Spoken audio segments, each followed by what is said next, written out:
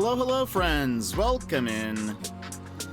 How are you today on this fine Thursday? I hope you're doing well.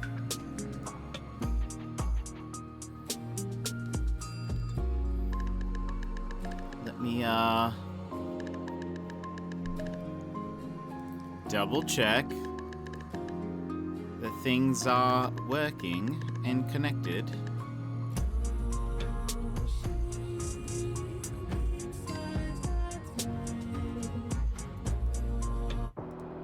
We're gonna skip this song. It's fine. I just don't know if I'm feeling it. All right. I think we are good. I have tweeted. So we are good, we are good. All right, let's go ahead and we will switch on over. So, hello, everybody. Welcome in. Welcome in. How are you? Sassy, you were first. Welcome in. Emmers, hello. How are you both? I had a pretty awesome day. You did? Wait, Emmers, uh-oh? Uh-oh, what? Uh-oh. How are you guys doing? Oh, I'm so glad the emotes worked today.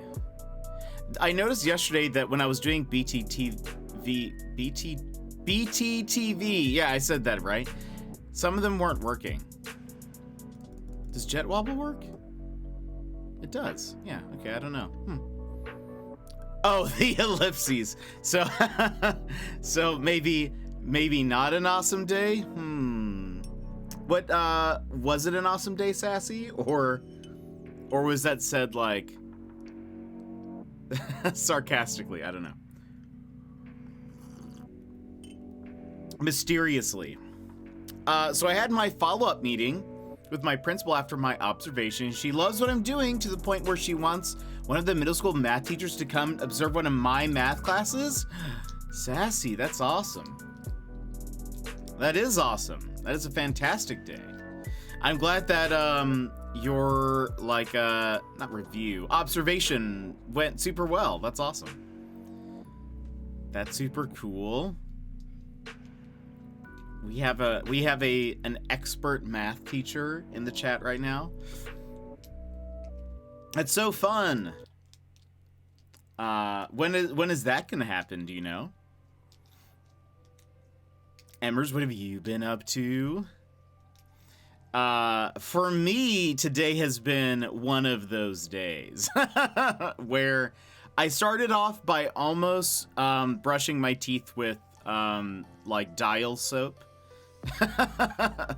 because my brain just processed toothbrush, and it's like right next to the dial soap, so I almost like put it on there, and I was like, no, that doesn't seem right. There's something that doesn't seem like that's what's supposed to happen. And then when I was making coffee, not only did I spill some when I was pouring it into the mug, I also, while I was like putting the grounds in the little, like, I don't even know what you call that, like the little metal cup that goes in the espresso maker. Anyway, when I was like putting the coffee in there, I like somehow missed a whole bunch, and so it like poured out, and it like covered the handle, and a bunch of it was on the ground, and I was like, oh. Oops. So it's been one of those days. I've been really tired, so I think my brain is a little bit slow. So we'll see how today goes with us trying to finish Sherlock today. That is my goal. We might not be able to finish all of the side quests, but I think I would like to at least finish the main story today, and then we can kind of put this to rest. To think when I started at the school, I was this close to never teaching 4th grade again. The principal at my previous school made me feel like I wasn't doing a good enough job and wasn't very supportive. Oh, well, I'm so glad this principal is seeing what you're doing and is acknowledging it accordingly. That's awesome, Sassy. That's very good news. That's super, super good news.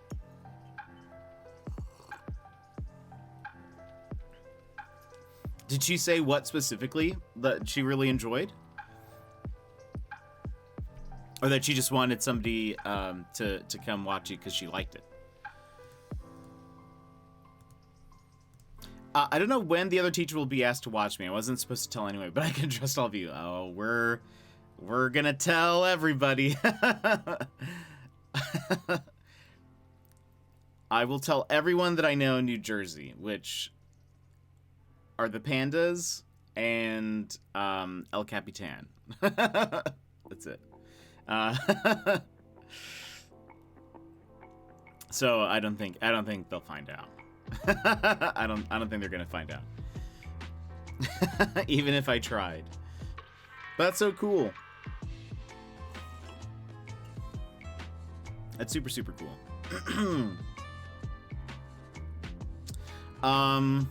What else has been going on? I really just have been working. I worked pretty late last night, which is why I'm tired this morning. Oh, I need to plug in my phone. Also, let's do that. No, not airplane mode. There we go. Boom. You know how some people can do, you know how some people can do, wait, but they aren't good at showing others how to do. Yes. You mean like reading? I'm tired. I think that's why it took me so long to figure out how to read that sentence.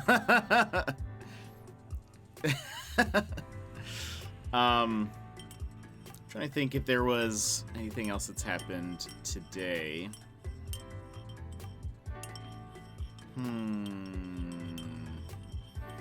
I know like the Twitter Blue stuff has been going through, so like there's a lot of like fake accounts and stuff with verification. I'm ready for my tweets to be suppressed. I can't remember if we talked about that, but one of the things that's changing with Twitter is that their goal is that essentially if you are not verified, which is to say if you're not paying $8 a month to use Twitter, that your tweets and stuff will be harder to find. Even like on replies to tweets, your replies will be further down on the list. Anyone who's verified will be further up. It doesn't seem like a lot of people are buying verification, so we'll kind of see how that works. But the general, not goal, but kind of, is tweet suppression. So who knows if people will be seeing my tweets or if they will be lost into the void. But let's see, I think it's something like that. The other teacher knows how to do the math, but apparently isn't very good at getting the students to understand how to do it. That's true. Just because you know how to do something does not mean you're good at explaining how it's done. Some people are better at communicating in a way that other people can understand. So I feel that. When I worked at the Apple Store, I really enjoyed, I don't know if they have this anymore. I don't know if they do. They had something called one-to-ones. I don't remember if it's 1-2 or 1-on. But basically you would like have like a one-to-one class with somebody where they would bring in their computer and like it was actually great. Even people had like iMacs would bring their entire iMac to the Apple Store, and they actually make carrying cases for iMacs if you don't know. Anyway, and they'd be like, I need help doing this specifically, and then there were like people they were called creatives. They were people who only did this service, like they only taught classes. I was not that. However, I was good at like explaining things and teaching people, and so they let me like sub in on a few, and I really enjoyed those. But their main thing is when you're teaching somebody how to use their computer, you don't ever touch their keyboard or mouse. Like, you have to let them do it. And so it's very difficult at times, because it's not just a, here, let me show you. It's a, okay, you're going to need to go to the, move your mouse to the top left of your screen. You're going to see this menu. You're going to click on this thing. Then you're going to go and, so you'd have to explain it in a way that they would understand. And so hopefully they would learn by doing it. Sunny D, thank you for the lurk. I hope you're having a great day. That extends to all areas of teaching. I bet. I'm sure there's a lot that could be applied from there. One thing that was... I did not help this person, but I remember somebody else did. But there was a lady came in. She had bought a Mac from us recently. She was like in her late 80s, I think. And had never used like a computer before, essentially. She had never used a mouse, did not know what a mouse was or how to use it. And so the person who was doing her one-on-ones had to even explain like the concept of your cursor and your mouse and your cursor are, that's like how you move that little arrow. And then like what is clicking on something, like just so many basic things. She had used like typewriters, and so the keyboard, most of it, I mean the majority of it are letters, so it works. But still having to explain the like minutia of little things, it's interesting. It's one of those things that you don't really think about necessarily, like how would I explain, like if somebody didn't know what a link was, how would you like just easily explain it? How would you explain how to use a mouse? What is right clicking?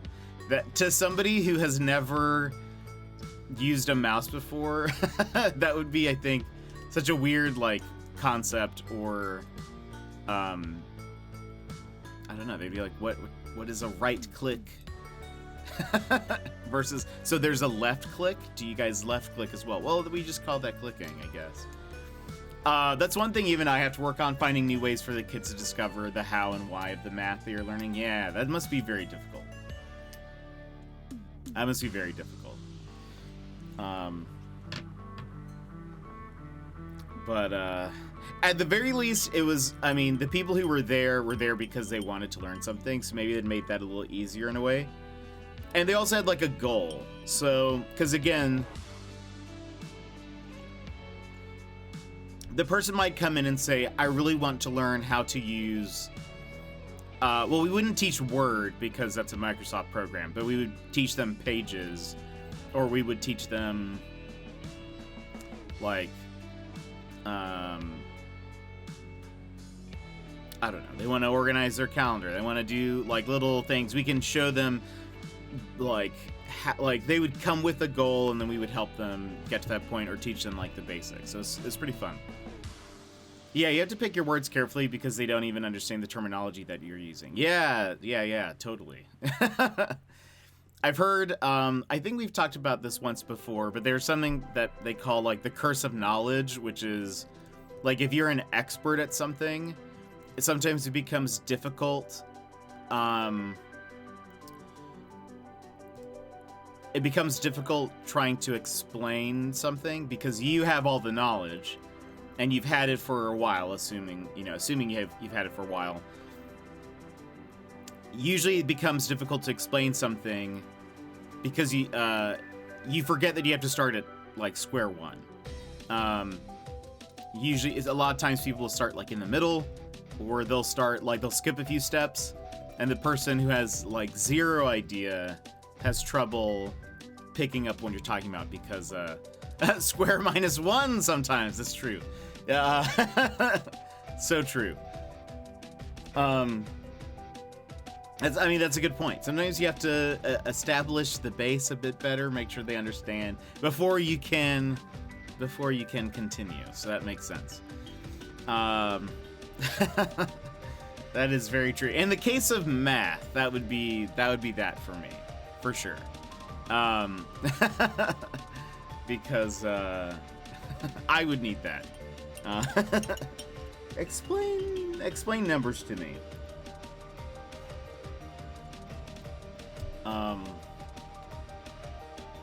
Gosh, that's really fun though. But I'm glad your observation went well. That's super exciting. Trying to think. So today, okay, again, the plan for today is we're gonna try to beat Sherlock Holmes. I think we have like one main mission left, and so we're gonna try to beat it today. We might do that first, and then attempt any side quests after if we can go back. Not really sure. I believe everyone is capable of learning math. That's good. That's good. I mean, 1 + 1 is math, so I feel like I have succeeded.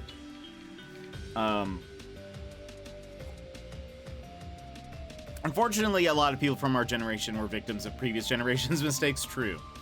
Yeah, so there were some less than ideal teaching methods for a lot of us, and hopefully things can get better as people progress. And at least, like, I don't know, at least people know now that you will have calculators around you all the time.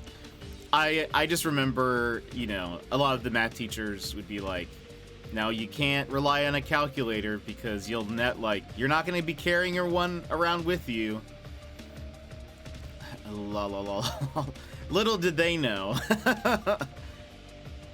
I have had a calculator on me for the past decades. Thanks to technology. Even the Switch has a calculator. It's not free. It's actually like a game. Well, it's not a game. It's an app you can buy, and it seems dumb.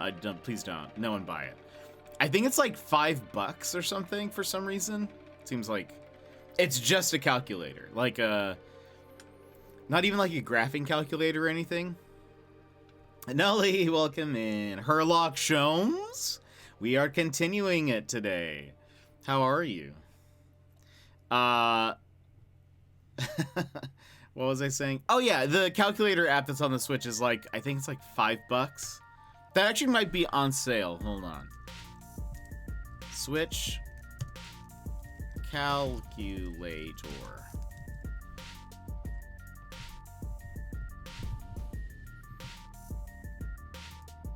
It's $10. It's regularly on sale for like $5.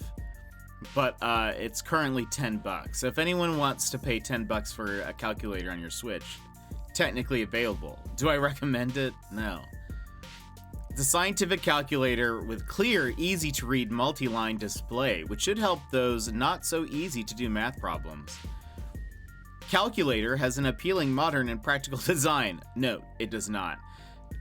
Sure to be popular with all students and engineers. Also note, it was not. It is honestly one of the most boring looking calculators. Hold on, in case you guys are curious. It is legitimately an incredibly boring calculator. It just says calculator up top.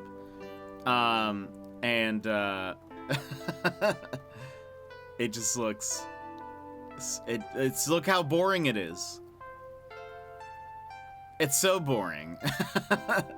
Anyway, so you can buy that for $10 in the eShop now. Hopefully my students will have a better relationship with math when they're older. So many people I know hate math and it makes me sad. Yeah. I think for me there was just so much pressure to like understand it. I don't know. I think also in school there's just a lot of pressure of like not looking dumb, I guess. And I think at this point I've just embraced it. Me who can download it for free on phone, you fool! I have the power. Yeah, that's why I was just saying, we're talking about math, and how like teachers were like, used to be like, You'll never have a calculator on you. You can't rely on calculators, which is good to not just rely on calculators and be able to do math on your own. But the reality of the situation is if you're in a crowd of people, you are like surrounded by calculators. There are probably more calculators on the planet now than there ever have been. So, checkmate. Checkmate, teacher.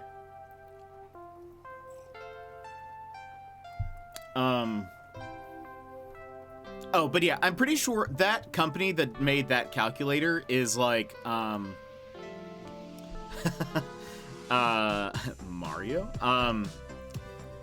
It's like it's a third-party thing. It's not like a Nintendo calculator. That would be awesome. I bet they would actually make something that's fun. It would probably have games on it too. This is just strictly a calculator for $10. I think whoever makes it,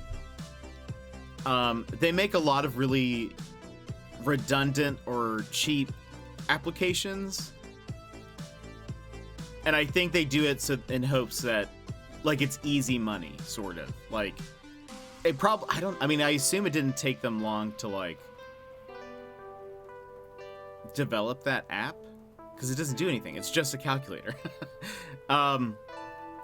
So, like, they put out all these different apps at, like, relatively okay prices. I would say spending $10 on a digital calculator is too expensive.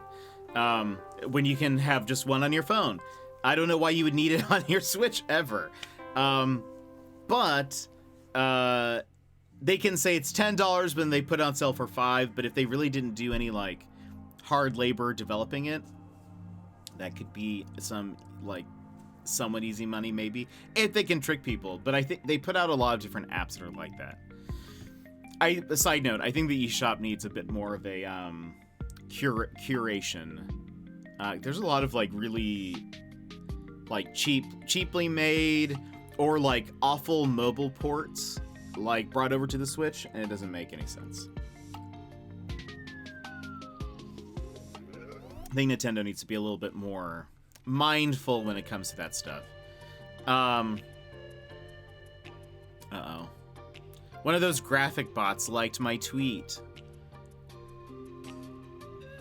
Uh-huh. They say their old account was hacked. Uh-huh.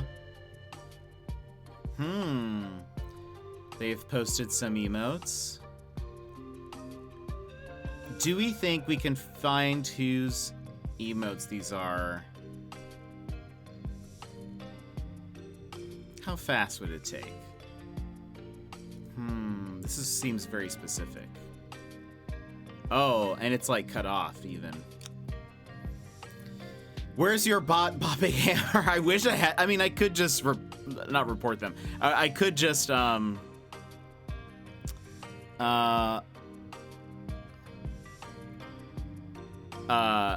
them. But what's the fun in that when I can maybe try to find out who?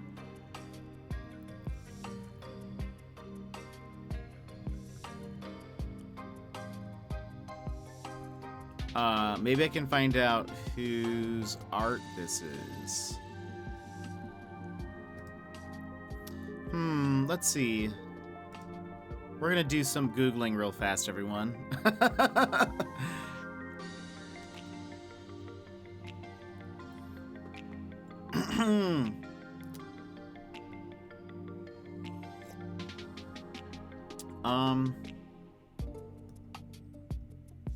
Let's see if Google Lens will help me. Walmart is giving away free stuff if you can beat security and erase out the door. I would not recommend that, Nolly. Detective Jet Avocado's on the case. It's the truth, though.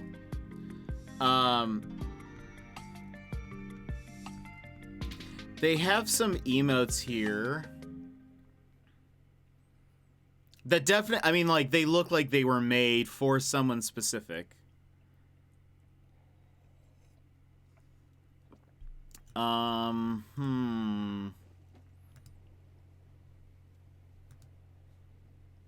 Let's see what else they post.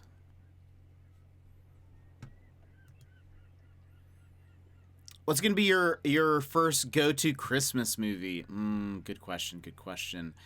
I actually might rewatch I don't know if this counts. I might actually rewatch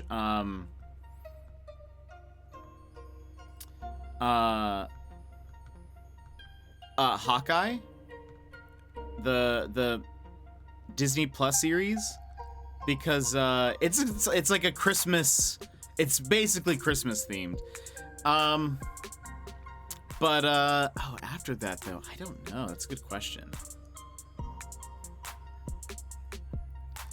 Oh, The Grinch.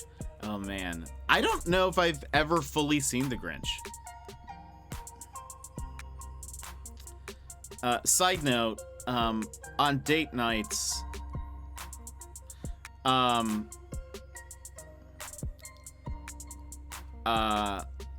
had to do a play, and we were trying to plan something initially, and by initially I mean 2 hours before. We were trying to plan out what we were going to do for the play, and we had no idea, and someone suggested we just remake Shrek and retell Shrek. The idea was denied before I could communicate anything. However, as a side note, I've actually never seen Shrek. I've like seen parts of it, and I mostly know it from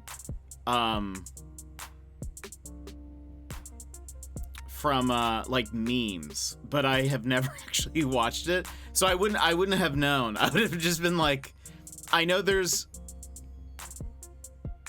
Shrek is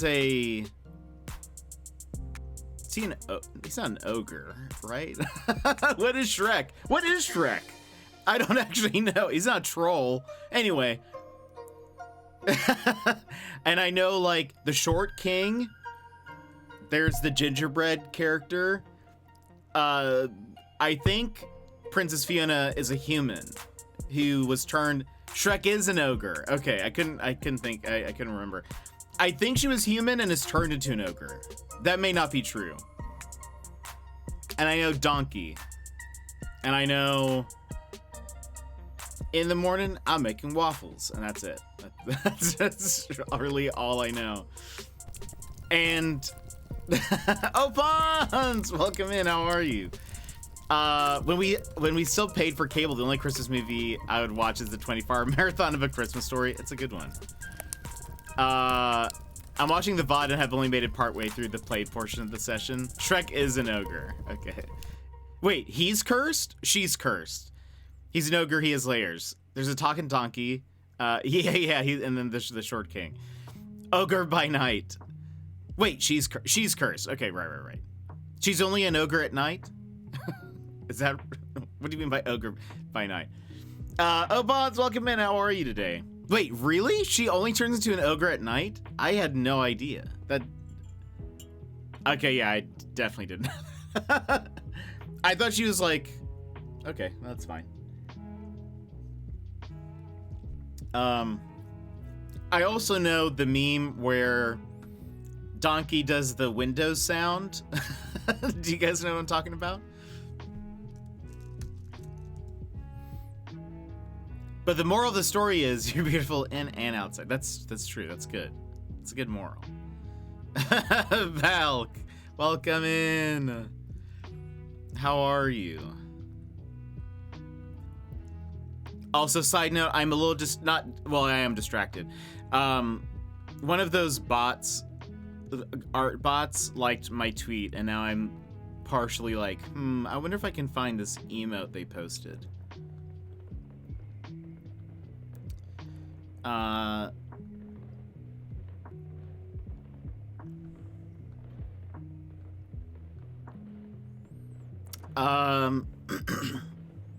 Never seen Harry Potter, Lord of the Rings, Jurassic Park, Pacific Rim, etc. Oh, I love all of those. Well, I've only seen I still haven't seen like one of the Harry Potters, like randomly in the middle. I've seen all of them, but the one in the there's one in the middle that I'm actually confident would probably be my favorite, but I just have never sat down and watched it. We've talked about this.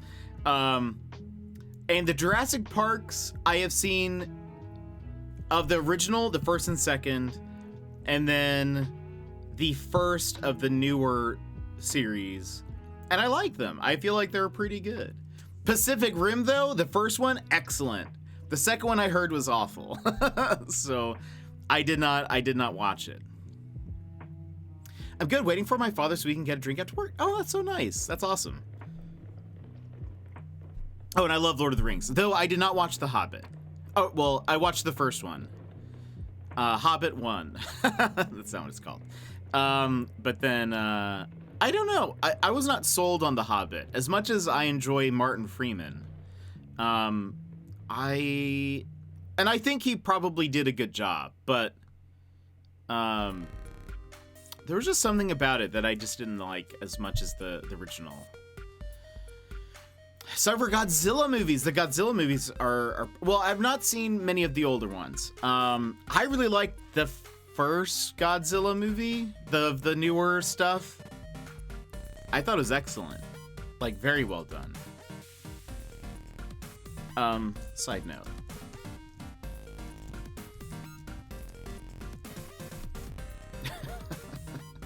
Hold on. I need to download this. I'm downloading Shrek Windows XP. Hold on. This is so dumb. It's not gonna like me downloading this while I'm streaming. Ooh, the 90s ones? I should watch that at some point. Download YouTube. By night one way, by day another, this shall be the norm until you find true love's first kiss and then take love's true form. Oh, interesting. I had no idea that was like a curse. Like that. So it's basically whatchamacallit. It's basically Beauty and the Beast.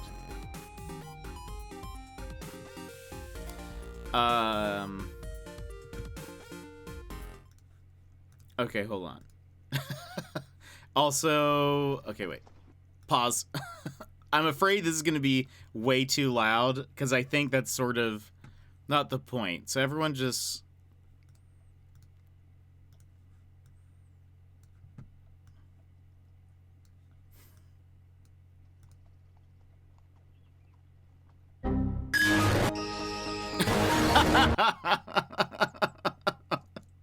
I just love that so much. Oh boy. Anyway, that's an old Vine, maybe? I think that might be a Vine. Anyway, need to go assemble the taco pie for dinner. Oh, that sounds nom nom.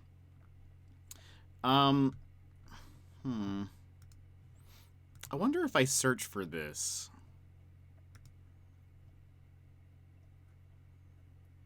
Hold on. I'm trying to find a bot, everybody. Or not find a bot. I'm trying to find some of the emotes that they've been posting. Why? Because I got distracted. And I bet I can find it. I bet I could find it. But maybe that's something I do off stream. Maybe I do that to entertain myself later.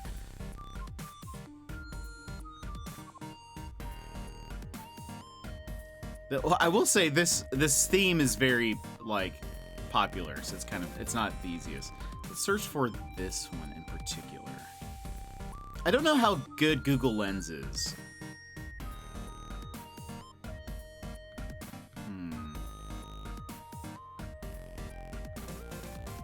I feel like it's great at finding like products. It's not good at finding like, I don't know what the word is. Like, it's not good at finding specific things. Like if I show it an illustration, it's not very good at like figuring out what things are.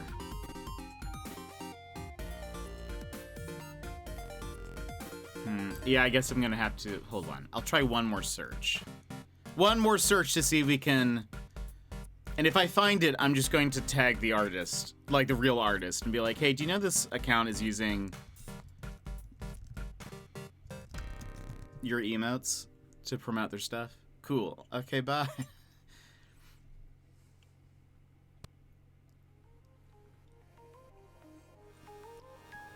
I despise these art bots with a passion. And so yes, I will stop everything that I'm doing to locate any of these emotes. But I hope you guys are all doing good, by the way. Sadly, it seems like there are just like... A while back, I was messaged from a art bot thief account, and I messaged one of the artists that they had stolen stuff from, and they were like, yeah, there's really legitimately like nothing that we can do. Like, this is the 5th time this has happened, and they just keep coming back up and using my art, and so... Like, there's nothing we can do. So I was like, okay. I hate that, though.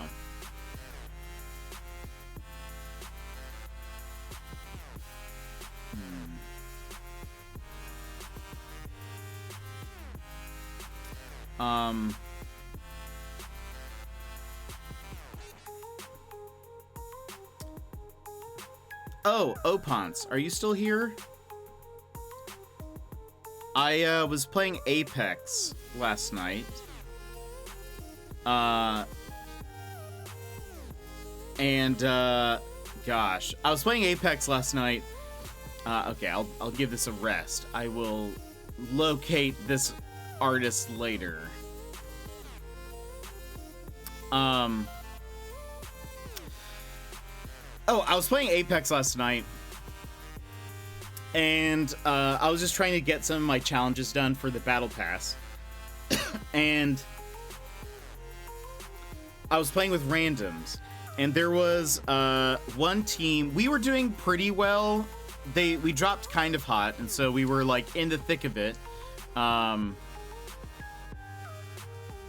We were in the thick of it for a bit. But we ended up doing all right. And then my teammates just kind of got like stuck in the ring. Like, they weren't moving forward, even though I was pinging like, hey, we need to move because the ring is gonna close and we still have a ways to go. And one of them got downed in the ring, and what? Okay, so hold on. So we were running away from one area. There was a team that we had just fought, and one of them had survived. The ring started to close, so I started moving towards the ring or safety area. I don't know, the inside of the ring, and pinging like, "Hey, let's go, let's go, let's go." They were slow, and eventually one started coming, and then the other one. The one that lagged behind ended up being knocked by somebody in the ring, like that last person that survived. And then the other person, I don't know what they were doing. I don't know. I think they maybe stopped even though they were in the ring. I don't know if they stopped to see if they could find some healing items or something. It honestly would have been better had they just run to the ring, because I had extra.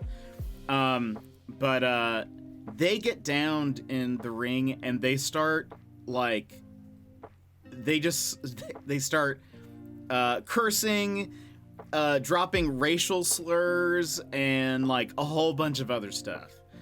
And I was just shocked by that.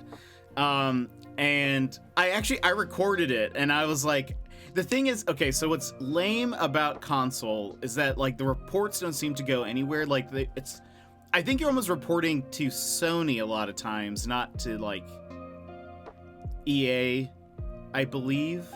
I'm not positive, but I think that's like their reporting system tends to go to, you can send it to me, I will. Then, so what ended up happening is like, I'll report it. I would appreciate that, actually. So I will 100% send that to you. So then I recorded the whole match, but I went to, so this was on World's Edge, and so, gosh, what's the name of the place where the gondolas go in between? I got to that point, and I was like, honestly, I do not want to win. I mean, and there were still 5 teams left. The chances of me winning are not super high. I am the last person alive on my team. I couldn't get their banners.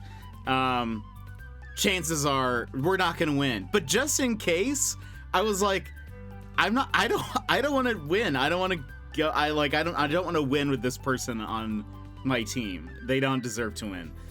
And so I just walked out into the ring and dropped all of my stuff. And I just heard him in the voice chat be like, why did you do that? And I didn't have my voice chat turned on. Jed with the sacrifice, runner, welcome in. How are you? But I was just like, no, I'm not. This guy got so mad that he died in the ring because of his mistake that he started dropping racial slurs. I'm not gonna help him get a win on his team or a top 3 or whatever. I don't care. So I just I just walked out into the ring. Was it a child or I would guess probably like a 20-something. He didn't sound old, but he wasn't like a child. So I just sort of was like, all right. So I walked to the ring, started dropping everything. Like I just love the animation of like all of my items are just like falling out of me. And then and then I just died, and he was like, why did you do that? So mentally a child. Yeah, absolutely. Because again, he got so mad, and again, it was his mistake. Like, he could have just gotten to the ring. He could have just I legitimately don't know what his thought process was. So I just was like, I don't want to win, so I not gonna help this guy. But he tried to add me as a friend after. I reported him. Anyway, I was just like, that's so dumb. Why would, and yeah, you don't do that. And same, I don't know. I just don't understand. I don't know. It's just it's just a game. Yeah, it's just a game, and there's no reason to get that upset, especially when it's purely your fault. Again, he was probably like, I should go look for healing items, but it's like the ring is closing in on you. You have also moved it wasn't on the way. He kind of went off to try to loot, and I guess was gonna come back, but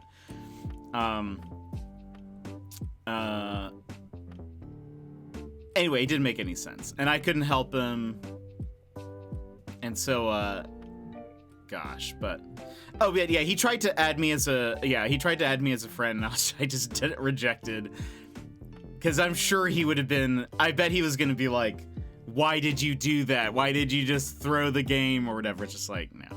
I've let people follow me, but it's an instant ban for me. They just don't know I work here. That is a perfect emote for that. Yeah, that is. It's just so dumb. I don't get it. I don't get that at all. I sometimes do that with league games too. If the team that I'm with have been particularly belligerent or just if they're calling people names or doing whatever and just griefing everybody, sometimes if it comes to it's down to me to win, or we lose, sometimes I'm like, I'm just gonna go farm some minions real fast instead of like guarding base, and I just feel a little bit of gratification with that. Because I'm like, I don't want to help you win, you're the worst. Rachel stuff around here for us is an insta-ban. Yeah. That's also why I was like, okay, I need to figure out some way to report this person. I know, like, there's respawn hideouts? Hideout? I don't know if it's plural or not. Anyway, I know he's done, like, some ban stuff, but I feel like I've seen people mostly reporting, like, he's a person, yeah. I feel like I've seen people mostly report, like, hacking and glitches and cheats and stuff. But he's a good friend. Oh, that's so good. That's good to hear. I didn't know if that just would go to him as well, but I'll just send this to you. I recorded the whole thing. I did pretty well. So you can also watch that part, but he's mainly the one that bans. Okay, yeah, that's what I figured. But I thought this was dumb. I was just like, come on, why go through? I just don't get it. I just don't get it. He got so mad. And I was like, okay. Okay, guy. Next time when I'm pinging, let's go to the ring, you go to the ring. It's just a game, I know. Just go to the next one. That's the thing. And I say the same thing with people in League. I'll be like, they'll be upset and griefing and whatever, and they'll say it's just a game, or it's just, they use it though as like a, well, I can do whatever I want because it's just a game. And then I'm like, cool, so we're in agreement, let's just go to the next one, let's forfeit then. We're in agreement of this.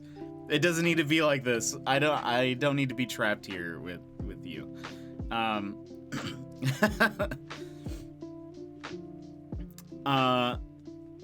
can't remember what the context of this was. What was it? Typical randos. There was one League game that I played where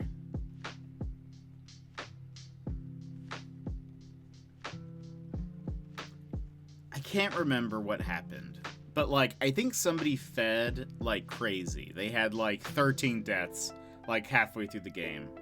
And after like a little bit of an attempt to win, it was just like, we are not coming back, and now the enemy team is just like, they're almost purposefully not going for objectives. They're just trying to rack up kills because they know that they can, but we're not going to come back at all. And so I was trying to forfeit the game, which you need a majority vote. There's one person who would not stop. They just kept saying no. And I was like, oh my gosh. Like, please. I was like, we're not coming back. We're like, this is 100% lost. They're just like playing with us now. And at this point he had said like he was never gonna forfeit, like whatever. And I think I was like, we're not winning this. Like, there's no point in staying in this game. Like, we're gonna lose. He was just like, oh, what did he say? He said, he basically agreed with me. He was like, oh, I know. And I was like, okay, so really, you agree with me just makes you look foolish, I guess. Like, I mean, okay, if you, no, none of your other teammates are having fun. You're the only person who's really saying no. I think the other person was just like not. So like, I think we had 3 people saying yes to a forfeit, and the other person, one person was saying no, and then one person just wasn't voting. Which also annoys me. Because if they had voted, we would be free. Alright. Let's go ahead. We're gonna move into the game now.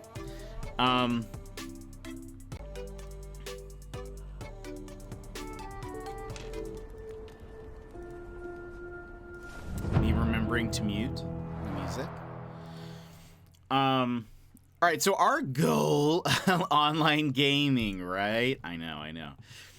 Side note, I posted this in the Discord, but just in case, again, apologies for yesterday's case that we did. It ended up being like very intense all of a sudden. There was a I don't even, gosh, that music. There was, the case should have come with a content warning for sure, I think.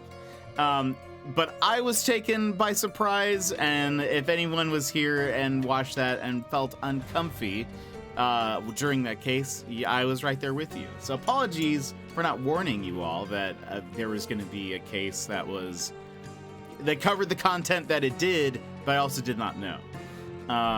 Usually I at least like to give people the option to be a part, like if they want to. I want to give you guys the decision to consume the content that you want. So if you like don't want to see something very mature, I usually like to give you that warning. But I did not know, and it just kept continuing. And and so anyway, I'm hoping this last case, I think this will be honestly, that last case was like very Jet After Dark. Very, and in some ways almost like, gosh, I mean, it's kind of, they didn't show anything really, but they did sort of.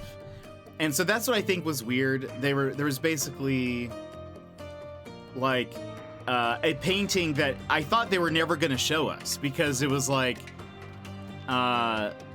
they almost made it a point not to show us throughout most of the case. They were just like, it depicts like a representation of this event that happened.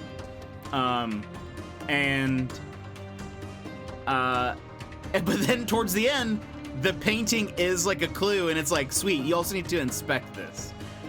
So it was like, okay, I don't know what, okay, I guess we have to do this. But anyway, all that to say, usually I try to give you guys a warning, or just give you guys the option to, if you want to take part in watching and consuming this or whatever. But I did not know. So hopefully this last case isn't like that. But and I was gonna say, it, not that it's like, it almost felt like worse, I think, than probably like Disco Elysium, maybe even though it wasn't like we'll see. From what I understand about Disco is that there's a lot of talk about something, but they don't ever like show anything. And so if this was just weird that they were like, they talked about it for a while, then they kind of dance around the issue. Like even the character, Disco has a lot of words, true. True that. I was actually thinking yesterday about Disco Elysium after playing this case, and I was like, I'm gonna write up and research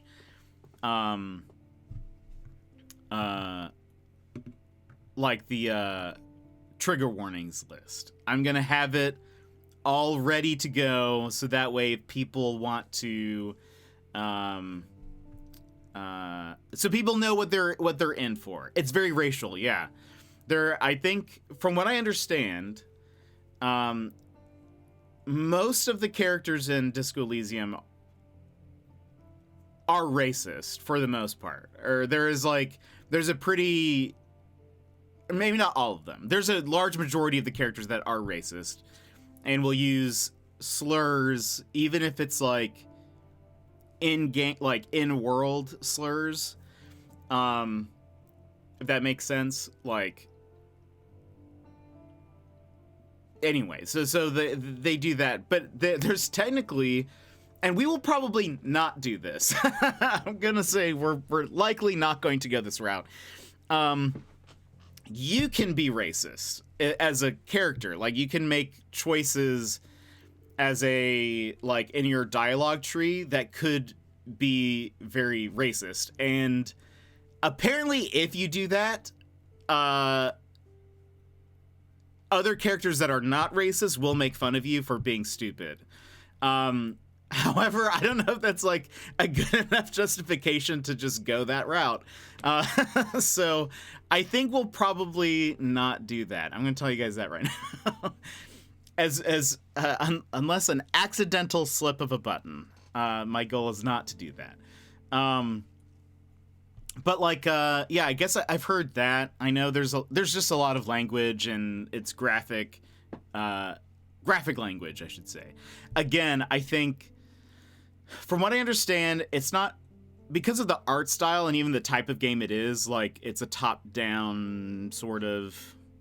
It's not isometric, right? Anyway, I don't know if it qualifies as isometric. Anyway, the point of view and everything, it's not like, it doesn't show you a lot, but it'll be like verbally graphic, like it'll describe things to you, or like what your character is thinking, and your character is not maybe the most stand-up guy, and so there will be a lot that we will confront in that, and that is why it's like, it is 100% going to be a Jet After Dark game. I want there will be a exclamation point warning on the a warning command like on the title, so that way you guys can choose whether or not you can come in informed and then make the choice if you want to be here or not. I think that's the important bit, is that, you know, I want to make sure that you guys are you know what's happening. It was very well written and made. That's what so I've seen a few bits of it, and that's what I gathered just from the little bit that I saw. I loved it. And then that's what I keep hearing from people, is that it's very well written, and like the options that you get are really interesting, and even how you build your character changes how you experience the game. And so I'm curious what that's going to be like. And I loved it. I mean, it's going to be like another mystery detective type game, so I do enjoy that. I watch them because I try to consume everything I can. Yeah. I'm excited. I'm very excited to play. I think it'll be very fun. We're starting that next Friday, by the way. I think we're going to do next Friday and Saturday. We're going to be longer streams. Because I would like to, since it's also a very story-heavy game, want to kind of start it off with, like, us getting a good chunk of story. As a game designer, I get very inspired by all games. Oh, I would imagine. I get inspired just by watching and playing the games, but I imagine if I also made games, it would be inspiration on a different level. Because I'm sure there's a lot that you can dissect, sort of, and try to figure out either how they did something, or, like, you know, is there a way to, like, implement something like that in the future or whatever? I don't know. It seems like that'd be super cool. I keep on thinking, I've thought of a game idea, by the way, like a legitimate one, not just stream underdogs. And I feel like it could be an interesting one, but I also have zero idea how to make a game. So I'm sort of like, yep. This is a neat idea. Wouldn't this be nice? Idea is a good start. It's true. Maybe it can just be an ideas guy, and just give it to devs and be like, please make this. Here are ideas. Please make this thing. I'll take a measly sum for my idea. Anyway.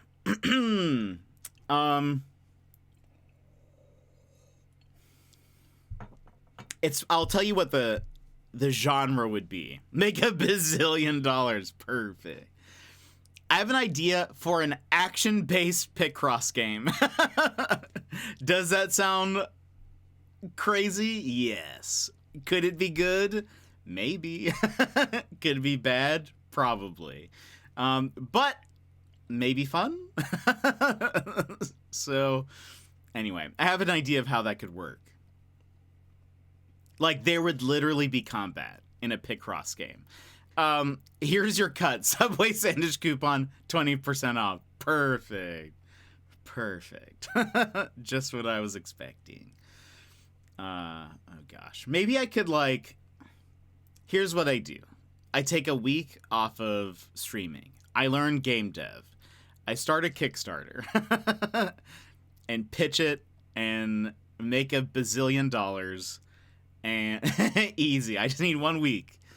I just need 1 week off of streaming. I learn all of game dev. I make a trailer with assets that I've made from that week and put it on Kickstarter, and boom, we're done. Kickstarter is not a bad idea. Yeah, I feel like that would probably, I don't know. I'm impressed by people who do like solo like solo game dev. Who was it recently? Oh, like Hoko Life, for example, I think is pretty much just made by one person. Katana Zero was made by one person. That sequel is still coming out at some point. Or, not sequel, DLC is still coming out. And I'm impressed by that. And I don't think, like, Katana Zero wasn't kickstarted. I don't think Hoko Life was. Maybe it was. Anyway, I'm impressed that they're able to do that somehow and live, and have, I guess, and work as well. Fast. Oh wait, really? I didn't know that. But yeah, I feel like I would have to like kickstart something and then, I don't know, get a team together. Though I will say, I don't think I like working in a team. I would, especially at the beginning, I would imagine that I would be like, I don't know. Probably at the beginning, I would want to iron out all the main details before I brought people on. So that way is more of like, I need people to execute this rather than like, I don't know. Because I have ideas. I have ideas. I think it's the biggest game I've seen from one dev in a long time. It certainly exploded, for sure.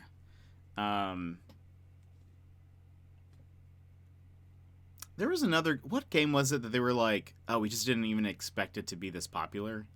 We talked about this. There was a game recently. Was it something that we played?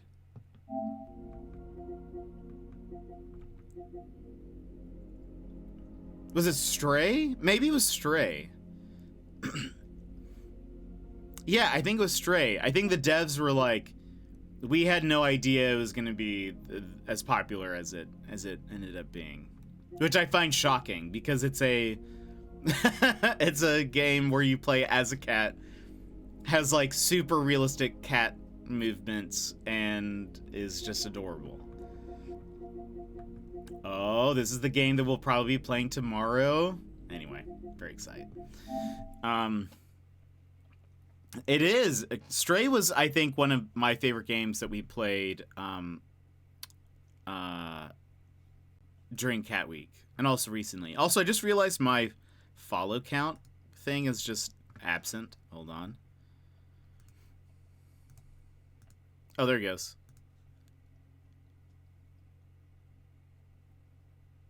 Oh? Okay, there it is. I didn't think Kino would ever... Oh, that's right. That's right. I think I remember you saying that. That was so good. Just what a great game. I still... I don't think I... yeah, I'm pretty sure I still have it on my PS5. I want to... Now that there's the update, I'm very curious about some of the stuff that they added. I kind of want to play it again. We'll see. I did not get all of the hats. Or, yeah, I did not get all of the hats. So I feel like I should at some point. But all right. We are in the middle of a case. Or not in the middle of a case. We are between cases, is what I meant to say. We finished the last case, and Werner Vogel, who is this guy who apparently knew our mama, said that he sent a gift to the house, and it's something that once belonged to the family. And that's really all we know. So we're gonna go check it out. There's John in his red tracksuit that we got. Hey, John.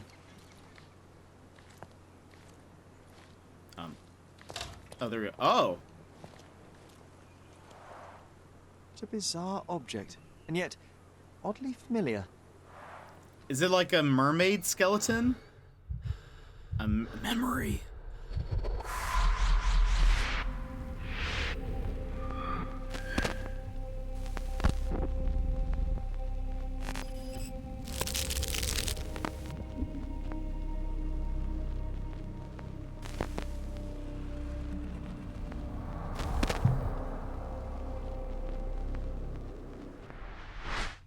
Did you just remember something? Yes. A room full of curiosities and artifacts. I think I can find it in the manor. Sherlock. So, you continue to pursue the imaginary. Mycroft? I had hoped you might have got all this out of your system by now. Mycroft, what are you doing here? Get out of my house. It's my house, actually. I've come to bring you back. I have no interest in returning, let alone with you. I know you lied about Mother all these years, claiming she was merely ill, but she was unstable. She never had tuberculosis. She was not recuperating, but mentally deteriorating, and you never once thought to tell me. How dare... I shall not indulge this petulant tantrum. You can just tire yourself out and then slink back to London with your tail between your legs. Just tell me everything. I'm an adult now. Show me the basic courtesy of an explanation. You know I will find out eventually. The goal was stability, and that's what you got. The right thing for everyone was to try and move on from her passing. The consequences of one's actions determines what is right or wrong. Yes, exactly. The ends justify the means. After leaving Cordona, Sherlock, you had a normal childhood. In London, I was able to support you, guide you, shape you into a fine and productive young man. You have so much potential, so much to offer society. But that's not the end. Now I found the truth, and it has shattered everything I knew about her, about you, and about myself. I feel unstable because of you. Your actions were not justified. Lying never is. Oh, grow up, Sherlock. It was a white lie which has as much use in the realm of the interpersonal as the international. It is time you come to accept that some things are bigger than yourself. Oh, you are full of it. You like to pretend you care about the big picture, but it's just an ego trip. You like knowing more than others. You like greasing palms and rubbing shoulders with the rich and powerful. You like having eyes and ears everywhere. The fact it helps the nation is incidental, because all you care about is yourself. It's true. I have agents everywhere, including Cordona. If you weren't so damn stubborn, you'd realize that means I'm only here for you.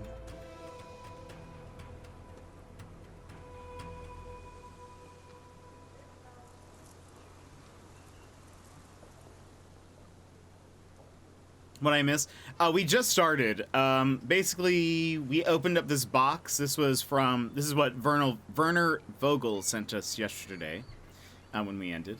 It seems to be a mermaid skeleton, and we had a memory of there's another room in the house that we can go to now that seems to be filled with, like, odd curiosities and whatever. But Mycroft showed up, and we basically had a conversation with him of, like, why did you lie to us? And he's like, I'm here to bring you back. So we just had a little bit of an argument. But mermaid skeleton. Just look at this thing. It's huge. Okay, let's see what's inside. Oh.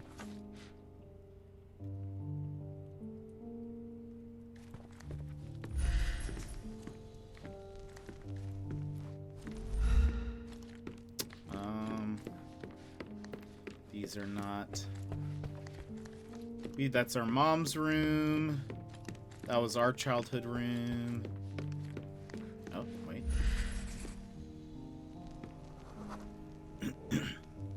I remember returning home with a pair of perfect sticks. We wanted to turn them into training swords. Oh, that's right. We stood there, frozen, staring at something huge in the main hall. There he is. Oh.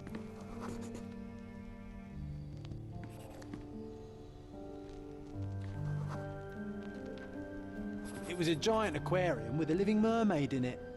Impossible, it must have been something else.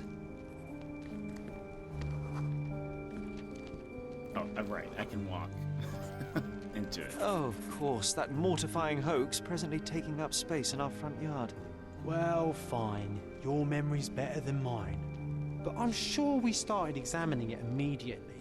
And someone else was around too.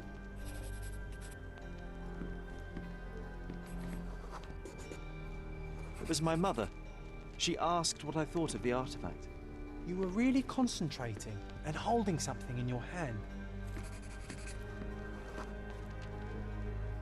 I inspected it with a magnifying glass and was able to confirm it was made of two different skeletons. The mermaid was a fake. And so it was time to smash the thing. Your mother took a hammer and... Slow down, John. That's not how it happened. I remember other people joined us. The workers took the artifact and placed it into the cabinet of curiosities. It became part of Mother's collection of fakes. She always said that the truth lies in the details. This mermaid helped me to learn that. Curiouser and curiouser. Ah. Ah, yes. My mother's studio. She was an authenticator, and this was her cabinet of curiosities. I never saw the point. What does it matter if some artifact is real or not? It still exists.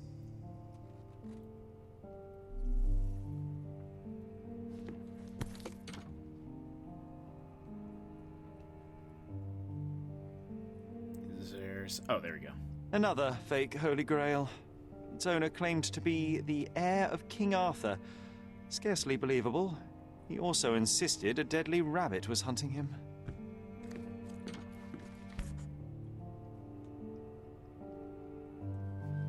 Watkinson and Holman, Chapter 1. Watkinson and Holman, Chapter 1, by Wallace Dioram. Oh, Mycroft. You always act so serious, but then reads tripe like this. John, if I remember correctly, you couldn't put this book down.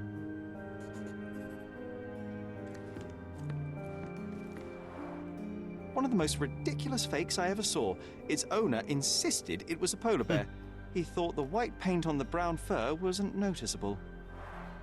Oh my gosh, that's terrifying.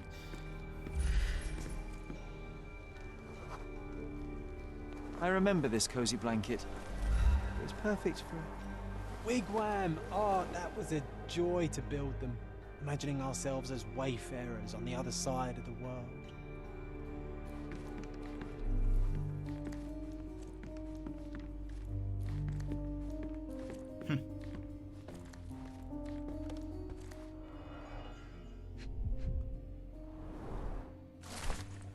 Dear Mr. Holmes, please accept my deepest gratitude for your recent help with that personal matter. I shudder to think what may have happened were it not for your keen eye and sharp mind. Rest assured, should our paths cross once again, you will be greeted by a grateful friend. His Honor, Judge McDougal.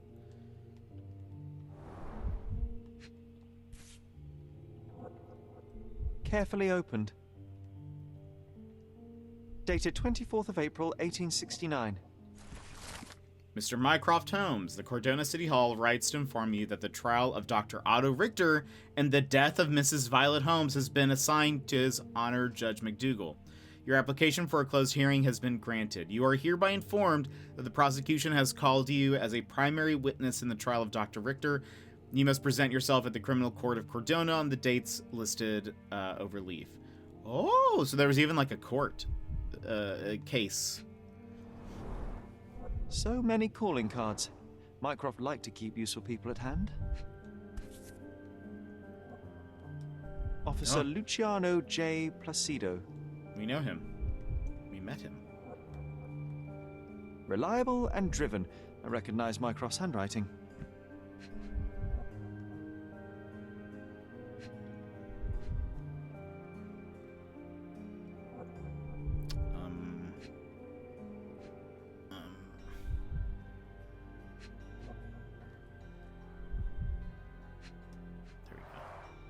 This drawer was always closed. Only Mycroft knew how to open it.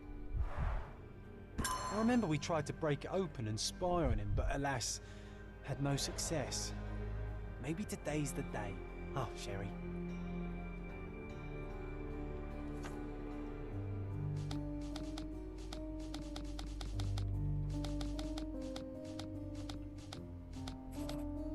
Ooh. Ah, the memory comes back. We snuck about watching him. He closed the drawer and went to the hall. We were like two shadows crawling behind him.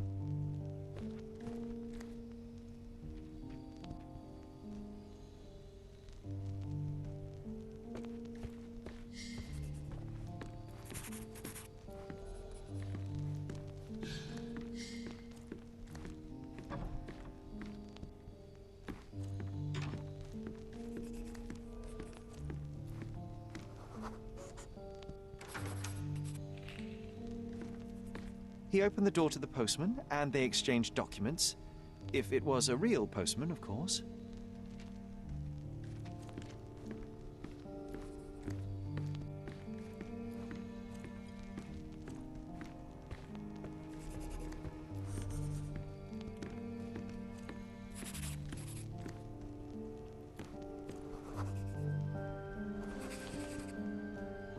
The painting on the wall was slightly at tilt. He stopped and straightened it.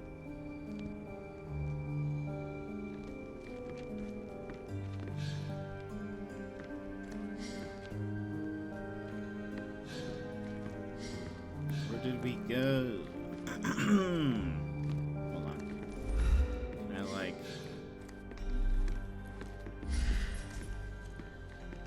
Ah, he continues. Oh?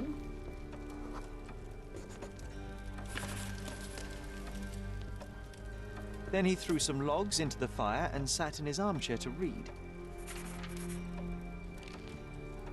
It's as boring now as it was then. I'm sorry, Sherry, but I think that's it.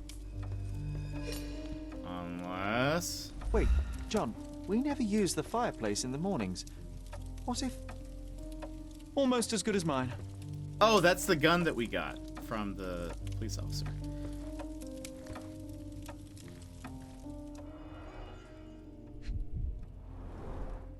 A bit of juniper in the fireplace created a soothing atmosphere.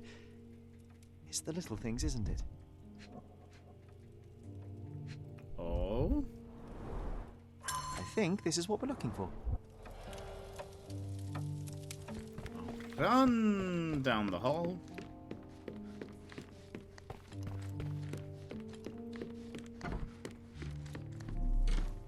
Also, before we open this up, let's see what's inside. Oh my gosh. Look, it's Roger. This jolly old man's well preserved. Even looks refreshed. I doubt he drew much interest at the auction. That's for the best. I'd be upset Cthulhu? if he fell into the wrong hands. The so-called mummy of a Persian princess. The defrauders did good work, but missed one small detail. It's the mummy of a man. An archaeological find should be here. It's far better than beneath the old city walls.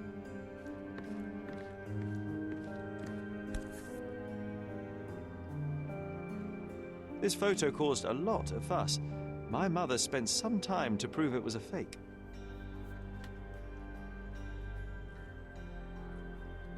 (1852), Bingley, West Yorkshire.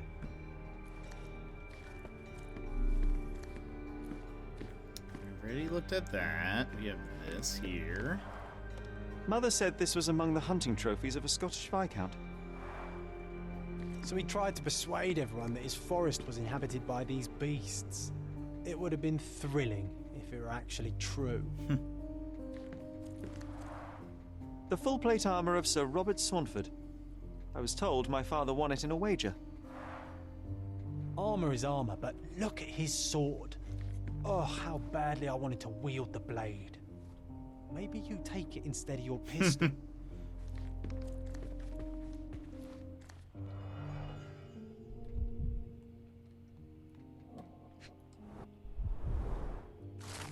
Torn diploma found in the cabinet of curiosities. Someone deliberately ripped it into several pieces. Reassembled on and translated, the diploma reads, "On behalf of the board of the University of Geneva, Switzerland, we, rectors of the university, noting that Mr. Otto Richter has undergone the test required by the laws and regulations, confer on him the degree of Doctor of Medicine, with the rights and prerogatives so attached." Clearly, it was deliberately torn. I wonder why someone would do that. The Tulpa. Studies in Tibetan Mentalism. The Tulpa. An impressive number of bookmarks. Someone was rather obsessed with this subject.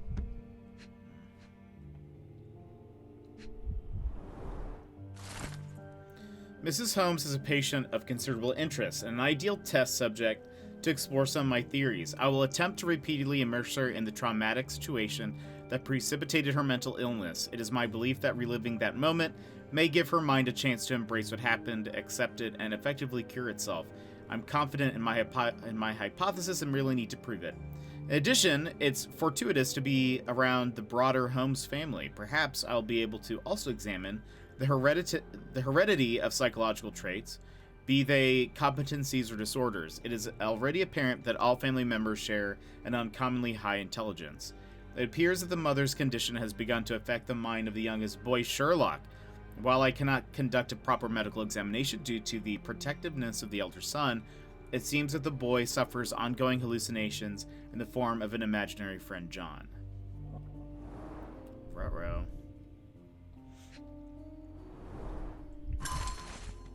From Otto's brother. My dear brother, I heard you recently arrived on Cordona. Have you come to see me? I do miss our evening conversations, even if we never agreed in our opinions. Cordona is home to a stunning new art gallery, which I visit every Thursday. Meet me there. Oh, and do not seek Klaus. I left that name behind. It's totally Victor Vogel. He is Otto's brother. I'm starting to remember something. Uh-oh.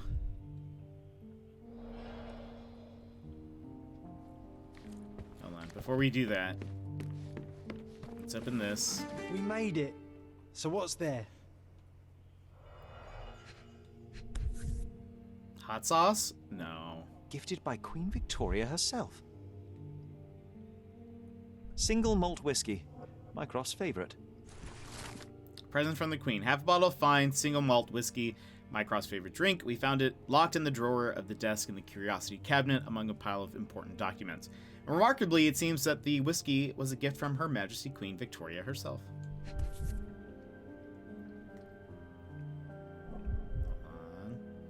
Hold on. Trying to get this close. Hold on. Wait, if I do... There we go. Look at us. Otto Richter. This one is rather thick. Mycroft can be truly dogged in his research. Otto Richter is 45 years old, born to a respected family in Bern, Switzerland, unmarried, no heirs. Medical practitioner, graduated from the University of Geneva, Switzerland. Graduation was postponed a year due to a minor scandal on one of his placements. Parents died of cholera in 1863. Only remaining family is a half-brother, Klaus, age 35. Present whereabouts of Klaus Richter unknown. Last seen in Cordona. Dossiers on the most influential people on Cordona. Mycroft always had a habit of building files on everyone he met.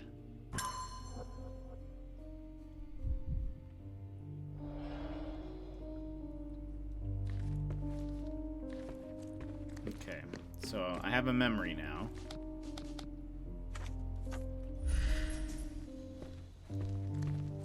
Oh, wait. Is there anything? And this one was brought from a German museum. They claimed it belonged to Vikings. Nonsense, of course. Vikings never had horns on their helmets.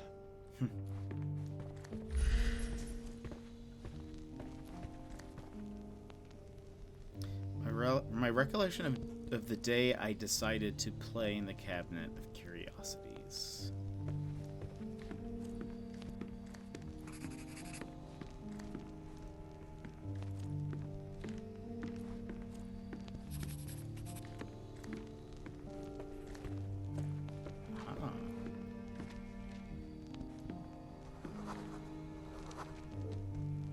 I used this ladder to look at the top shelf, right? On the day of Mother's breakdown upstairs. Right you are, Sherry.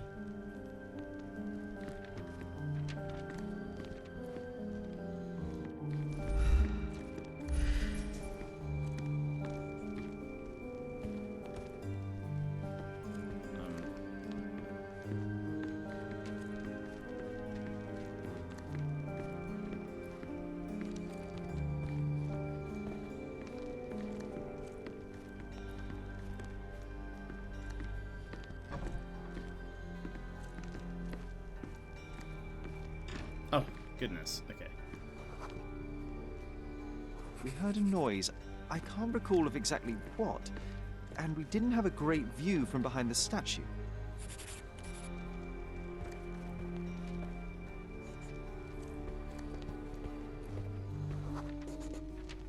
The books and papers from the table somehow ended up on the floor.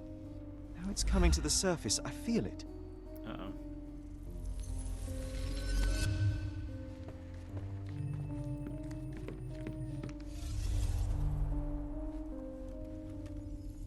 Every time we've done these, it's been a bad day for John, so kind of anticipating something. Let's see.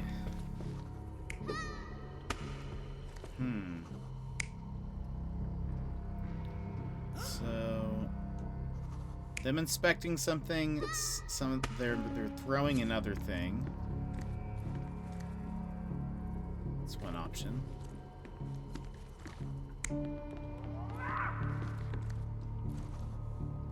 Playing with spear and shield. Them sneaking about. Might be them sneaking about.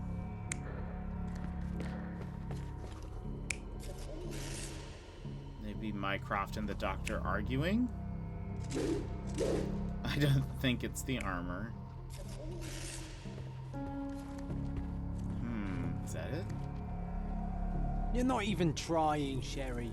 Maybe they weren't. Concentrate. Maybe they weren't throwing things around. Maybe they were just inspecting that thing. There we go. Come on, Sherry. Let's go outside. Wait. Did you hear that? Come here, Sherry. You call this progress? Charlatan, amateur. I'm not letting you anywhere near my mother again. So there was a quarrel between them. It all happened shortly after the incident in Violet's room on April 9th. Sherry decided to play with the artifacts in the Cabinet of Curiosities. Of course, I went with them. As a result, we became unintentional witnesses to an argument between Mycroft and Richter. Sherlock's brother was angry. He was sure that Dr. Richter had done something dubious to their mother and that it had backfired. He called Otto a charlatan. I heard a noise in the hall. Let's check it out. More guests? Hold on. Is it Victor?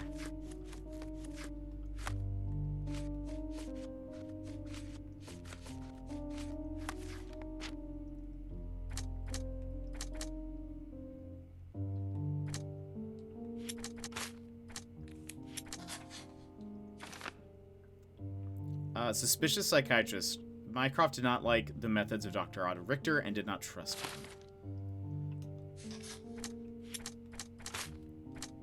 So... okay. Taco pie is so yummy. Good. I bet it is. Sherry, look.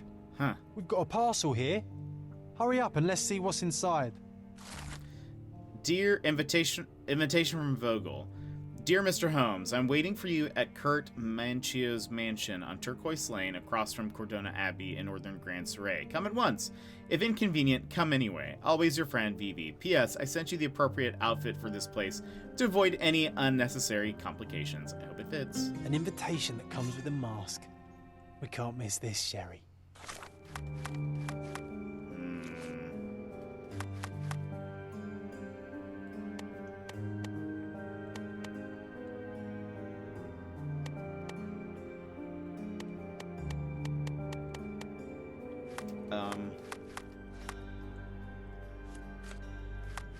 One of the things was a mask. Wait.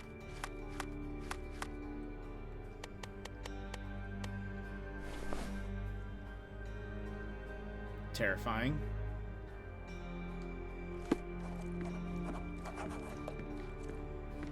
The Cordona Abbey. Alright, I guess let's go.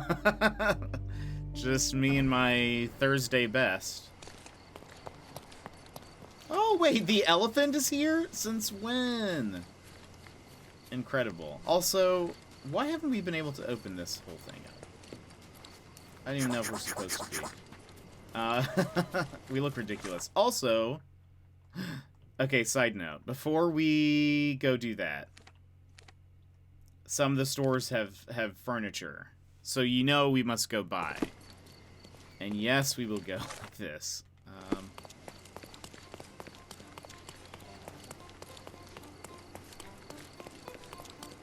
Extra, extra! This way, right? Yeah. A very British scandal. Vix, welcome in. How is the Disney World? The best antiques in the district. My goods will brighten up your house. Just an encyclopedia. I know you're friends with useless trivia. And, oh, a dinosaur skeleton? You can improve any room's feng shui by adding a dinosaur. Enjoy your purchase. I do think that is a rule. This place has some more furniture.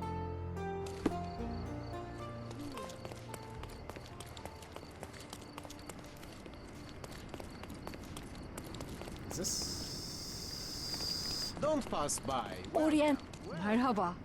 It's a good day for a purchase. Yes, it is. A Mayan ritual dagger. Summon a dragon, or the end of the world. May your purchase bring you joy. Wait, Disney was shut today? What? For what reason? That seems odd. Aren't they open, like, most days?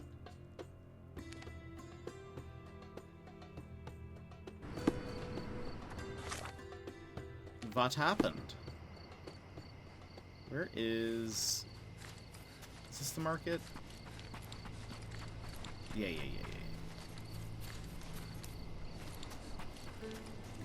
The best.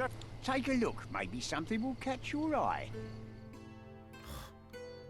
Oh my gosh, that is terrifying. A taxidermy creature.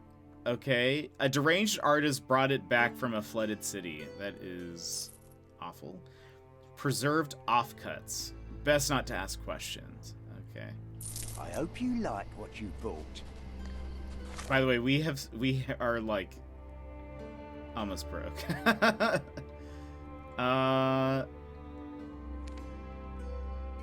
This is pretty sweet. Lurkin! Welcome in, how are you?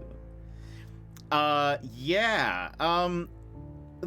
Less spooky, though those things were. That honestly looked like something that should be in Resident Evil or something. But how are you? Okay, let's go back to the house and see if any new memories have popped up. Also, how much money do we have?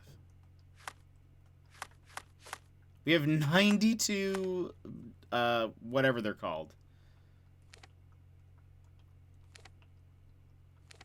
Dollaroonies, which I'm pretty sure is what they use.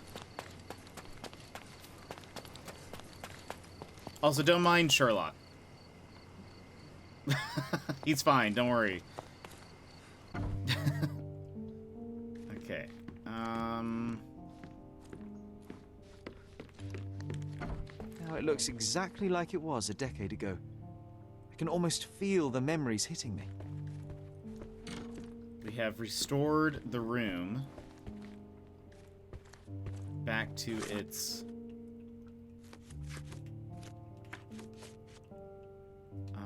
okay. We have a memory. Hold on. Before we do this, because there's usually a cutscene, I'm going to change out of my let's go back to our normal, which is vampire, pirate, doctor. I wouldn't want to look too silly in that, like, nun outfit.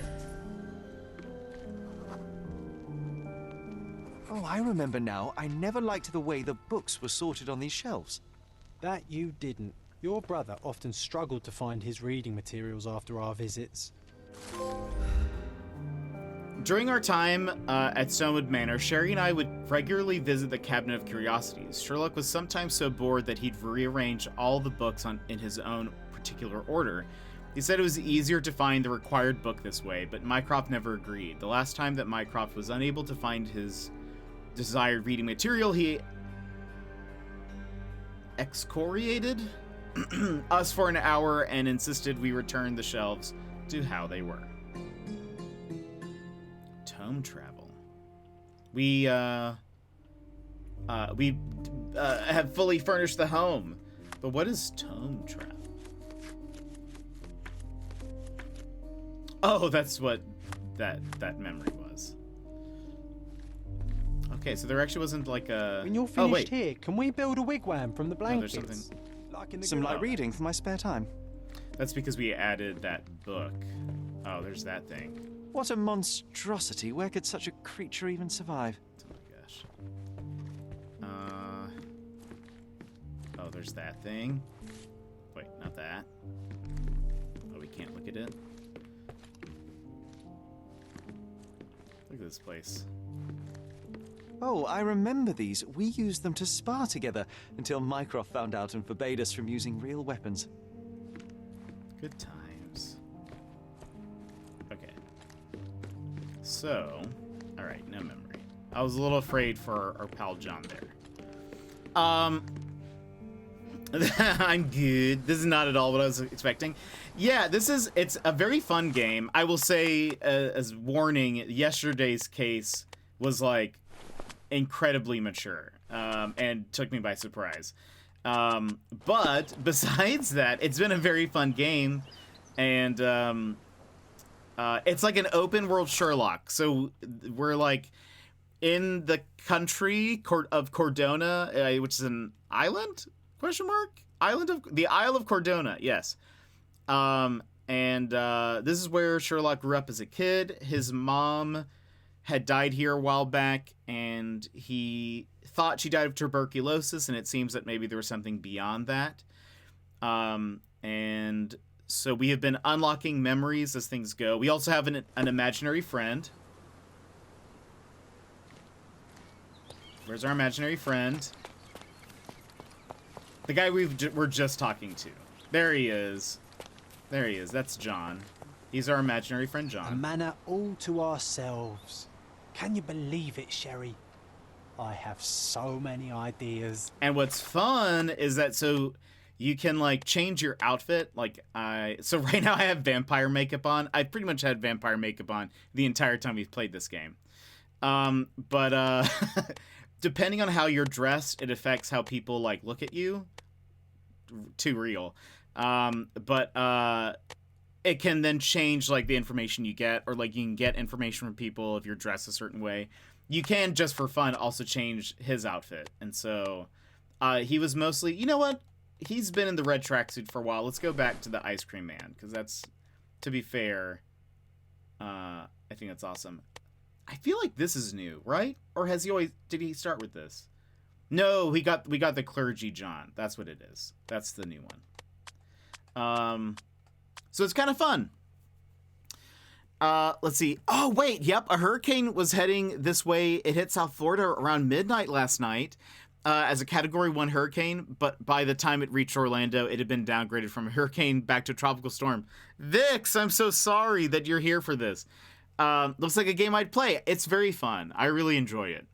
But clearly, for safety reasons, they couldn't have staff working or guests around. That makes sense. But I'm glad that you're safe. I'm glad you're not experiencing a hurricane while you're in the country. We were supposed to get hit with its remnants tomorrow. Looks like an indoor recess kind of day. Oh, boy. I think it probably reopened now. It's calmed down. But by the time it did, there was no point in us getting... Yeah, it makes sense. Because Dr. Vampire Holmes is canon now. It's true. He is he is a doctor pirate vampire. Crispy, welcome in. How are you? By the way, Vix, are you going to go to Epcot while you're here, or are you just going to the main place? I'm good. I'm good. We're currently on the last case of the game, and I'm enjoying it. We unlocked. Where do we need to go?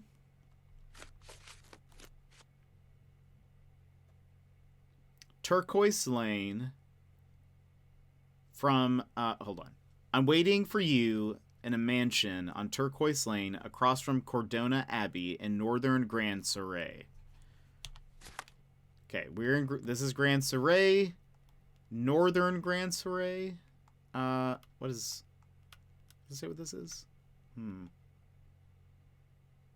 Turquoise Lane.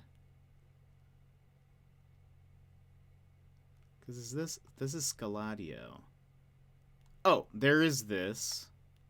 There's the Abbey, probably. Turquoise Lane. Well, we'll put this. That I bet it's this. That's my guess. He didn't say that I needed to wear this outfit on my way there, but we're definitely going to. Also, do you see how fast I'm running right now? This is... Yesterday, I was running so much slower for some reason. I can't believe this is the last case already. I know. There's still some side cases that we could do, but I want to focus on beating this game. Yeah, you couldn't make up the timing, honestly. This is the first time they've had a Hurricane November since 1985. Goodness. This looks like a mansion. Yes, we will 100% be hitting Epcot. Just know if you walk into the Japan store in the, like, around the world portion, just know that I'm very jealous at that moment. Wherever you are, just know that I would be just with a basket, like, just scooping stuff into the basket and just taking it to the register. And we bid it today. What are we going to do tomorrow? We're going to play the Entropy Center.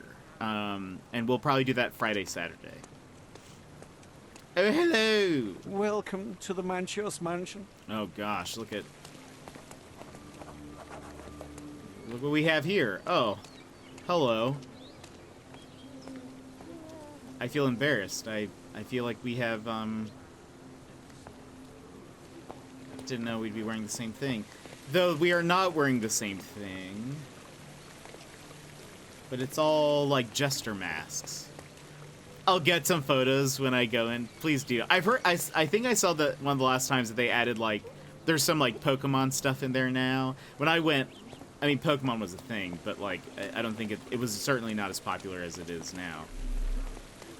Okay. Nobody that we can talk to, and doesn't look like there's anything to be picked up. So I guess we go into this very creepy place.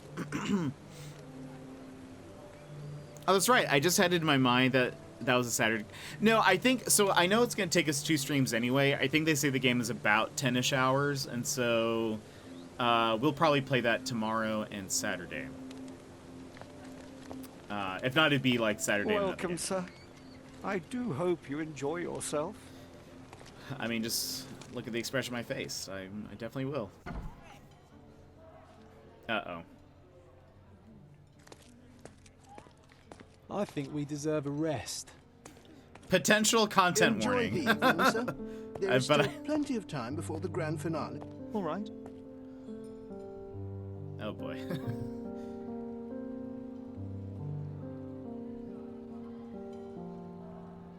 At least there's punch. Oh boy. Potential content warning. Is that Victor?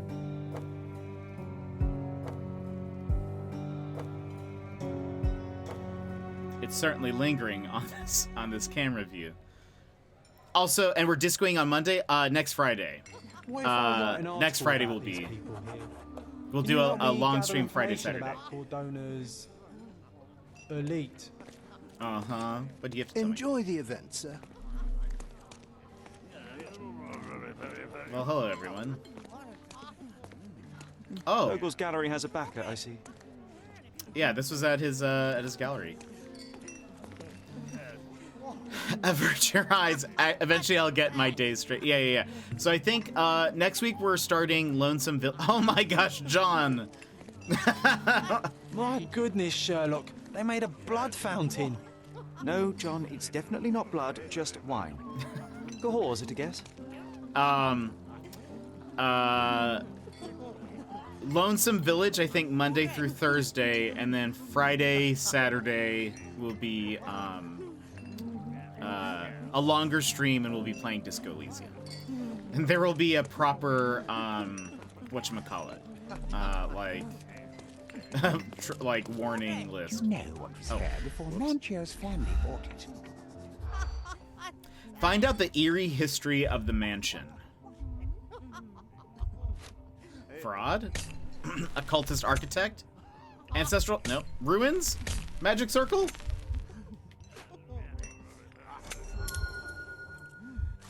Before Manchio's family, the mansion was owned by an occultist architect. He dedicated his life to conducting a powerful ritual from the Forgotten Tome, but the ordinary magic circles proved too weak for it. That was why he built this mansion. A keen eye might notice that its shapes correspond with certain magical symbols, and some walls have cavities. One day, the architect simply disappeared. An ash stain on the floor was all that remained. Perhaps he was successful in his endeavor. That's what I like about this party. Bring me more dirt, Sherry. One more piece, and I can expose these base hedonists. Do not distract me. It's not easy to play blindfolded. I imagine. Curtains do not guarantee privacy. And you still need a crack, despite being ethereal.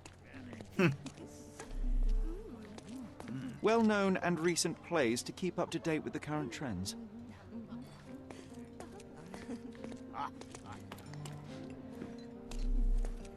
These medieval botany and chemistry books look even more satanic than the occult ones. Romantic poetry and prose. Someone's in touch with their feelings. Codex Orchis. Why does this occult book sound like a flower?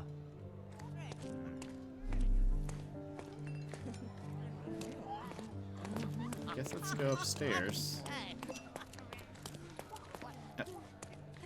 Look, I'm an outlaw. Oh, John.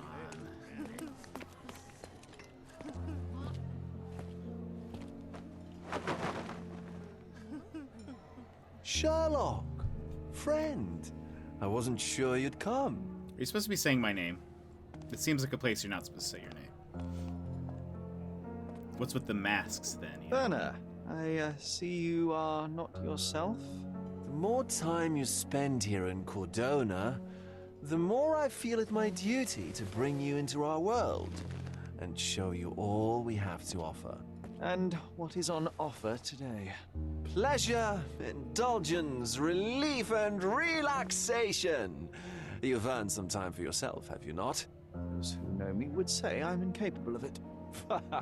Nonsense. I refuse to believe there is anyone permitted to know Sherlock Holmes. You may be right. So weird to have this Free yourself conversation from like this. inhibition and expectation. The night is young, and so are the guests. You should try to enjoy both. It's not healthy for handsome men to spend every night alone, and certainly not in a house filled with such melancholic memories. I must admit, my travels have proven more taxing than expected. I'm less confident in my life and myself. Time of relaxation seems a distant dream. So can I tempt you with a physical aid to your moral consolations? There's wine, of course, something to smoke, or perhaps an artificial paradise? Yes, something more spiritual, a potentiator to sharpen the mind. A 7% solution of, well, that'd be telling, but you must try it. I love the detail on the masks, by the way. The entire time he was talking, I was distracted with, like, you can see the, like, what would that be? Is it a porcelain mask, maybe? Like, you can see the little, like, they're not cracks, but, like, you can see the little, like, detailing on the mask. It's so neat. Anyway. My mind already operates at a far higher level than most. I struggle to believe anything could improve it. My ultimate duty is to provide the world with truth, and I do that perfectly well as is. Duty? You've never cared about that before. Of course I do. Exposing a lie, revealing a fact, that is a moral responsibility. That's not morality. Morals are what happens afterwards when truth collides with consequence. Do you ever follow up on cases you solved? Do you ever see what happened next, visit the victims, ensure justice is served in the courts? And how do you choose where to direct your attention? Are there not deserving causes to which your brilliance could be applied but isn't? You ascribe me more power than I possess. I have a narrow skill set and work within that mandate. What occurs afterward is irrelevant. With every action or inaction, you place a finger on the scales of morality. Many in the city would see you as abdicating your responsibility. I haven't. Not me, of course. Morality is subjective, just like truth. There is little to be gained from indulging in it, and far better things to indulge in. Now I must insist on easing any burdens I've placed upon your shoulders. Show yourself a kindness, and try this rather delectable concoction. I am perfectly capable of coping with myself without medical assistance. Then I shall press you on it no further. But please do not refuse my gift. Take it with you as a souvenir of this special night. Souvenir of what, exactly? But, all right, if only to put the matter to bed. And now, our evening begins in earnest. I just remembered. I'm sorry, Sherlock. My mind's delightfully impaired. Please take this key. It opens the altar room, past the library. Pardon? Altar room? What now, Werner? Go quickly and find our Fabio. Only you can make him talk. I'll join you in a minute. Yes, you look so comfortable there. Chaz, welcome in. How are you today? How's it going? What were you playing? Oh, God of War Ragnarok? No spoilies, but are you enjoying it? Also, let me welcome you in with a fist bump. Chaz's man, hello, how are you? I hope you're having a great old day. If you would like a fist bump, please go ahead and punch your screen on the count of 3. 1, 2, 3, wha-bam. And welcome in. I hope you're having a great old day. Friends, let me go ahead and I'll give you the good old official shout out. Boop, boop, boop. There we go. Doing well. Just finished a session of God of War. It is just as amazing as I had hoped it would be and more. Oh, that's awesome. I loved the first one, and so I plan on playing this one at some point. Hopefully soon. But yeah, friends, make sure you give Chaz a good old follow. Definitely in the running for Game of the Year. Oh, that's so good. That's awesome. I actually worked for someone who does the action combat in God of War. He does like Kratos's action moves. I did marketing for them, but that's awesome. I'm glad that it's so good. I've heard good things. I've heard the reviews have all been super good.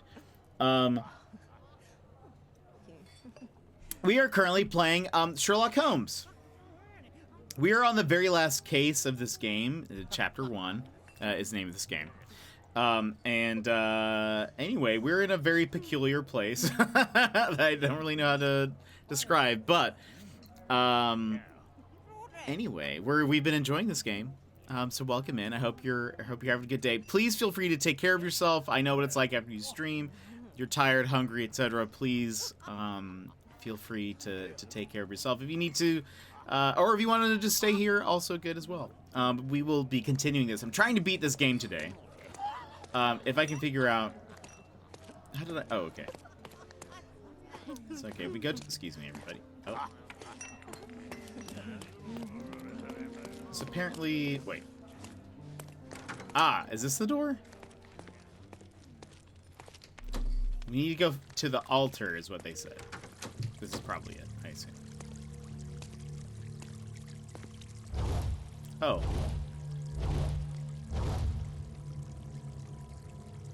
My God. Was he here this whole time? I'll for sure lurk for a bit at least. Well, Chaz, thank you so much. Thank you for the lurk. And again, thank you for the raid. I really appreciate it. Friends, if you did not follow, I don't know what you're doing. Go follow, give him a follow right now. Okay, so we have a bunch of things over there to look at.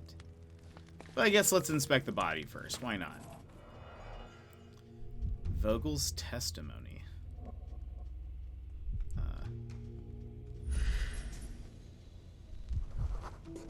Tattoos cover a This mark. crew tattoo partially covers a slave branding.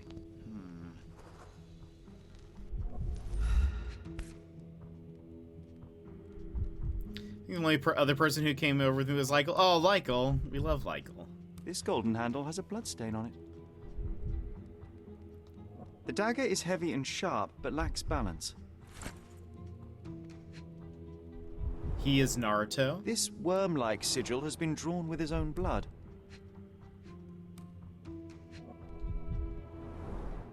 A blunt-force trauma may have suffered an internal hemorrhage.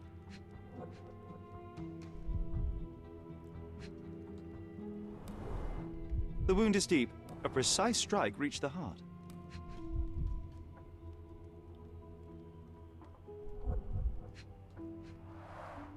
The victim has clenched the fabric so firmly in his fist that it's nigh impossible to remove it.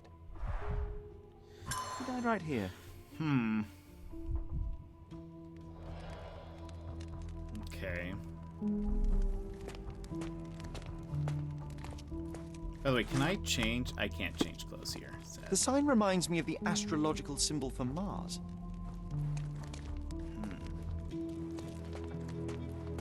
This one looks like a twisted symbol of Venus. So are you just a fan of Sherlock Holmes or just enjoy mystery games? Both. I love Sherlock. We've played all of the like more recent games. There is Crimes and Punishments, The Devil's Daughter, and then there's this game. There's a new game for Sherlock coming out in February or March of next year, called The Sinking something maybe. But we do love a mystery game. So like we've played the Sherlock games, we've played Poirot. We're gonna play Disco Elysium starting next Friday. There's lots of like little indie mystery games we've played. But I enjoy them. We love solving crimes. We played Famicom Detective Club on the Switch. That was super fun. That was honestly one of, I think, the most exciting mystery games we've played because it's written like a soap opera. Like there's multiple chapters, and at the end of every chapter there is a crazy twist that they throw at you, and I loved it. Have you done Little Misfortune? I haven't. I've only seen a little bit about it. Or is that too mature? I don't really know a ton about it. It kind of depends. I mean, we do, so occasionally we'll do something called Jet After Dark, which is where we play a game that's like a little bit more intense than what we'd normally do. So like Disco Elysium will be a part of that because Disco Elysium has some like mature content talked about, as well as there's a lot of like language and racial slurs and like a whole bunch of other stuff in it. So it just sort of depends. I don't really know much about Little Misfortune though. We love solving moida around here. It's true, we do. We solve lots of crimes. I'm trying to think. There were some other mystery games we played recently that are like, oh, we played Chicken Police. That was a fun game. That was our first Jet After Dark game. It has a lot of mature topics. That's fair. I'll look into it. Yeah, this game actually surprised us yesterday with some content that I was not expecting. Most of the Sherlock Holmes games are usually just like, somebody got murdered, solve it. The last time it was a little bit more intense than that. But I usually just like to give people warnings, and a heads up, so they can decide whether or not they want to interact with that type of content. But Later Alligator, that's true. Later Alligator was so good, and Jenny LeClue also very good. Looks very culty at the moment. True. We were just given excuse our ice cream man imaginary friend. Yeah, this guy who is like, I think the bad guy. Gave us a mask. Wait. He's here? Where did he show up? I guess we need to continue looking through this stuff. But anyway, I'm pretty sure that guy's going to be a bad guy. And we have to solve this case now. I guess there was a murder, but it does seem very cultish. The herbs here are Salvia divinorum. They have a slight hallucinogenic effect to emphasize the ceremony. This elaborate box must be for the ritual dagger. This oil has a slight aroma of flowers and olive. We also played The Case of the Obra Dinn. Gosh, that was probably my favorite detective game that we've played. The ointment smells mouse-like. I presume it is an aphrodisiac prepared from a Spanish fly. That one was so fun. He does seem very villainy. I think he is the brother of the doctor who was experimenting on our mom, even though our mom was losing it. But I think he was like doing experiments on her. Obra Dinn was a great game. I loved it. I loved the challenge. Enough cigars to burn down the entire mansion. The challenge of trying to beat it without like taking any guesses. Here for it. Why don't people tidy up after themselves?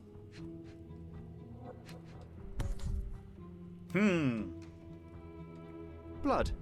A sturdy bottle met a not-so-sturdy human. It didn't break only because it was unopened.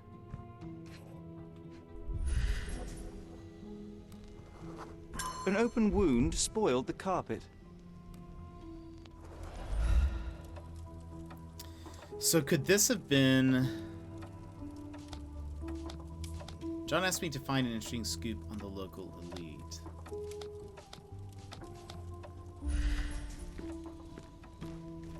Could this have been, like,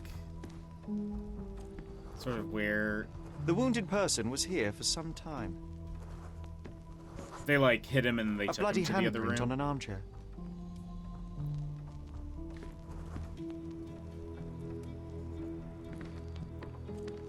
We looked at that. Something else I'm missing? Oh. A person leaned against the doorframe. They left a smudged trail of blood. There appear to be no further traces leading to the altar.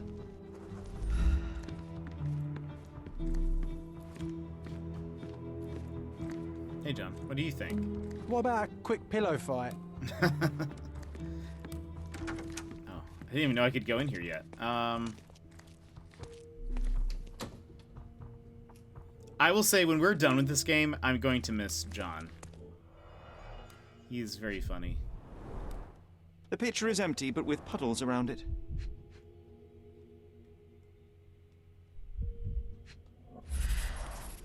Blood clots are adhered to the sides of the drain.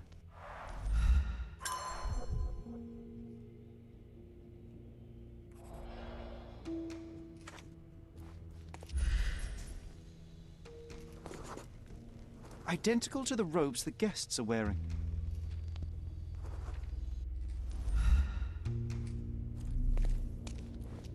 Props, decorations, and tools for a more detailed set.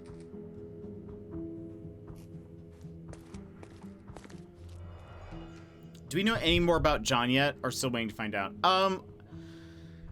We have had a few more memories, and he's like flickered out. It does seem as though really what we have learned is that our mother did not have tuberculosis. She was mentally ill, and was having, like, her mental deterioration was really bad right before she died. And the doctor who was experimenting on her, who was bad, noted that he had seen very similar things in us, in Sherlock. And so, and he even noticed, or like he noted John's existence as being like imaginary. So I think that's kind of where we're at with that, is that Sherlock is sort of like, so am I also kind of unstable a little bit? But he hasn't really addressed that too much. A useful tool for a disguise arsenal. Manchio's note. Don't ignore the guests, Matista, and stop boring them. They don't want to hear about your stupidities. They want to feel how beautiful they are and how generous you can be towards them. You're here to please and celebrate life. Remember, each guest paid a great deal to be with you. How can anyone accept such behavior? This is a different ritual. Ritual scenario. I found a scenario of some sort of ritual with a remark written at the beginning. It says, read and rehearse this rite, Manchios. The naked woman lies on the altar on a bed of flowers symbolizing Mother Gaia. The one who leads the rituals oils the body of the woman to awaken her inner fertility. Participants should chant at this moment and call for the mother who can please Mother Gaia, then to the man who will impersonate the principle of life may... Okay, blah, blah, blah, blah, blah. All right. So that was not what was happening on the ritual table. Handcrafted and luxurious cufflinks. There's also a note. For my Fabio, Manchos.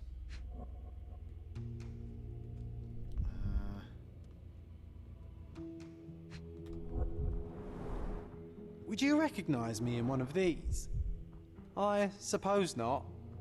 Is he wearing one? No. That was the mask that Victor was wearing.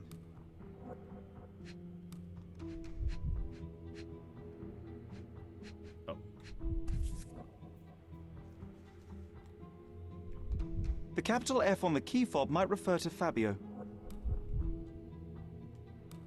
The key is similar to the one that Vogel gave me.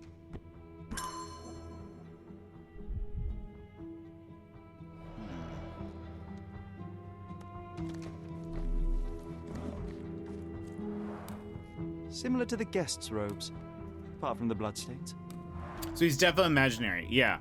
Yeah, well, I kind of was like, maybe he's based on someone, which maybe he, I mean, I don't know, maybe he could still be. But it sort of seems that he is just purely imaginary. There just seems to be, like, weird things that I don't fully understand, like how he, oh, okay, this is where this connects. Like, how he knows certain things, or how he, like, interacts, or you know, whatever. Okay, so hold on.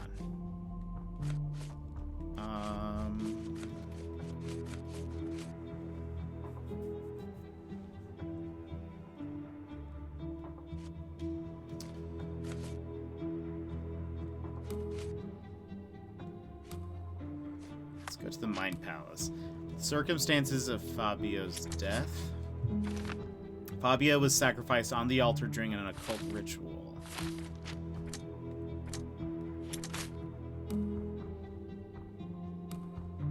Fabio's key remains untouched. Is there anything else that we're missing here? We need to talk to him. Can we go back?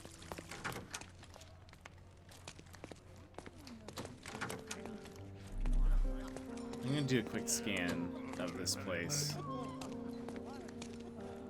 Just makes his character all the more interesting because he's a little mysterious considering he's entirely fictional. Yeah, so it's interesting that, I mean, he has... Sherlock has essentially, like, made this guy up for some reason. Oh, I heard the finale will be splendid. I'm a little nervous. Another glass should calm me down. Oh, there's beauties. Manchio's is the best, as always. Curious if they... Let me see that stallion up close. I should write to my friend about the handsome men here. He'd appreciate it. How can you tell? Everyone's wearing masks! That's okay. I think you can just continue talking to the same people. I need a rest from my insatiable life. Alrighty. I guarantee you will have a good time. This is where we talk to Victor.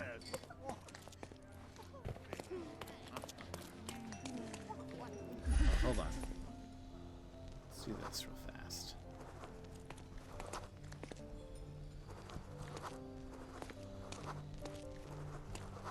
A mysterious aristocrat. As a way to deal with his mother's death, do you think, or did... John was before that. And so that's why it seems as though So his mother was deteriorating and had like would get very confused. Like she didn't realize that her husband had died quite a few years back. And so like in one of the memories that we uncovered, there was the doctor showed her a newspaper of the father's death, and she like got mad. She started throwing things, saying that he was lying, and like a whole bunch of other stuff. And so I think there's maybe a little bit more of that, where there were times where the mother was more lucid, and times where she was not. And so it seems as though we created John to cope with all of that, as well as there's then the added bit that the doctor thinks that the mental instability is hereditary, and he's like, I even see it in Sherlock. So it's like I don't know. Werner, care to explain what is going on here? On nights like these, it's not unusual for some attendees to get a little exuberant. It's part of the appeal. Unfortunately, it appears things have gotten out of hand. Yes, some are more prone to bend the rules of morality. That's murder. I doubt there's anything left to bend. Why did you not tell me immediately? We were chatting about trivial matters for some time. If I'm completely honest, Sherlock, I've consumed a rather potent cocktail of substances. My attention slips and drifts. But I'm glad I thought to call for you. You sent me a disguise. Oh dear, did I? Well, since I found the body, Mr. Manchios has agreed that you can investigate the matter. I promise my mind will behave itself going forward. All right. Pull yourself together, Werner. What is it about these nights that you were so eager to share with me? Well, they're not always in the evenings, but they are in the shadows. People gather to test their boundaries in a safe and consensual atmosphere. Often with more stains than your typical crime scene. But that is the point. Who are we to judge? I suppose that's fair. What about today, then? Was anything different? Well, I was invited as a special guest. It was supposed to be a time of both divine and carnal pleasures. A scratch for every unconventional itch. I imagine you're reeling from your shattered expectations. On the contrary, there is still spectacle, stimulation, and release, merely in a different form. I like to let life entertain me. Or death. Mr. Manchios is the owner of the manor, yes? And the host of Cordona's most memorable parties. He promises even the ugliest guest a partner for the night. And for the ones with more unconventional tastes, Mr. Manchios provides other services. Like What a murder? caring person. You cannot begin to imagine. How did you discover the body? In between guzzles of alcohol? I was set to perform in a fecundity rite with Fabio and came to inquire further. It was a staged ritual where he was to play the principle of life. And the rehearsal was unsuccessful? Huh. Who knows? I found him alone on the altar, his blood dripping to the floor. And then? Then I called Mr. Manchios. He was panicking, so I told him about you. We left the room and locked the door. Then we were... Filling time? Waiting for you was stressful. We indulged in some simple comforts. Overindulged, perhaps. Yeah, that makes sense. John would help get through all of that. I don't think Sherlock has the mental issues his mother did, though maybe I'm wrong, but even with an imagining friend. Yeah, I don't think so either. He's just sort of like... So we've learned that the doctor that was working on the mom, or working with the mom, was like not a good doctor, and had apparently been actually doing just experiments on her, kind of, and so... he was even taken to court about it, and so we are unsure kind of more details there. I'm sure part of... We did learn that he had a brother, and the brother lived in Cordona and was a fan of art galleries and has changed his name from Kurt to something else. The guy we were talking to currently, his name is Victor Vogel. He's a painter, owns an art gallery, and knew who our mom was, or knew our mom. So I'm expecting that he is the brother. So that's why I'm like, I'm pretty sure this is a bad guy. I think he's gonna be sort of I mean, maybe we don't like arrest him. Maybe he's not like that, but he's gonna be sort of like a Moriarty type, kind of planning and plotting things, or is testing us in a way. I don't know. We'll see. Were you well acquainted with Fabio, the victim? Everyone knew Fabio, or wanted to. His beauty was the talk of the island. Too handsome to go unnoticed. He was magnetic. Fat wallets fought for the privilege of having him. He offered the pleasures of performance, and more. What about the fertility ritual? There was something about Fabio being what's John a doing? He's just... principle. Oh, of you guys life. can't see John. Fabio was supposed to portray the beauty of life's origin. Flowers, oil. Not this travesty that seems straight out of the Inquisition. So this ritual is not the fertility rite. What was it meant to look like? It begins with a woman lying naked in a flower bed on the altar. She represents Gaia, the earth. As I cover her in oils, we chant for the principle.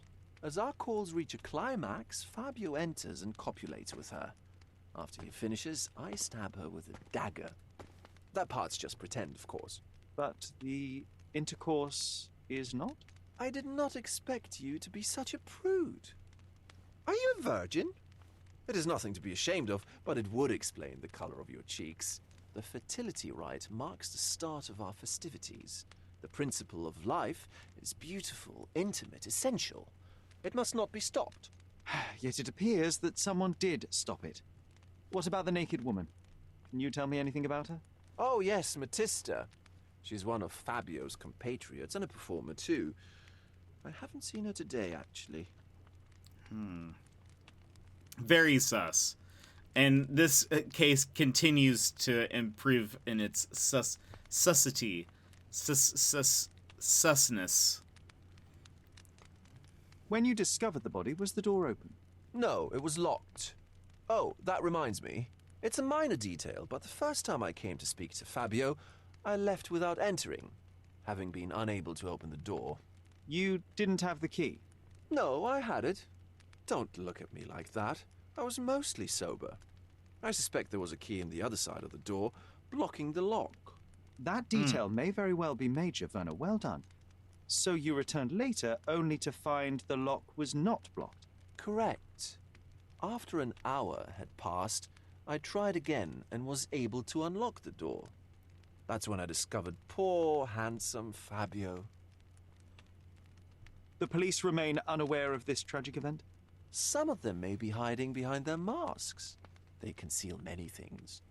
But we didn't want the authorities to create more problems. Besides, after a few cocktails, their incompetence will have soared to new heights. How do you know I even want the case? I promised you relaxation. If there's one thing I know about you, Sherlock, it's that nothing soothes you more than a good mystery. So, Sherry, do you have any ideas about the case? Perhaps. I think I can deduce what happened here. Hold on. So we have that extra key. Fabio was invited as a special guest. The door was locked. Came back. Fabio was a performer and entertainer for the rich guests.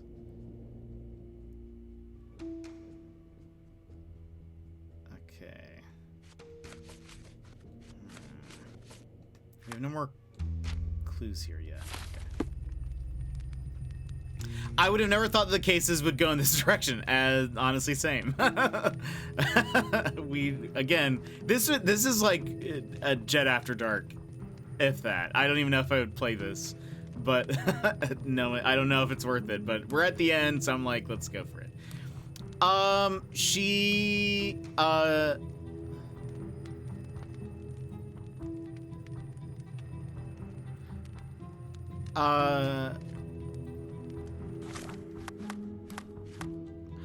For sure, it wasn't a suicide. It was, I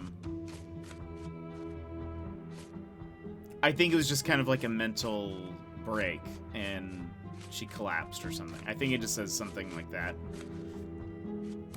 I don't think we have like a how yet.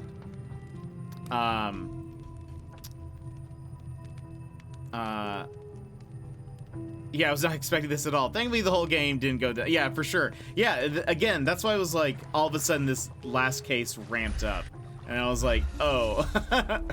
Or the case before this was, like, really intense all of a sudden. Okay.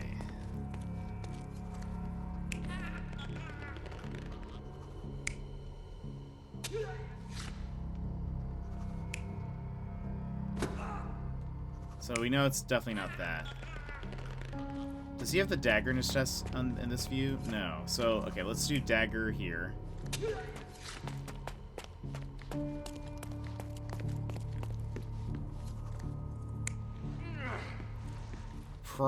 Wait.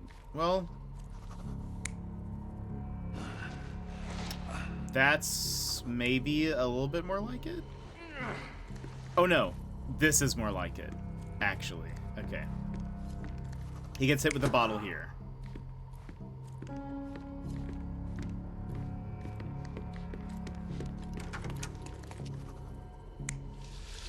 He's washing? What's the other option? Oh, the other person is washing. We don't know. Let's put this person here for now.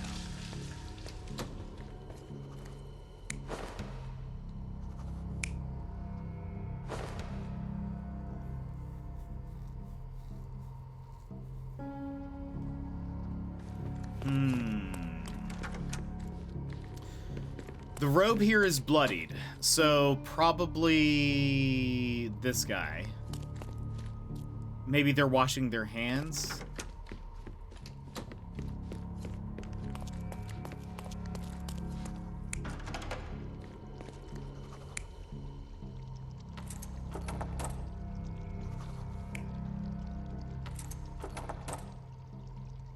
Let's try that. That's my guess. Whoever the killer is, put the key in the door, and so therefore was locked. Maybe they were chatting, hits him with bottle, drags him to the thing, stabs him, then goes here, puts the robes in the bloodied robes in the cupboard, and then washes their hands and stuff. Because they had blood on their hands because there's a blood stain on the couch. That's going to be my guess. Aha! The bottle was used as a weapon during a scuffle in the smoking lounge. Then, to ensure no one would interrupt, the murderer locked the door.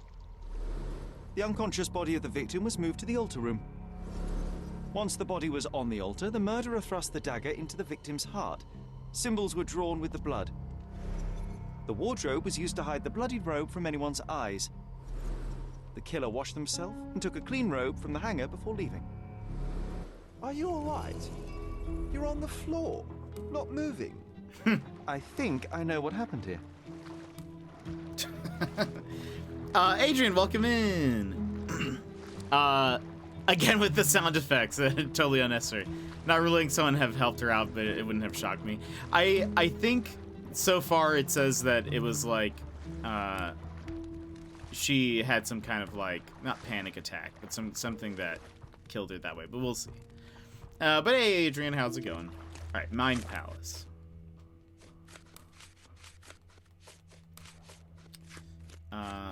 Oh, was I looking at the wrong thing last time? Anyway, we can talk to him.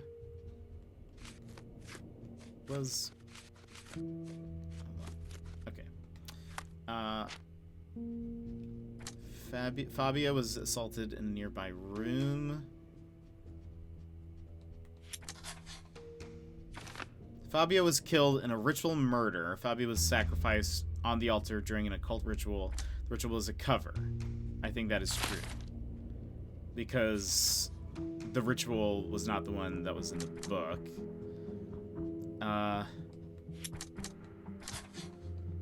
The murderer had a key to the altar room. The murderer was in possession of a key to the altar room and locked the door.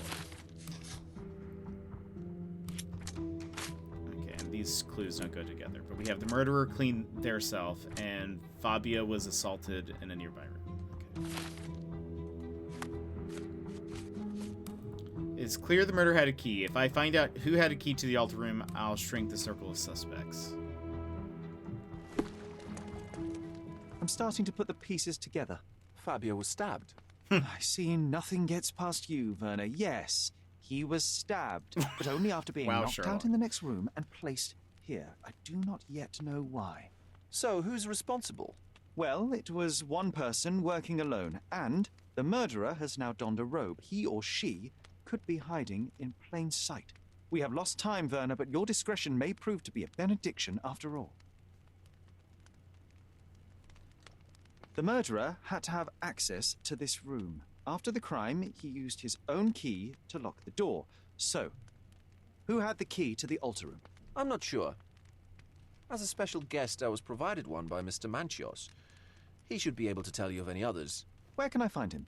Most likely in the main hall, entertaining his guests. He has a mask with golden stars. You can't miss him. But please be discreet. We don't want to risk disturbing the revelry. I know you can untangle this mess. That's the only thing we need to talk to him about.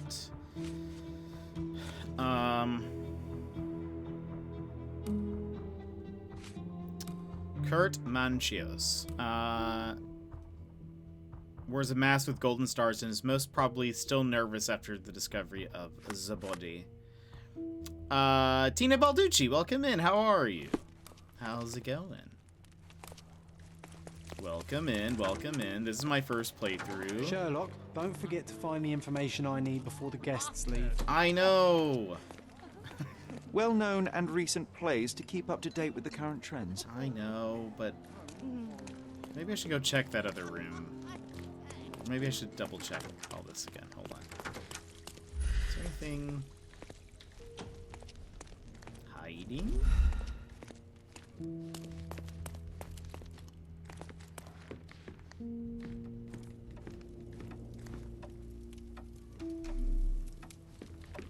Nothing,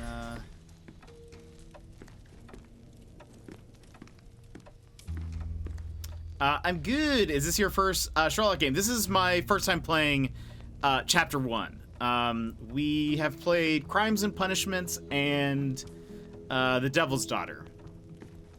And we love those. We've played a lot of detective games and mystery games. We play a lot of like puzzle games too, but if there are crimes to solve, I'm usually here for it. So I'm very excited about the Sinking something that comes out in February or March of next year. I can't remember. I like it. I like it. This sort of the last case and this one have kind of taken us a little bit for surprise in terms of like maturity of content. But because I usually like to give people a warning if something intense is coming up, just so that they have a decision if they want to. They have a decision to make if they want to like interact with that type of content. Otherwise, though, I will say I've really enjoyed this game. I like this format of like kind of a open world-ish type of game where you can like run around and stuff. It makes the city feel a little bit more alive than like in Crimes and Punishment. I mean, there's something to say about the linear like case kind of unfolding where it's just like now you solve this case and that one. There's something about it that I kind of like. It feels more like a book. However, there were times before where I wanted to explore London a bit more in the previous games. Like I wish you could have still walked around.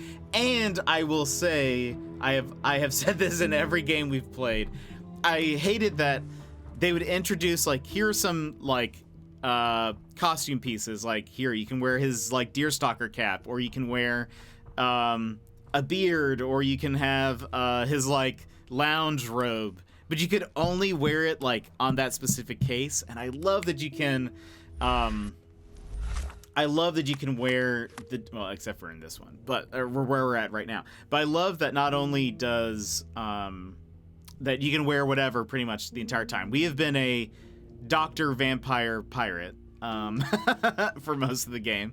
I do like how they implemented the different, like, what you're wearing, you can then, like, it influences how people see you and how they interact with you. I think that's a super cool, like, feature, in my opinion.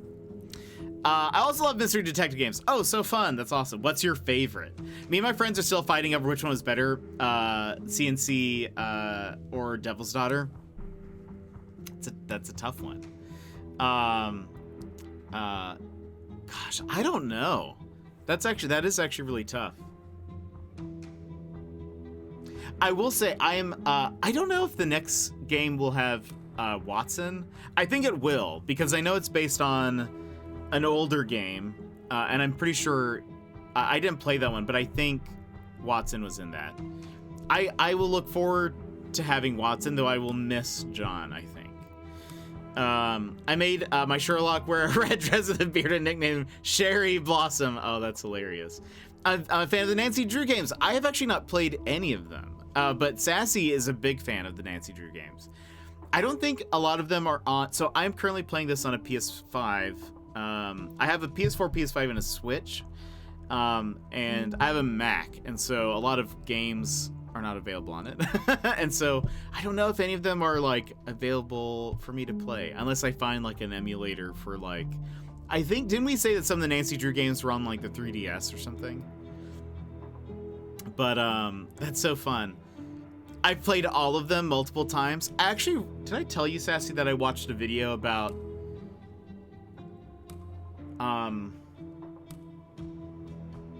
was it a Nancy Drew? I think it was a Nancy Drew game.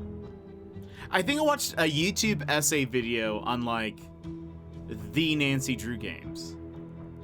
It was like an hour long, wasn't it? Now I don't remember, but I think it was about the Nancy Drew games. It's about some mystery games. But we play a lot of mystery games here. Next Friday we're starting Disco Elysium, which I'm looking forward to. None of the good ones are on anything other than PC and Mac. He did not mention that. I'll have to see if I can find. Let me just.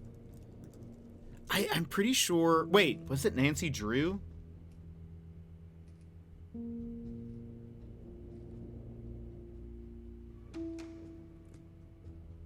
I think it was. Hold on. Nancy Drew. No.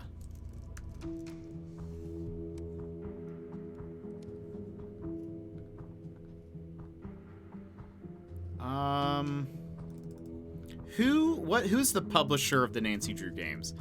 Publisher Nancy Drew. Oh, games. Her Interactive.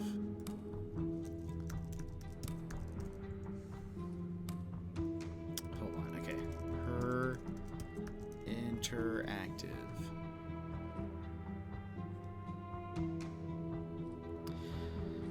I watched someone do like a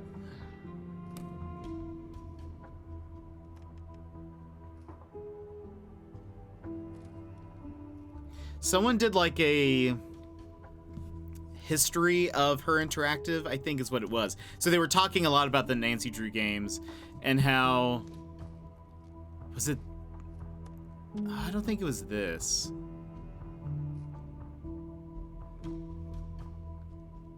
Anyway, it was really interesting because they were talking about how the company started, and then like how the Nancy Drew games progressed, and how like actually there's one that was like supposed to be released, but then it's had like a lot of delays, and even then they haven't.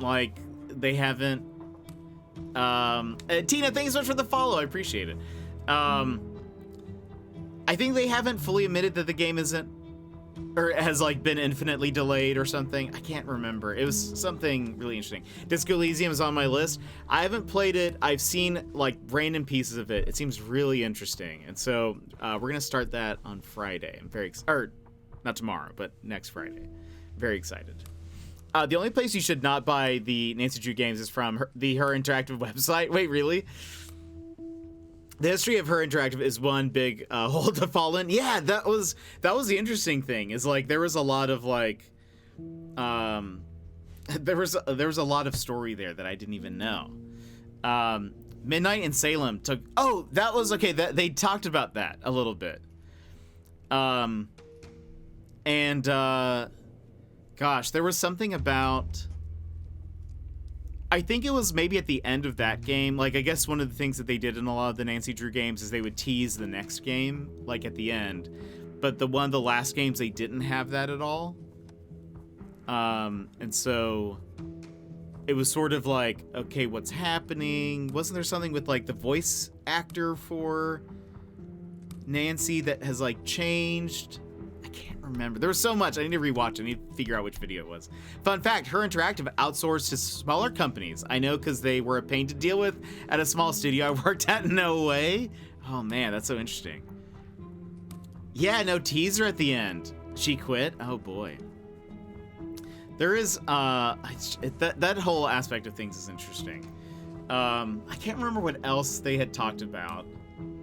I remember they had like hyped it up a lot, like one of the last games they had hyped up, and then there was something about the one where she's at like a winter resort or like a ski resort. Something about like they had talked about, they had hyped that one up too, and they had changed so many things, and like the delivered product was not very good. There were some things that people liked about it, but then for the most part, the game was sort of just like a dud. It was a small company called Floor 84, all male employees. That's funny.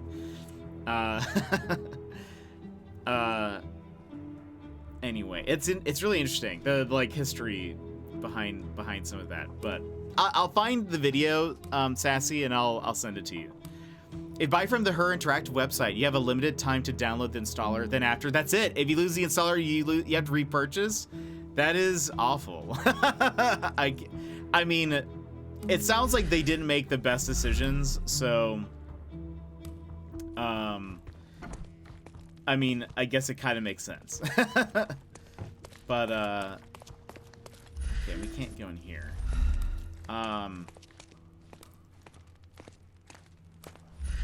There's nothing hiding. Please do. I will. I'll figure out what it is and I'll send it over to you. That's interesting.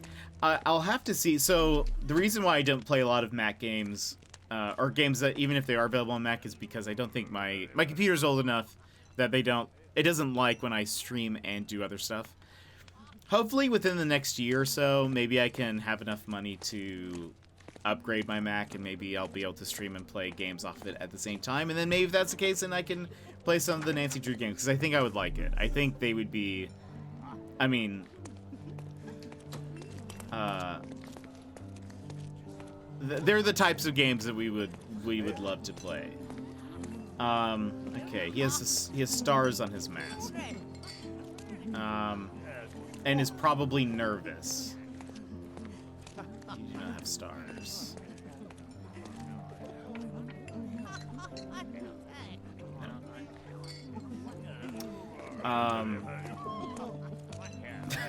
I love these like general ramblings that you hear in a lot of this. Hold on, you're not in here, are you? It's very Simlish.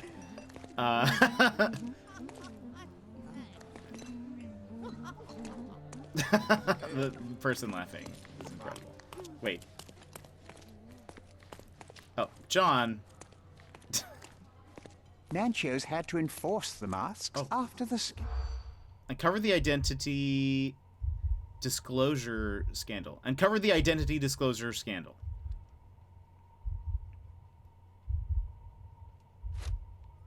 Lost bet. Fired. Nope. Too ugly with... Oh, okay.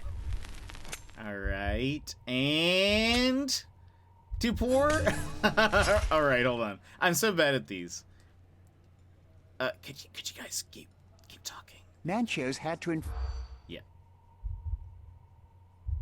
That was not one. Was this one? Lost bet? No. Too ugly? Nope, that was not one. I can't remember! Fired after incident? Oh gosh. Okay, hold on. I forgot what the first one was. Manchos had to... It's not a lost bet. Not this one. Yes. Yes. Nope. That. Not too ugly. Offended Duchess. Thank you. Let's see. They did release a Nancy Drew game DVD version that you can play. It's hilariously bad. Oh no. Wait, DVD version? like, is it one of those, like, it's kind of a movie and you have to, like, skip around the different chapters, sort of? Or, like, what kind of DVD?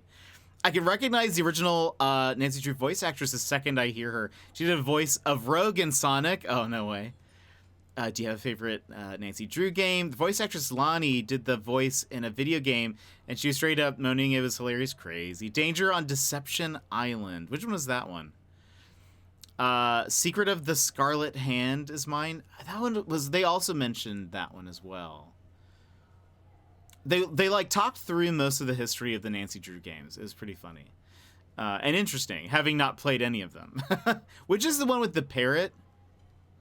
And you're like in a house? Or like a bed and breakfast, maybe? And there is a bird that talks. Lucy? Is that the name? That's the name that's coming to me. I could be wrong. People described a scandal from a previous party. Vice Governor Cowden was found by his wife to be a Prussian duchess in the company of young men. Although the marriage was intended to be a political one, the emotions of the duchess were real. The incident instigated a political crisis between Cordona and Prussia. Although there were only a few notes of protest, the governor fired his protege. I'll pin them down with this scoop. Is that the thing we needed? You Sherlock? Haha! Wait. Wrong one. Okay, so we did that. Nice. Okay. So we're still looking for the person with this. Oh, wait.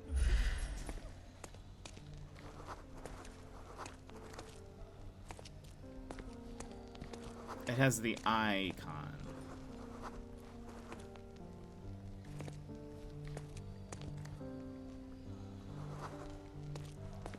Who are you? Tense and brittle. Oh, it totally has star.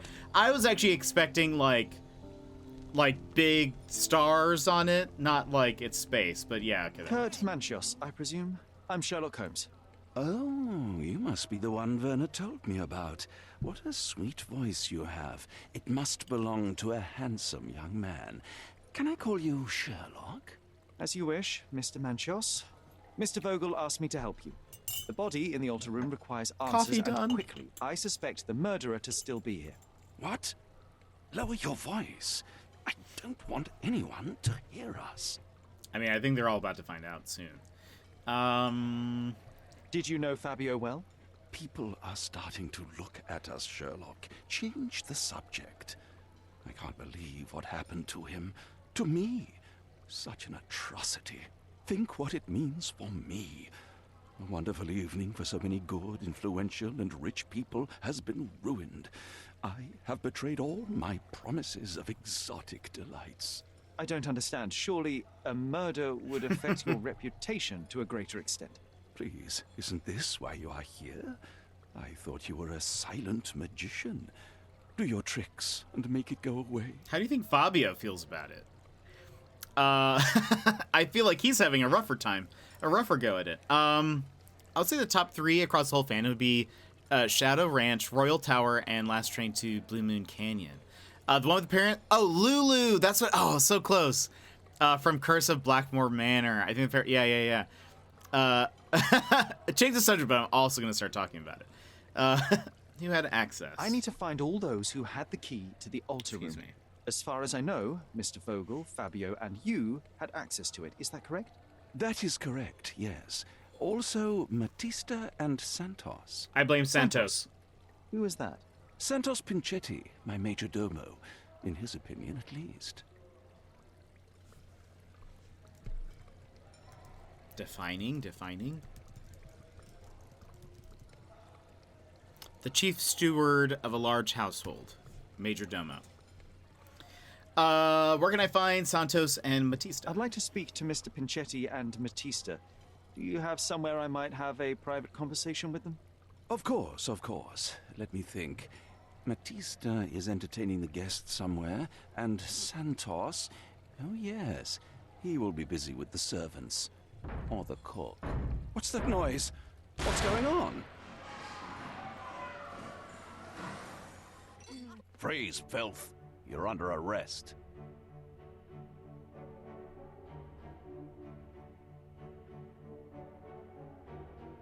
Oh, gosh.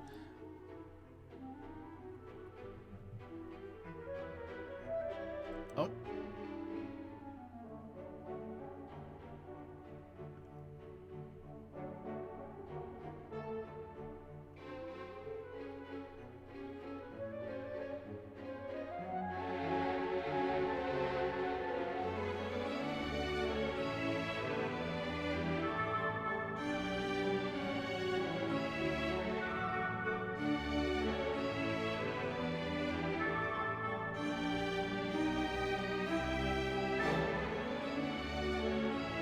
Is this like stage, sort of?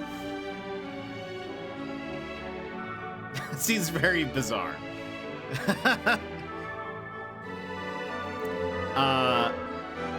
If you get a way to play the Nancy Drew games, and I'll donate the money for you to buy them. Sassy, I appreciate that. Look at you. Committed a crime, Oh, no. and now I have to free you, kiss your hand, and apologize for the inconvenience. I did tell you that Mr. Vogel and I were innocent. I emphasized it in my statement. Your statement? Thanks to some bigwigs who work for the so-called good of the country by releasing fleas like you. Thank God we have Vogel in this letter. Once I get to that goldfish, I'll... Bigwig? Oh, my wretched brother Mycroft and his long nose. Wait, did you say Mycroft? Mycroft Holmes? Are you the youngest son of Violet Holmes, rest her soul? Why do I look? Why do you think I look suspicious? It's. Do I have something on my face? You knew my mother? Not personally, no. Not exactly. I was working on the paperwork for that case. Would you happen to remember anything of the events? Well, I didn't make the inquiry, but I remember seeing some notes. Why? Perhaps we can negotiate. I could be quite useful. Huh. Got you hooked, right? You know what? Stark and the others think they're the smartest here, thanks to you. Let me get this straight. Are you listening to me, lad? I'm all ears. Take this case. Report to me only, to Constable Harvey Oswald. I'll leave everything I have on this table. Find the murderer. Be a real copper. Question the suspects, make them sing, give me something substantial. And if Mr. Vogel is not a suspect? If he's innocent, then you can take your favourite degenerate away from here. If you slip or mess with the evidence, then trust me, your brother won't save you from my bludgeon. Meanwhile, I'll be checking the archive for you. If anybody asks, then you're a consulting detective. Let's make a start then, partner. Consulting vampire detective. I'm glad we managed to get the scoop before the raid. True. Oh, we can't change here. Okay, what do we have? Witness deposition. I, Santos Pinchetti, am a witness who reports a suspicion of murder at Manchios Mansion in Grand Saray. During preparations for the social party, I heard loud noises from the closed altar room. Immediately, I thought of the sacrifice of a living being overviewed by none other... Immediately, I thought of the sacrifice of a living being overviewed by none other than Kurt Manchios. There was blood on the walls, strange symbols, and a dagger in the heart. As soon as I was able to think clearly, I rushed to the police station to report my findings. The station responded to the deposition by sending a patrol while the witness left the station and went home. The reason why, by the way, the reason why I thought it was fake initially or like staged or something was because the police officers with shotguns just shot into the air. And I was like, maybe that's not actual like shotgun, like pellets, like normal. Maybe it's something different because that would seem excessive. But apparently not. Okay, so we have Santos's thing. And let's see. Report 6 is this the okay, report 6260. Following a report from a witness, I assume that's Santos, of the satanic ritual who claimed to have found a body, the raid on the Manchios mansion was granted. It resulted in the arrest of multiple suspects and the dispersal of the group in masks and robes caught in the act of gross indecency and unnatural behavior. The body of the victim was found lying on an altar with a knife wound in his chest. The officers identified the victim, Fabio 20, local performer and artist, arrested suspects.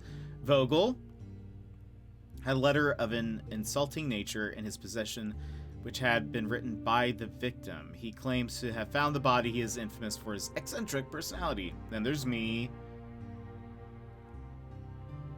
Wait, did I have the murder weapon on me? I thought I left it there. Carried a murder weapon, a dagger with the victim's blood. I can see why you would think I am suspicious. And other items of evidence. He was invited by another suspect, Vogel, presumably to obstruct the official investigation. Manchios, the owner of the mansion and organizer of the satanic party, paid the victim to participate in the ritual, had access to the crime scene. Matista, Fabio's partner and participant in the ritual, tried to escape, resisted arrest, owned a book with a description of the ritual performed in the altar room. Some of the guests are temporarily detained for further questioning. I think Matista seems like too obvious a choice.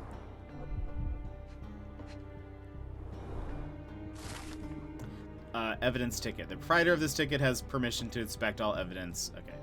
Great. These are the keys. Back on track to solve the case. Get you closer. Excessive, yes, but not when it comes to this case. They're all about excessive. I guess that's fair. That's a good point. Dr. Vampire always messing with the crime scenes. It's true. I guess I just was like, you know what? Sweet. Let's take this. Let's just, Look, I found Werner. let's just, oh wait, hold on. Just gonna take this weapon with me.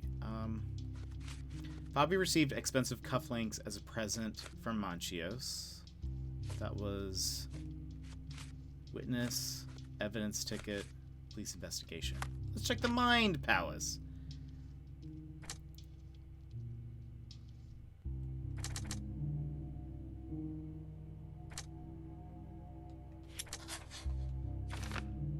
Pinchetti's a suspect who should be arrested and questioned. He had a key, which he did not mention in his deposition.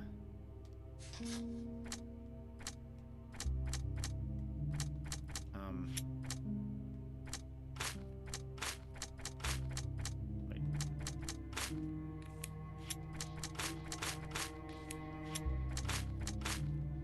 I think that's everything.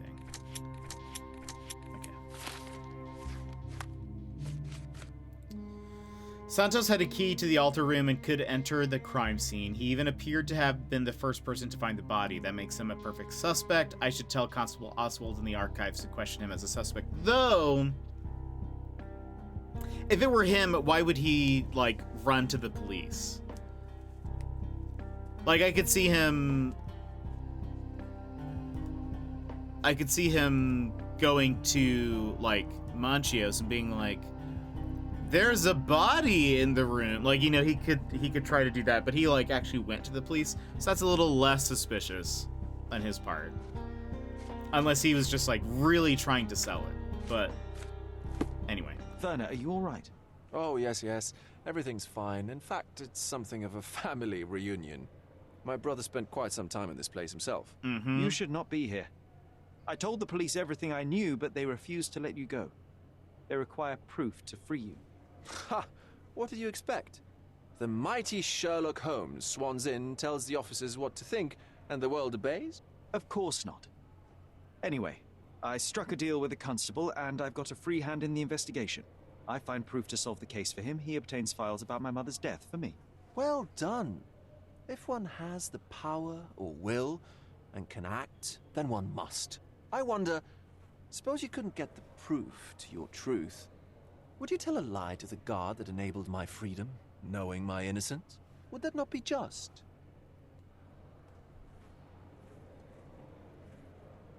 There are lines I will not cross, Werner. I will do my best to secure your release, but with proof, not deception.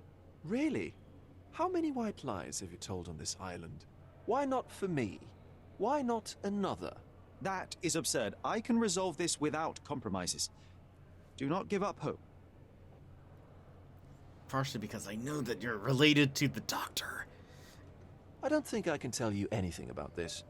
I don't think I can tell you anything about this. I can't follow you here. I'm not supposed to know anything about this. I'm not supposed to know anything about this. Fair. I have learned who told the police about the crime. It was Santos Pinchetti. Do I know him? The major domo of the manor. He cleans up after you? Well, then he does his job perfectly. All but invisible. I couldn't tell you the first thing about him. I know you can untangle this mess. Ask Vogel about Santos, but he has no idea who the man is.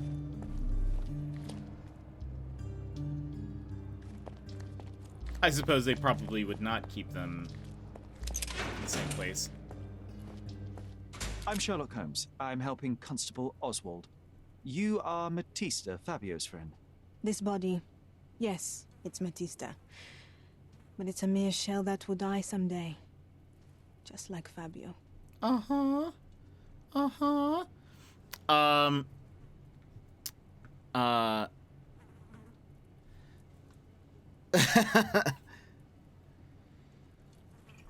That is, I feel like, the thing with,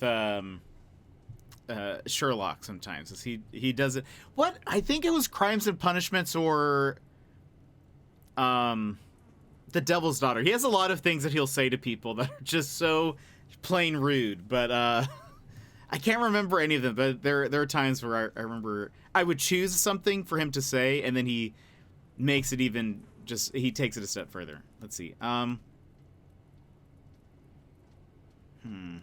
Please accept my condolences for your friend. Thank you. I'm just here to ask questions and find Fabio's murderer. It will not bring Fabio back. She has a wound on her neck. A vampire bite? No, it's not.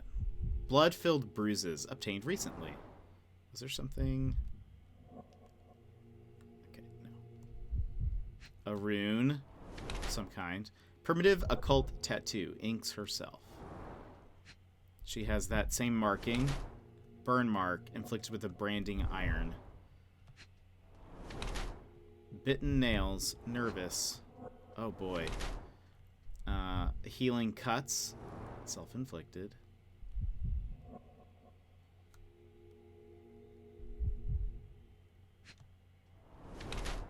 Shackle scars. Old and barely visible.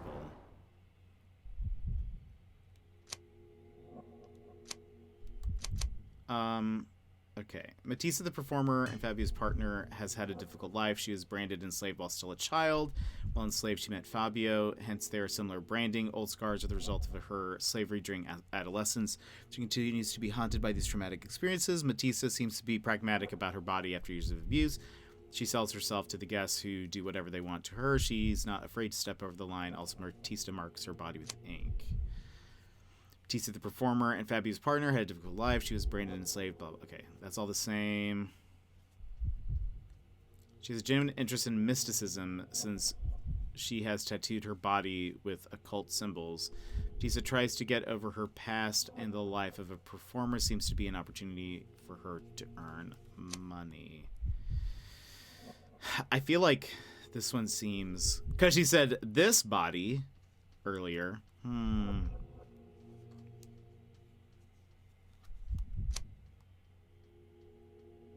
Though there is something... I mean, maybe... She had a book on her, the ritual book, but she didn't perform like a ritual really. It just kind of looked like one, mostly because he was like stabbed in the chest on an altar. We'll go with dissociated a little bit. It's like choose between line A and line B, and both lines are fine. So you choose one, and he starts to extrapolate. Yeah. There was another game we played that was like that, where I was like, wait a minute. I thought I was choosing the best like option here, and I agree. I get like why they do that, because it probably is a lot to put like in one thing. But I agree. I would rather know what is about to be fully said. Because it kind of changes the way I interpret the situation, even if it's not how mechanically it works. You have both old and new scars. Some from the time when you were a slave with Fabio. Other scars have a different origin. The guests pay good money to torment you? I am skilled in giving pleasure, but I don't participate in such practices. I thought your body was... For sale? It's true. Many unwanted things were done to my body. And the pain helped me to discover... Occult deities? Yes, the tattoo speaks loudly of it. Yes. Your gods abandoned me, and the ones I favor now are more protective of me. How did you escape? Something happened. One night the master fell down the stairs. I made him fall, and he died. We ran away that day. We managed to get on a ship and traveled here, to Gordona. Fabio and I started a new life here. It was very hard at first, but it became better with time. Until today. The bruises on your neck are not self-inflicted. Someone else made them. Some guests can't contain themselves. They even bite, sometimes. 2 evidence updated, 2 Mind Palace clues acquired.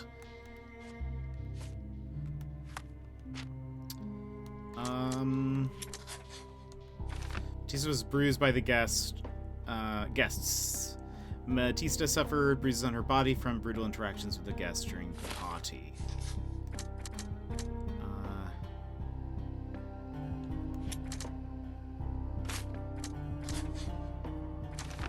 Fabio bruised Matista, that's an option. During their fight in the smoking lounge, Fabio bruised Matista.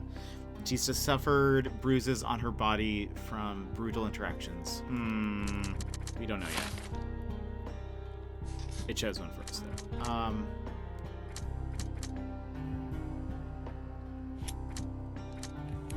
Everything else has been... okay. I know I can handle the news.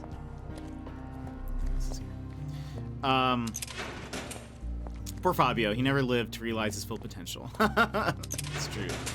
Is this... oh, this is, what's his face? Hold on. Let's come back. Where's... nobody's in there. Where is, This area is restricted. Yeah. Wait. Where's old, Santos? Oh, no. That's you. That's you. That's not Santos, isn't it? That has to be, what's his face? Okay, well, I guess we're here. Never mind. I take it back. Good day, Mr. Manchios. I am Constable Manchios. Oswald's partner in this investigation. Be quick and gentle. Some of your colleagues are untrained boors. Although I don't mind meeting young officers. The new blood here. If you cooperate Do not in say finding blood to a Fabio's vampire. murderer, there will be no need to meet with the boars again. That voice. Vernus, friend? You're the policeman. What a disappointment. Only an undercover agent can scour a ditch full of deviants. I am a consulting detective, although I'm capable of replacing the entire department through my consultations. Sharp-tongued, I like it. May I presume this tongue will get us out of this trouble? I would be so indebted and glad to repay you. Nothing's changed. I'm looking for the murderer. That's the only way to get us out of trouble. But it shouldn't take much time, correct? We're all busy, after all. I need to examine you first. You're in a rush to get away from a murder. Where's makeup? Rash from exposure to hair dye. Okay. Anything else? Washed hands in a hurry. Mm-hmm. You don't say.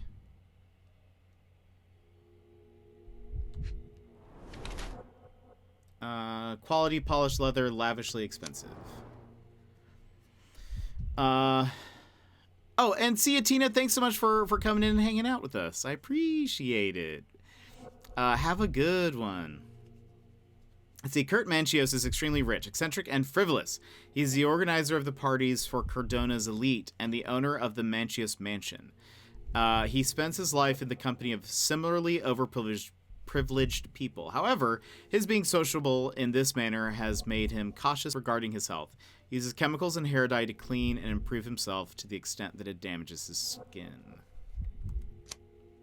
We're going to say he hides his age, because he does.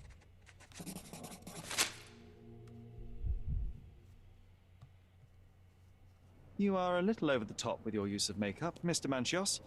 Is it so difficult for you to acknowledge Says your age? the vampire. Well, Sherlock, that's easy for you to say to an old man when you look as though you are barely 15. But still, it shouldn't be an issue for someone of your status. For people of my age, it isn't an issue, no. But the younger ones can be so afraid of wrinkles and grey flecks. I have to adapt. Such a methodical man who cares for his body but misses the soap under his fingernails. Are you so impatient, or perhaps even impulsive? I wouldn't call myself that. Silly little details.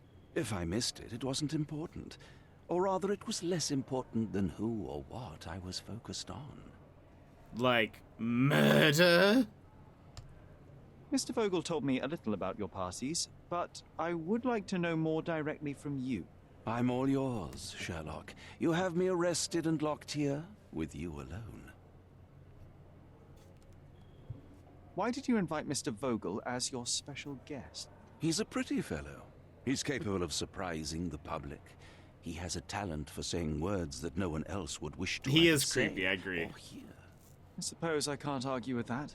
He is a free addition to the eccentricity of the party, which is fine by me, as long as it enhances my party. I'd like to know who you usually invite to your parties.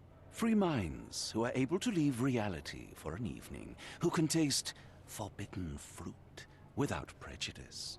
There is nothing that quite spices up life like these parties, assuming one is old enough and has worked many years for the good of one's country. Oh, all true laborers, I see. What was Fabio like? His personality, his habits? Anything you can tell me? He was the brightest star of my parties. Young, magnetic, and full of energy. I don't even want to mention his beauty. Otherwise, I'll be sobbing. An expensive champion, I imagine. His performances were flawless. He deserved his payment. Do you think he was murdered because of money? Possibly. What about the other guests? Were they used to opening their wallets as well? I wouldn't restrict my guests from anything. I'm sure Fabio received a few coins from others for his services. You'd better ask someone else. You'd better ask someone else. I've no idea about that. You'd better ask someone else. That's not something I know much about. That's not something I know much about. You don't know about your That's not main something I guy? know much about. Unbelievable. You'd better ask someone else. You'd better ask someone else. That's not something I know much about. Do you have any idea who tipped off the police to raid your mansion, Mr. Manchios? Of course. It was you. I could even say you Sherlocked me in here. Haha! A good guess, but the wrong one. The fellow who did that was Mr. Pinchetti, your major domo. What? Santos? But how could he even know? If he's not the murderer himself. The ungrateful swine. He has dared to besmirch my reputation. Not a very eloquent choice of words. What should I call him then, since he's a snitch? Make him talk, Sherlock. I'm quite certain he knows more about the murder than he has told the police. Seems an odd inclusion in this game. Yeah, doesn't it? It's just sort of a weird... That's not something I know much about. You'd better ask someone else. Case. You'd better ask someone else. You'd better ask someone else. You bought an expensive pair of cufflinks for Fabio. Were they his price? Or were they a tip for an exclusive show? It was pure business. Fabio escorted me a few times. I was merely showing my gratitude. This pair cost a small fortune. You must be extremely grateful then. Tell me more. You've thrust a knife in an exposed nerve, Sherlock. Yes, he was my protege and my beacon also. With my experience and his beauty, we could have achieved anything. I had faith in him. I would have made him. Okay. He's extremely rich, eccentric, and controlling. He gave expensive gifts to Fabio. Mr. Manchio says that he gifted the cufflinks because he wanted to express his gratitude. Okay. It's Mine Palace.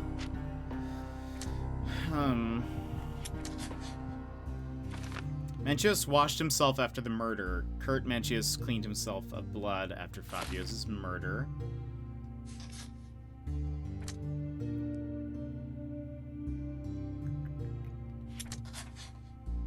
Or, Manchios set himself up for debauchery, carefully prepared himself for the depravity, or he was the murderer. Interesting. I'm sort of leaning that he did it, but we'll see.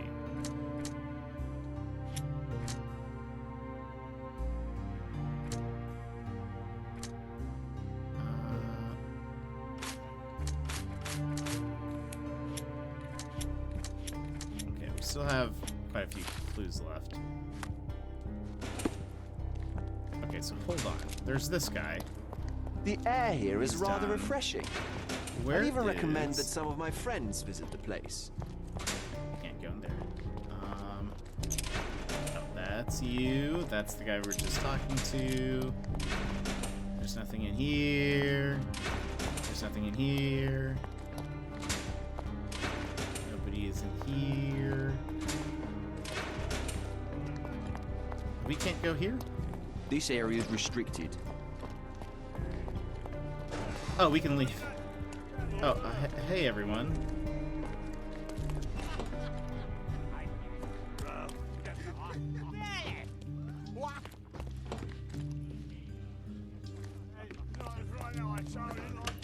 Did you hear Basilio Capello is in jail? A dead body was found in his showroom. Over here are the circumstances of the incident at Capello's company.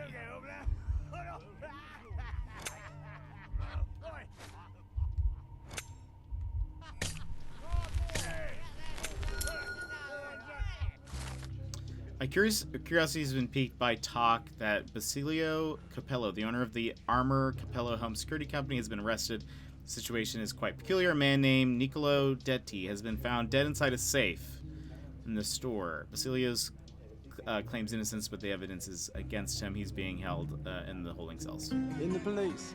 It's another case. Cops, eh? Like the one before, this was intense. This one ratcheted up even. Yeah, it's sort of it.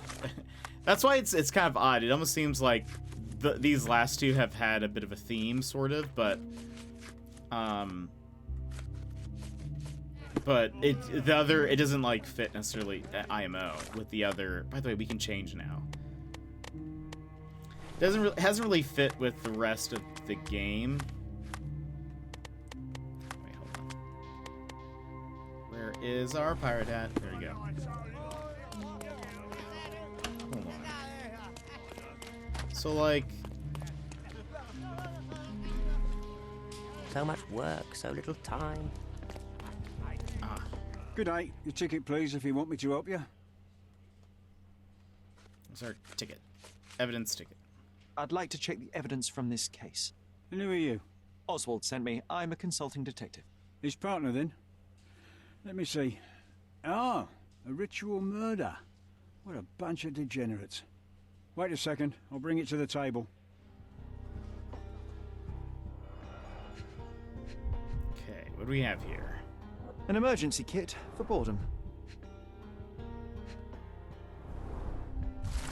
Letter from Fabio. The letter that was found in Vogel's evidence box.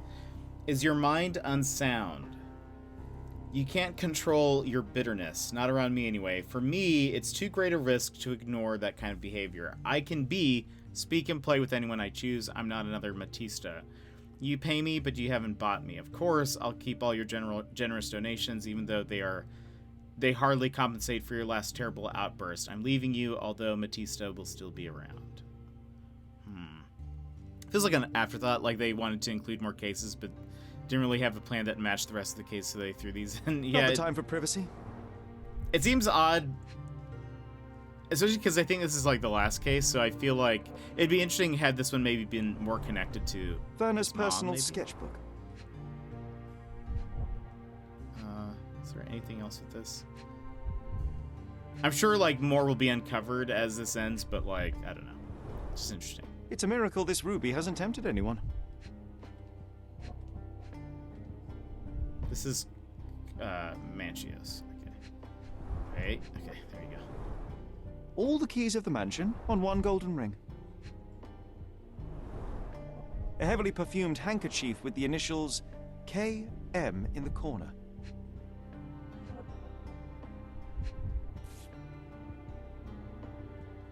That's not for bedtime reading. Power of Love, Blood, and Mandrake.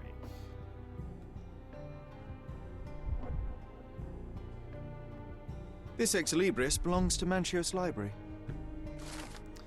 The police found this occult book in Matista's bag during the arrest. According to the Ex Libris, the tome was taken from Manchios' collection. It contains illustrations and depictions of a ritual similar to the crime scene. Prepare the naked body of a recently deceased object of interest. Draw symbols of Mars and Venus to enhance the power you possess. To use the force of male and female nature. Pierce his heart with a golden dagger to be rid of the blood that does not love you. Draw a symbol representing your love. While waiting for the resurrection, recite the charm. Interesting. The book describes a ritual similar to the one performed in the altar room. A handcrafted charm that contains hair and nail clippings. Okay. She also had a key. Her key to the altar room. Thank you, officer.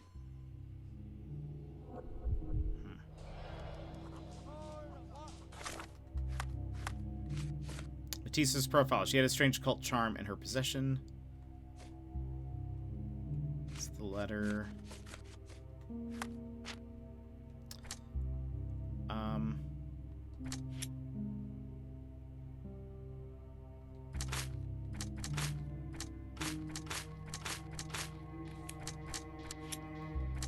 Wait.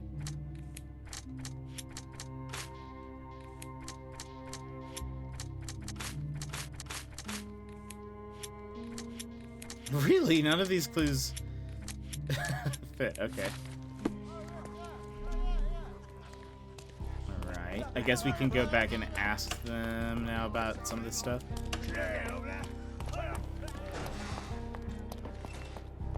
Oh, I wonder if I have to dress like a police officer. Hold on. Wait. Try to learn from how we've played the game this far. Oh, what a long day.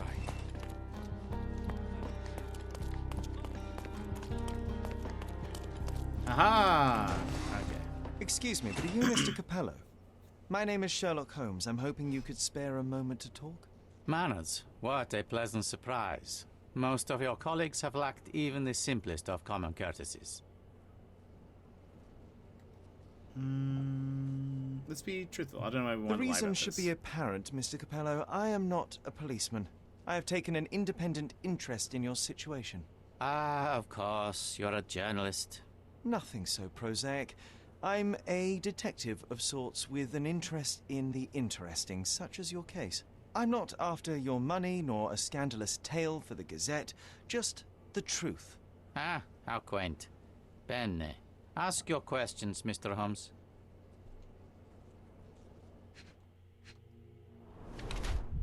Focused look. Elegant new clothes, fresh and fashionable.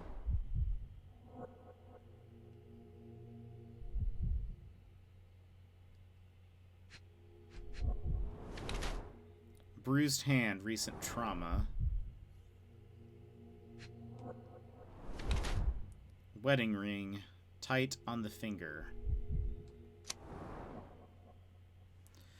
Basilio Capello is the local proprietor of the famous... Oh, wait. Oh, this is not the same case. This is a... Oh my gosh. This is the extra case we just picked up. He's in his 40s, his third for new and fashionable, keeps... That's right. I was like... Because I can't remember... Oh gosh. Okay, hold on.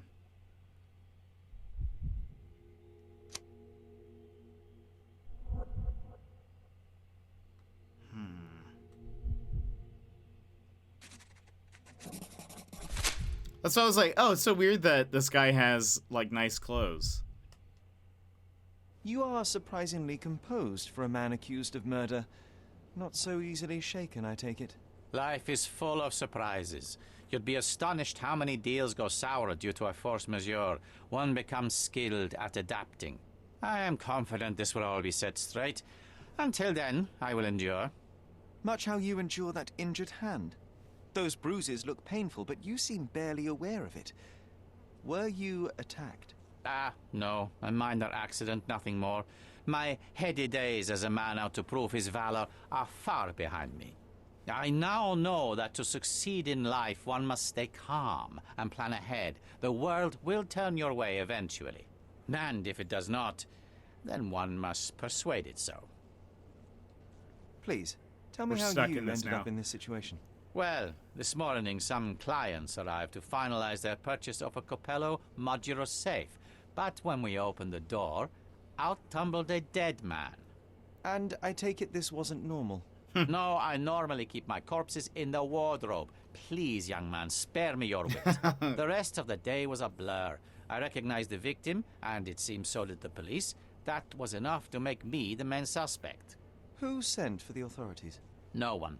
As it happens, we had a break-in last night. Nothing was stolen, but for insurance purposes, the report had to be made. So, police officers just happened to be on the premises when we discovered the body in the safe. You mentioned you were showing your wares to some prospective buyers when the safe was opened. Who were they? Clerks from the bank. They inspected the safe from top to bottom yesterday. I assumed the sale was just a formality at that point. And the safe was closed? It's usually open, but it locks automatically when the door swings closed. That's another marvelous Capello invention. A coffin that locks itself. Marvelous indeed. Help me grasp your movements yesterday. What time did you meet the customers from the bank, and did you have any other appointments? Yesterday, the bank clerks arrived at 10 a.m. Afterwards, I was alone in the office until my wife Augusta came in at 3 p.m. I left for home at 6:30 p.m. And what about this morning? Our meeting for the demonstration was set for 9 a.m. I arrived about half an hour prior in order to prepare. I have one final inquiry. Do you recall the time at which the safe door was closed? Young man, I may just as well ask you when you closed your cigar case. I have opened our safes 12 times a day for 12 years. I do not recall. You say you became the suspect when the police identified the victim. Is there history between you? Surely you jest. That man and I have never met and never would, unless he became the first deity in history to use our products. Some sort of family feud? I'm afraid I'm not familiar. You must be new to Cordona. It's an old tale. Back in Italy, generations ago, the deities tried to ruin our family business. They nearly succeeded. The Capellos rightfully struck back, but there has been bad blood ever since. And does that blood flow in you too? I told you, sir, it's an old story, or it was. I fear this horrible event portends worse to come. My wife may be in danger as we speak. I'd like to inquire about the burglary. I'm not sure I see the connection, but if you wish to know more, talk to Billy Lloyd, the night watchman. He scared off the thief. Was it also Billy that discovered the burglar? No, my wife did. She had stayed late yesterday. Poor Augusta. At least she's safer with the police than at home alone. Well, Mr. Capello, I think that's all I need from you at present. Where can I find your office? Here, take my card. Billy should be on site to assist with the investigation. And please, sir, would you check on my wife before you depart? Thank you. I will endeavor to speak with her before I leave the station. Please, treat her gently. Women lack our resilience when it comes to ordeals like this. I shall eagerly await your return. After all, there's little else I can do. Oh, Sherry, disappointing. We were putting on a show and you call it off halfway through. Wait, what? What happened?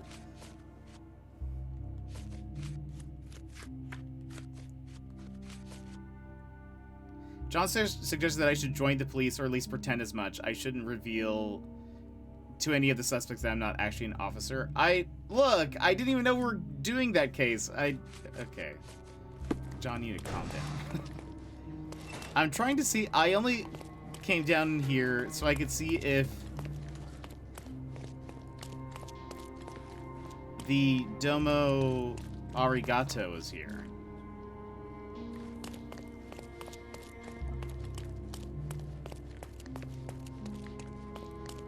And I don't think he is.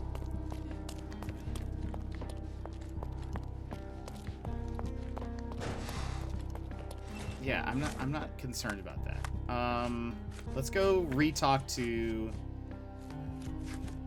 we're doing this case, okay? Mrs. Cabello, please wait in the office. Yeah, I think he's a little bit of a scumbag. Okay, hold on. Let's talk to him about stuff. I can't follow you here.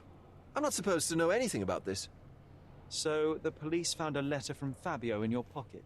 I cannot tell if it was truly in my pocket at all. Perhaps it was placed there later. Well, that is one hypothesis. If it were true, then how did it get there? No clue. But this night has been rather eccentric.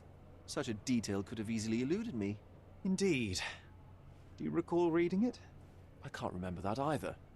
But I tend to respect privacy. Reading others' personal notes is not one of my perversities. The air here is rather refreshing. I'd even recommend that some of my friends visit the place. Yeah, nobody is in here. Let's continue our chat a little later. Whoops. I've nothing to add. I've nothing to say. This book, The Power of Love, Blood and Mandrake, what do you hope to achieve? To learn more about the invisible strengths that govern us. Occultism is real. The master who fell that night when Fabio and I escaped, I made him fall. I cast a spell on him and it worked. Or was it a coincidence? The universe is rarely so lazy. If you say so. This is the letter the police found in Mr. Vogel's pocket. Fabio wrote it. Do you know anything about it? I don't. Although I can feel Fabio's energy. It's there, but it refuses to let me analyze it. Do you practice occult rituals? For protection? For fortune? To wash away the ugliness of the world? Sometimes to survive. I have the gift, and I'm learning to use it better. Did you use your gift on Fabio? I only used white magic. Love charms lately. Fabio became so distant. I just wanted him to be with me, but I suppose I'm not as skilled as I thought. Mm-hmm. Was one of the charms a knife in the heart? Okay.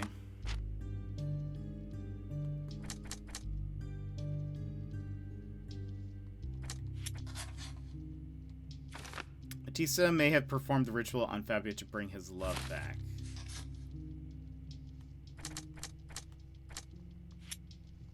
Everything else has been accounted for. Hold on, let me just go back here for a second. Is there something? Are you done No. yet? Can I leave? Do you recognize this book? Could Matista have borrowed it from your library? She didn't ask me. How ungrateful. The things described in the book were inspiration for the rituals you performed? Do you really believe that blood, symbols, and incantations can resurrect the dead? They are just eerie tales with a mix of occultism and voodoo. My rituals are a stage to show some of the forbidden pleasures. I don't think a knife in the heart is very charming. Agreed. I've read this letter from Fabio. It had no addressee, but it was found in Mr. Vogel's pocket. Werner? Strange. I didn't think the two of them corresponded. I'm sure there is some explanation. Would you care to read it? Call me superstitious, but I don't care to read a letter from a dead man. That is actually a good point. It's not addressed to...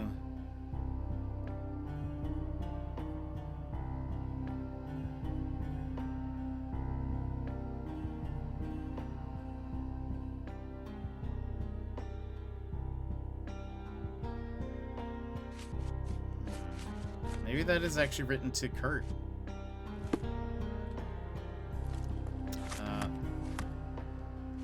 Nothing new in the Mind Palace?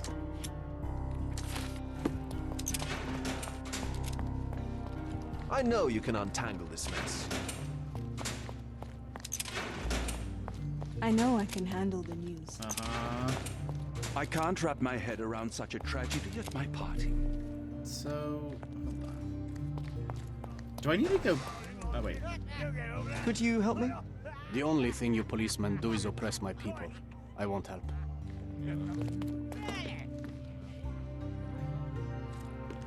You must be the inspector. Who are you? Would you be Augusta Capello? Must I really wait. repeat myself to every baby-faced man in uniform that strides in? Forgive me, I am not the inspector, but I am working on your husband's case. Then I have... We're gonna skip this as much as we can. This is not the case. This is the safe case.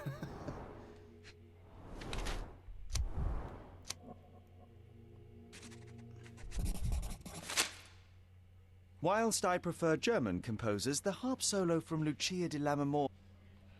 Basilio tells me you were present during the burglary yesterday. If we do this What can you case tell me about later, it? I'll... You've had quite the day, Mrs. Capello. I shall leave you be. If I have... Okay. I'm trying to see... May I ask for your assistance? I don't speak to coppers. Yeah, I don't care about the Iron Coffin right now. I'm focused on this case. That's me creed. Yeah, we're trying to solve a moida here, all right? I mean, I know there's a lot of them. But okay, hold on. Can I, if I go back to, one, I need to change. If I go back to, can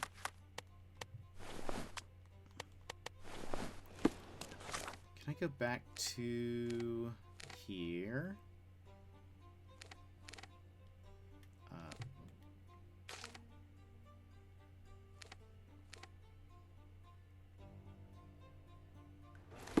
Like, I honestly don't know where, Extra!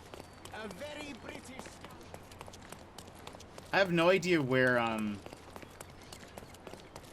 where's the, like, Domo, Major Domo, there, that's what it's called. He doesn't seem to be in any of the rooms. That was the third in a row. Is this the...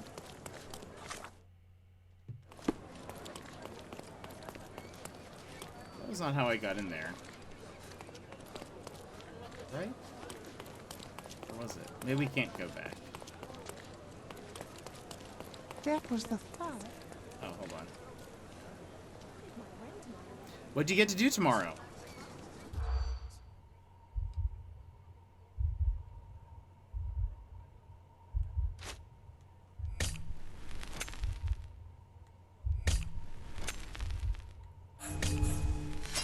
Oh, okay, hold on.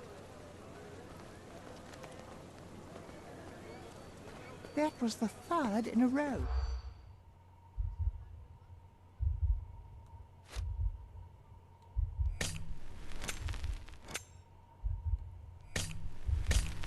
Gosh, I can't...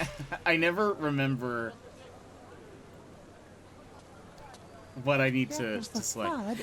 Oh, you get to get the flu shot. We have so many students catching the flu we send home, like, 2 a day? No way. That's crazy.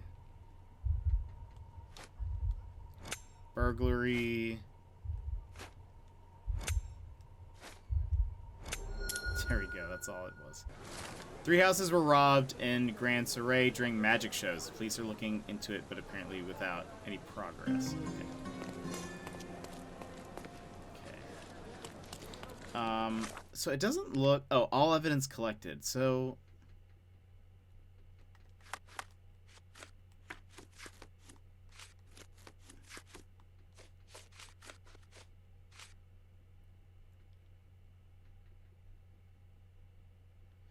Ah, okay. There we go. Let's go back to the police station. I need to talk to...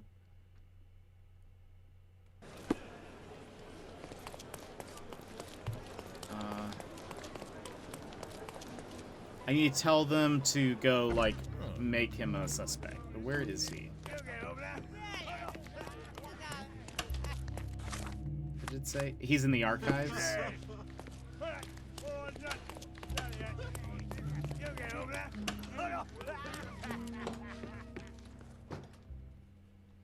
I've nothing to say about this. You'd better ask me a question I know how to answer. I don't think I can tell you anything about this. I've nothing to say about this. I don't think I can tell you anything about this. You'd better ask me a question I know how to answer. I've nothing to say about this. I've nothing to say about this. I've nothing to say about this. You'd better ask me a question I know how to answer. I don't think I can tell you anything about this. I've nothing to say about this. I've nothing to say about this. I've nothing to say about this. I've nothing to say about this. I've nothing to say about this. I've nothing to say about this. I don't think I can tell you anything about this. I've nothing to say about this. I've nothing to say about this. Okay, just had to make sure. Have you considered Mr. Santos Pinchetti as a suspect? The snitch? Have you seen him? I mean, my breath could knock him down. What's so special about him? As a major domo, he has keys that open all the rooms, including the one to the crime scene. Could have testified only to circumvent suspicion, don't you think? We need to question him. Right. I'll send our men to fetch him. Stay here. They brought him in, Mr. Holmes. Here's the key to interrogation room number 7. Mr. Pinchetti didn't even resist, our men said. Thank you. I imagine that was me just, like, sliding papers in front of him, like, or towards him. Like, and he's like, no, I don't actually know anything about this. We're like, okay, how about this one? Passes another paper. Okay. Well. What do we have here? I recognize the key from the altar room among these. Kurt Manchios' will and note. Small note attached to the will says, Santos, my hopeful slug. You begged me to include you in the will, so I did. Here's my latest revision of the will. Kurt. The text of the will under the note. Santos Pinchetti, the major domo of the Manchios mansion, receives a jar of mustache wax and a salt lamp, that he might always remember his caring employer, Kurt. So, he probably has some reason to not like his boss. Mr. Pinchetti, a pleasure to meet you. I'm Sherlock Holmes. I'm helping Constable Oswald. I've already told him everything I know. I'm only a witness, sir. Everything's in my report. And I've read it. You forgot to mention that you hold the keys to the room where Fabio was found. I need only to find if the crime was intentional. But I need to return to my duties. I doubt the house will fall without you, Mr. Pinchetti. Just be still for a few seconds.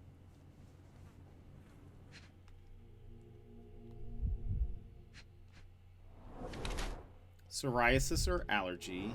He has an inflamed skin. Patched holes, repaired multiple times. Dyed textile, colored more than once.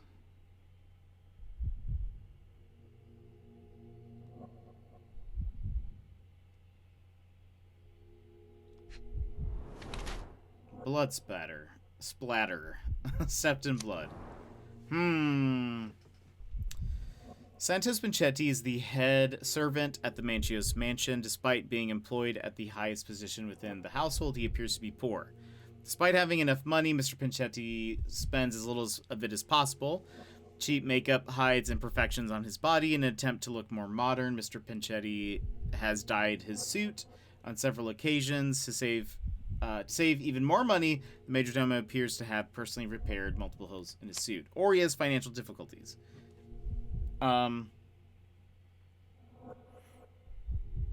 His body shows symptoms of psoriasis. Mr. Pinchetti hides his damaged skin under layers of makeup. The majordomo's suit had multiple holes that had been patched or sewn. To renovate the suit's look, Mr. Pinchetti had dyed it. Part of me doesn't think he's... I feel like even as the highest paid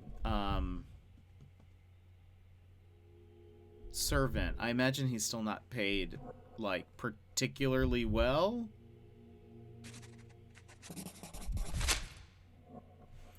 We'll say we chose the second option. You are the majordomo of a rich mansion, and you seem barely able to afford decent clothing. You hide under heavy makeup a skin disease that might be treated with more onerous but less harmful means. Do you have money troubles? I do not have a lot of means.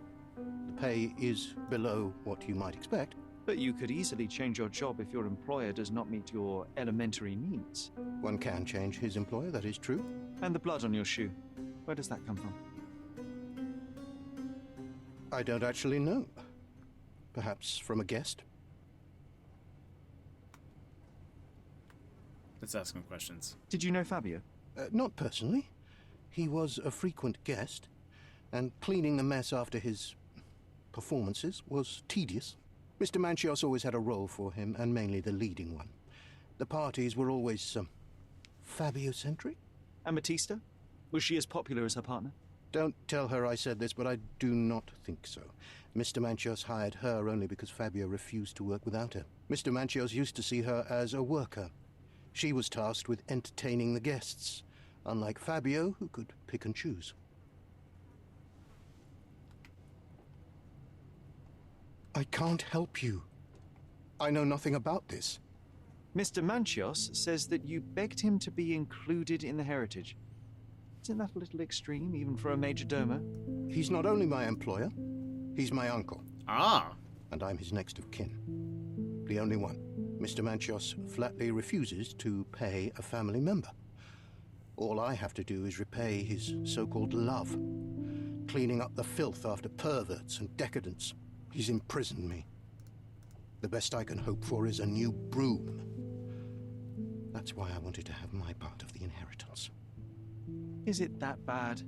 You have a roof above your head, a salary, and the status of a majordomo.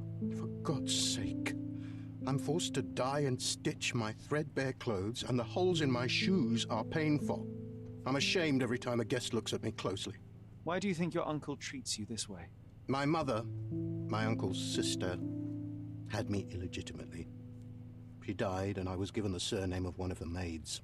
But you are entitled to some of the money that belongs to your family. He thinks not. I was not responsible for my mother's death. I work hard, and he pays me nothing. I feed on the leftovers. While he wastes our estate's property on decadent parties, he paid Fabio handsomely and showered him with expensive gifts for their disgusting relationship.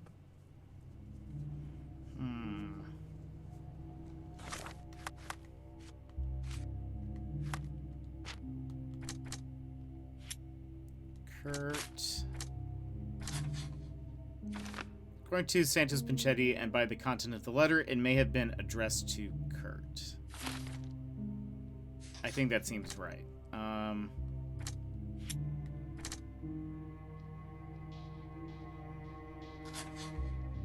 Pinchetti missed the blood splatter. Santos Pinchetti failed to notice blood stain on his shoe.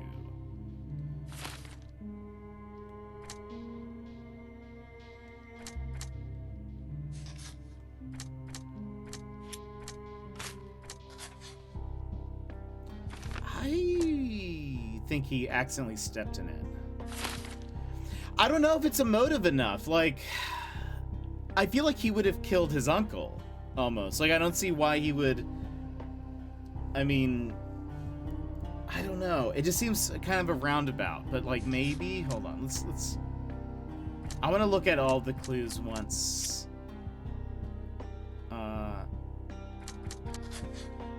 we have them all here.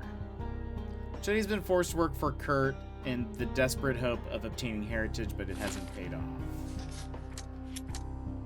Okay, so we still have more. We can still ask people about a couple of things. All right, let's.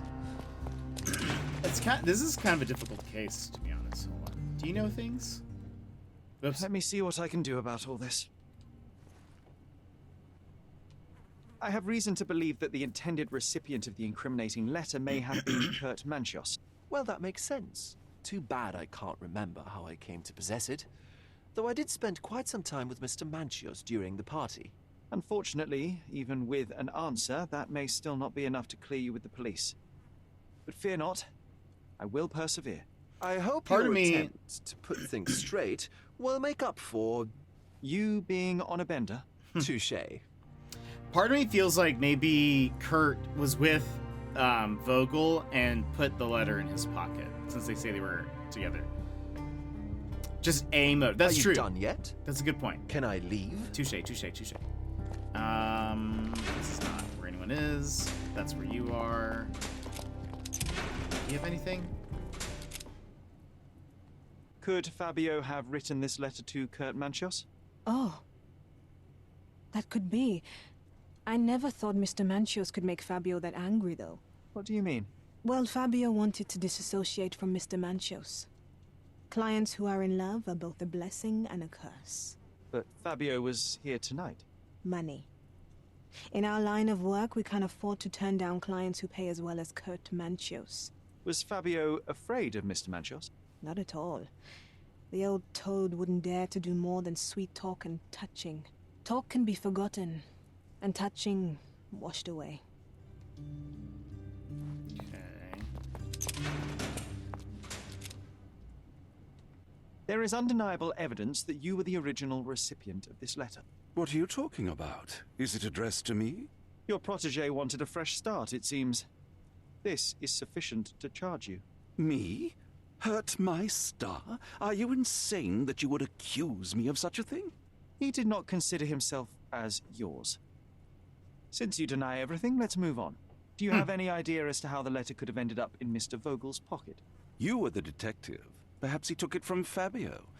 Werner was a little high. You'd better ask someone else. I've no idea about that. I've read the letter about your will. A harsh method of ridiculing Santos. I doubt he will use mustache wax when he wears no mustache to begin with. Where did you get it? Is the slug here? Tell him I shouldn't have to provide for him. He's a grown man who shouldn't sit on his uncle's neck. He conceives himself as my only heir. And who is he to you? He's a leech on my aging body. Gosh. He has only added problems to my life since the death of his mother. I fail to see why you made him your major domo. He needed to know his place, so I taught him. This guy is the worst. I don't like him. Okay.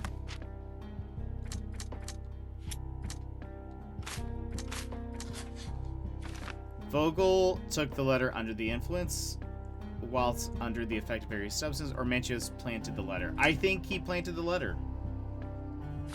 Because that would put him in, like, a really rough spot, you know? It'd be hard to prove. Fabio shattered Kurt's feelings. So this would be...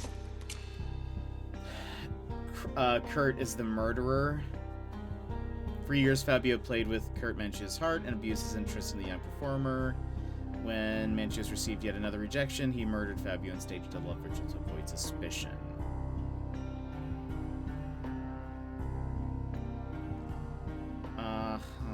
Okay.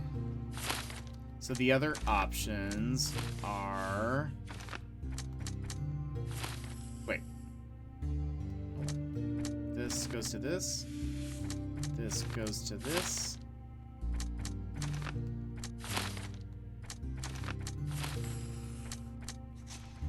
And then this is Matista was afraid of Fabio growing popularity. I thoroughly dislike that guy. Same. She wanted to keep him with her for as long as possible. In a last-ditch effort, Matista conducted a love ritual during which I kind of suspected her a little bit, but now I sort of don't. And so this is Santos.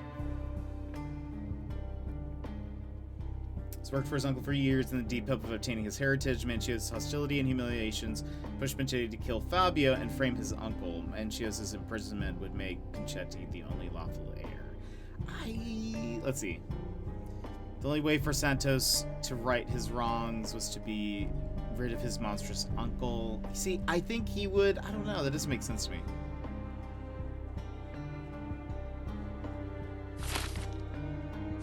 All clues found for the case. I can still talk to somebody about... Are you done yet? Can I leave? Oh, no, wait, no. Thank you for your cooperation, Mr. Pinchetti. We'll continue later. It says there's one other person to talk to. Let's continue our chat a little later. I appreciate your cooperation. This is here. Okay, so it looks like we have to decide. I think we are going to go with Kurt. Partially because I don't like him. Wait. That's right, okay. And honestly, I think it makes most sense. I think. He also had, like, he washed his hands, he still had soap, he washed it quickly.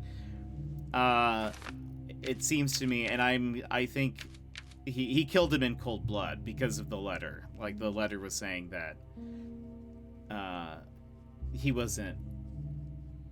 didn't belong to him and whatever, and he clearly thinks he does, though. He keeps saying he's his star and whatever, so we're gonna go with option 2, which is Kurt killed Fabio in cold blood, staged the crime to blame Batista, planted the letter since he was hanging out with Vogel. Mancios has no consideration for the life of others and deserves to be hanged. I mean, which is, he doesn't care even about his nephew, so I don't know. We're gonna go with that option. Yep. That's what we're going with.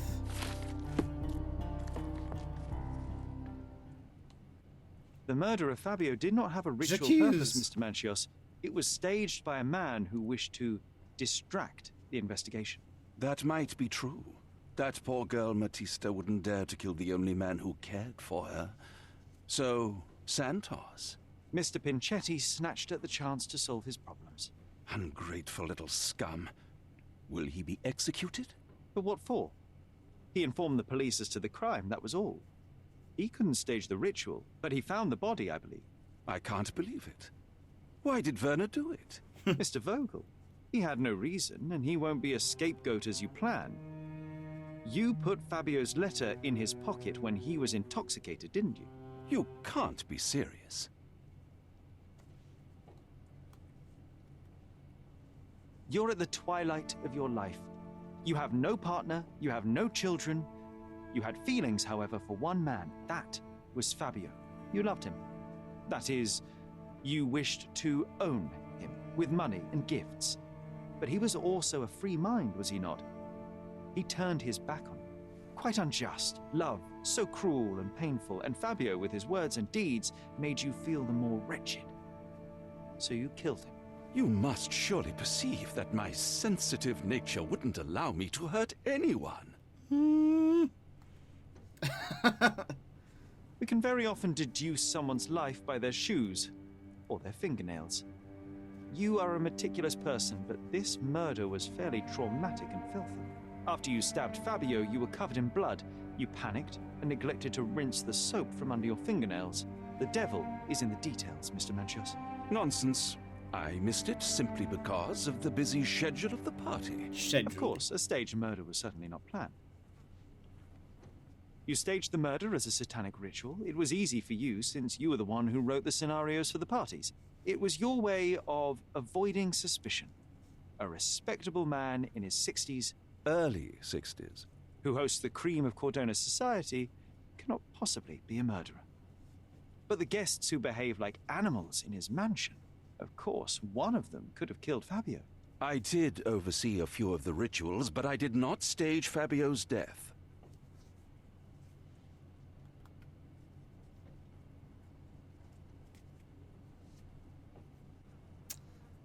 I think we're gonna go with the second option. Sensitive, I don't think so. Yeah, I mean, he clearly, I think, only cares about himself. The young performer played with your emotions. That was painful to realize. You spent so much time and effort to be with Fabio, but he didn't respond in the way you would have liked.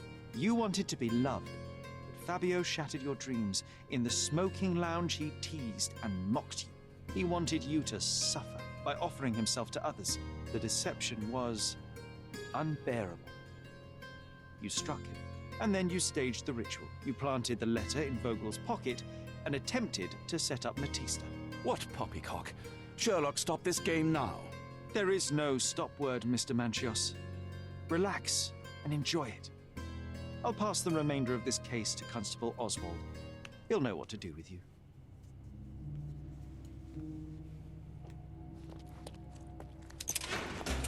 Okay, should be in the archives. Yeah, I feel like I have a name for I'm you. pretty confident in our Kurt decision. Manchios.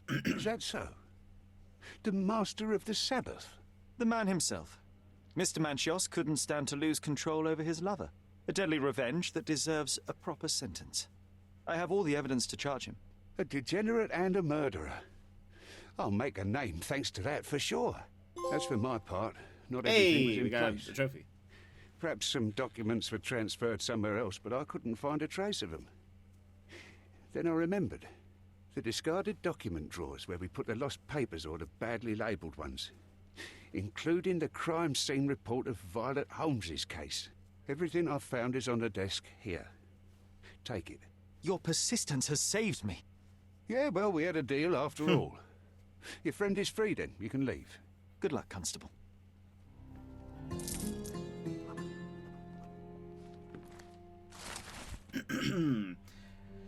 Okay, here's about her mom. Officers arrived to find the deceased identified as Mrs. Violet Holmes, lying in the garden of Stonewood Manor. Visual inspection showed the victim to be thoroughly soaked with a deep vertical incision 2 inches in length down her throat.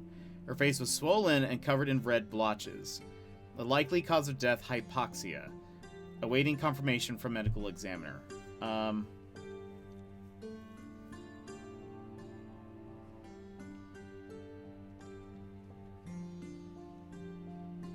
Main suspect Otto Richter was arrested on the scene. The body was sent for autopsy.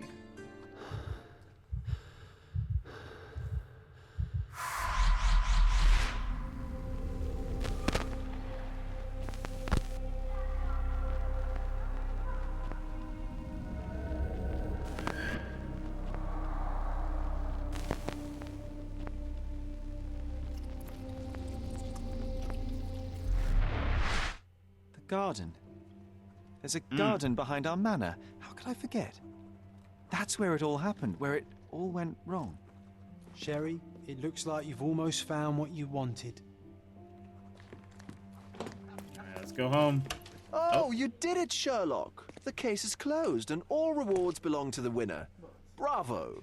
It is merely the triumph of the truth. Is it? No compromises? No lies? You're happy with your decisions? It was the best decision I could obtain.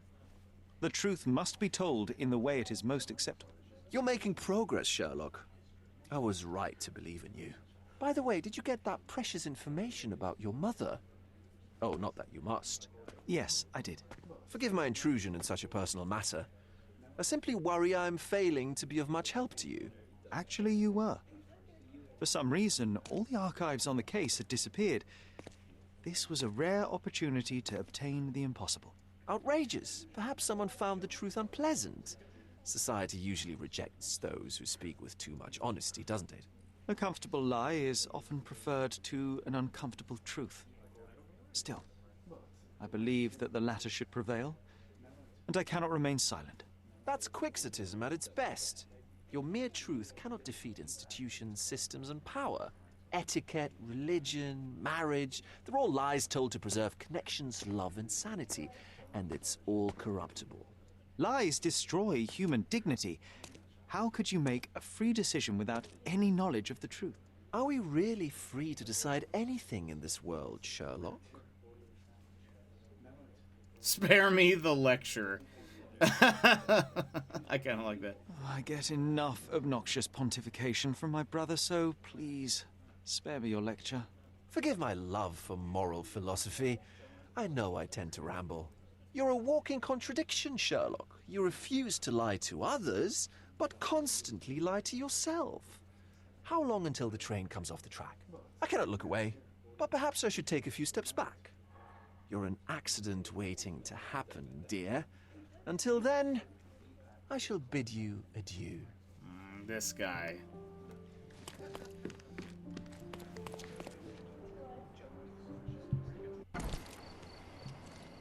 Okay, let's go to the manor. Also...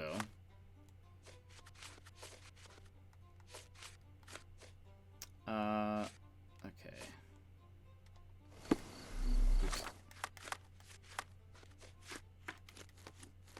Wait.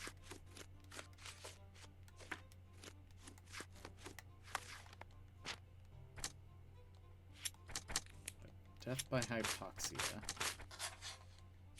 She drowned or she didn't drown. My mother drowned. Her throat wound could either be a final humiliation by her killer or a desperate attempt to save her, or the slit on my mom's throat was an attempted tracheotomy. It was no sense to do this if she was drowning. I think she was soaked because he was doing tests on her in the bath. Like they had that special bath thing. I think that's what that was. So I'm not really sure though.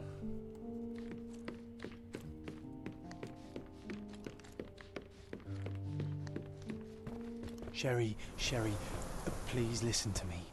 Sherry. John, I always listen to you. You don't have to do this. You don't have to go through. I don't know what is beyond this door, but I can feel it. Buzzing, angry, like a fly at the window. I know. I can sense it too. You locked away this memory for a reason. There is only pain here. Pain? And truth. You do not need to suffer either. There is so much more we can do on Cordona, so many others we can help. There is no coming back from this. John, my animum, my brother, there is nothing more important in this moment than this truth. I know you fear for me, but my path was set long ago. I can no more step off it than I can ask the avalanche to roll back uphill. Just... please be careful, Sherry. I love you. Quite. Come on. We'll go together. It's same, Sassy. I feel I feel the same.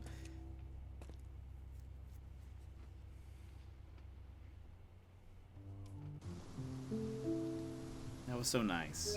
I'm gonna save. That was so sweet. There you go.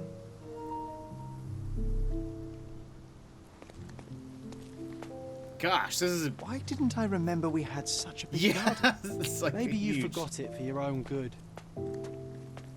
Oh, they put us in normal clothes. Can't change clothes. I guess it makes sense. I bet something important's gonna happen. That's the descendant of a tree your father planted in London, correct? Indeed, we planted the sprout here, and for a while it grew happily. Alas, it seems without us here to care for it, it didn't survive.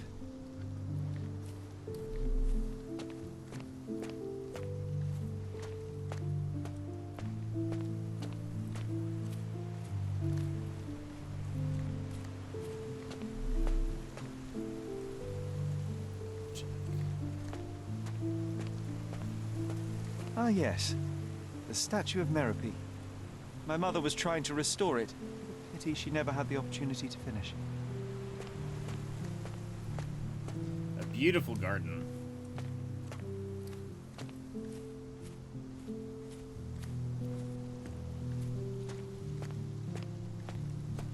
there's a little lake or something.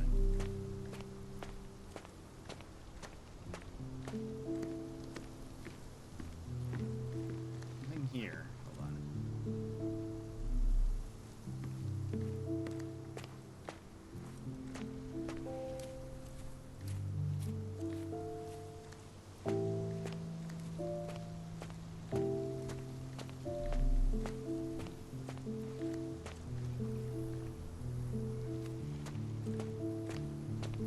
Is that the raft we made together, John? Looks more like a pile of rotten planks now.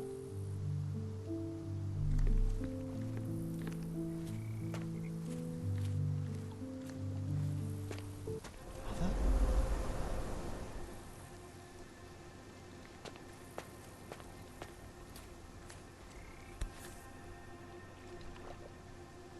That's from Mother's favorite tea set. What is it doing in here?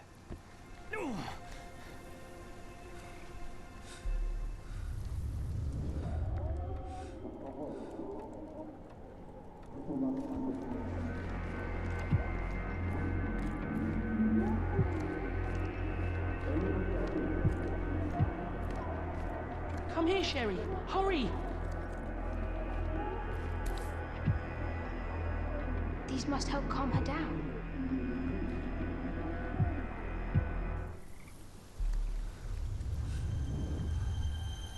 What are you thinking about? Is everything all right? Uh-oh, he's fading, kind of. Wait, hold on. We didn't, like... Oh, no. Did we kill her? Did we, like... Because we gave her tea, right? I think we gave her tea at one of the last memories.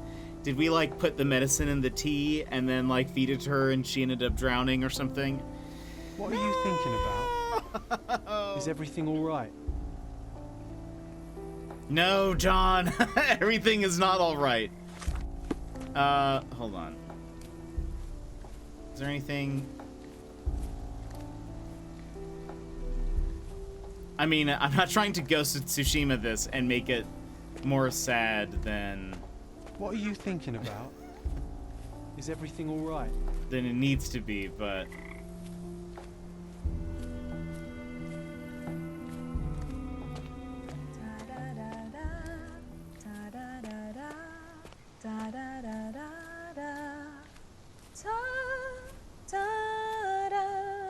Don't go, Mother, wait. Oh, it's so sad.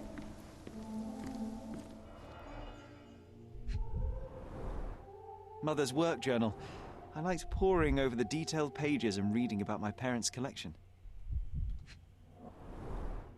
I remember this artifact from Mother's collection.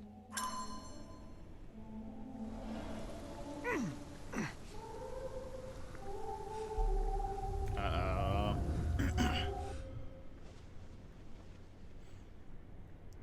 I may or may not be spoiling things for myself, but I need the very metaphorical tea, not that tea. If you don't want to see it, though, don't let me spoil it for you, unless you want to. It's up to you. Okay, this is the memory where the brothers were arguing. Hold on. Is there something? Oh, this thing. There you go. Here it is. We'll just borrow it for a while. Did you hear that? Someone's coming. Let's take a peek. You call this progress? Charlotte, amateur. I'm not letting you anywhere near my mother again. Any result is progress, even if it is a worsening of her condition. It informs my... No. I have made my decision. She must be sent to a legitimate medical facility. I will not let her hurt Sherlock. What? Master Holmes, you do not understand. That will be all. I expect you to have left the house by week's end.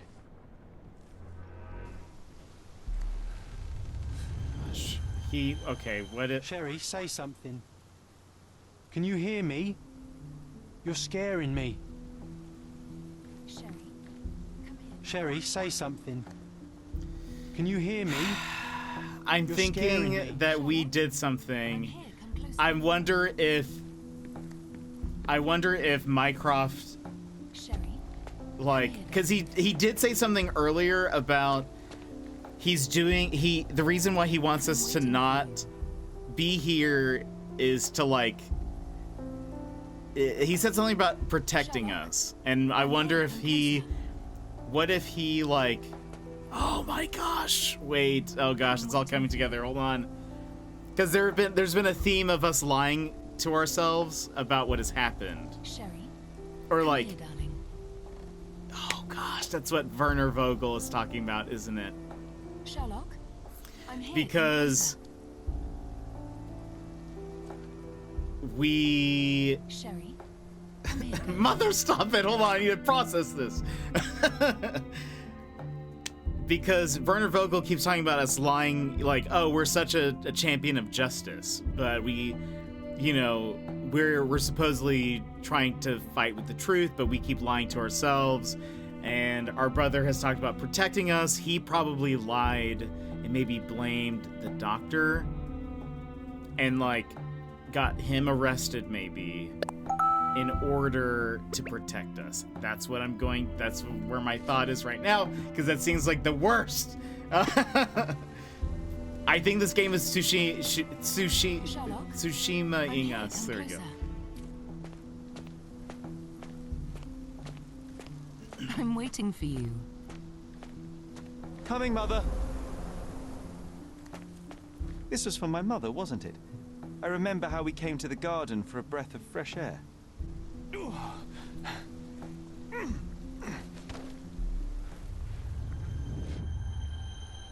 goodness.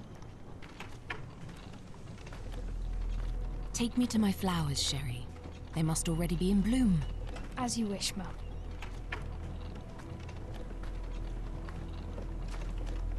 I bet you missed the fresh air, didn't you? Terribly. The sun is far brighter than I remember. But I like it. We can walk each day from now on, if you want. That would be wonderful.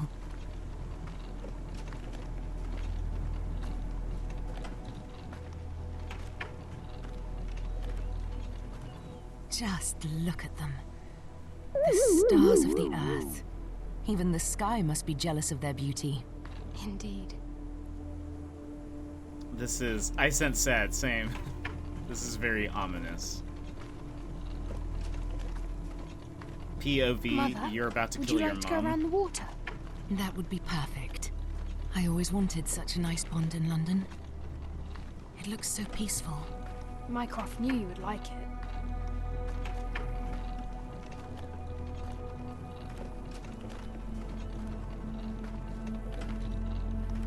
We should put some fish in it, don't you think? How about some carp? That's a nice idea.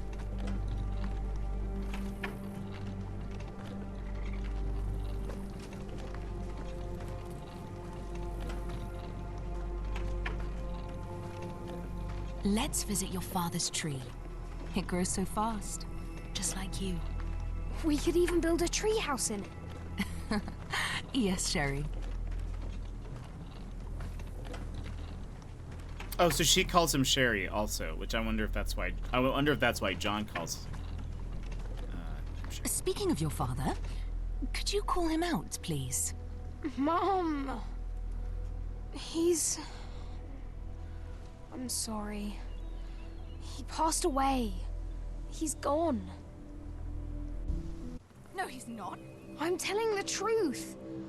Did you forget again? No! Don't you dare say such things! You are a liar like all the others! Mother! Don't call me that! You aren't fooling me! No! Mum, it hurts! My son would never lie! Mum, stop! Who are you? Reveal yourself! Please, stop! It's Gosh, me, this is Sherlock! terrifying. You are not my Sherry! Get me my son before I stop you! Oh my gosh, there's Tsushima-ing us. It's even worse than we thought, maybe.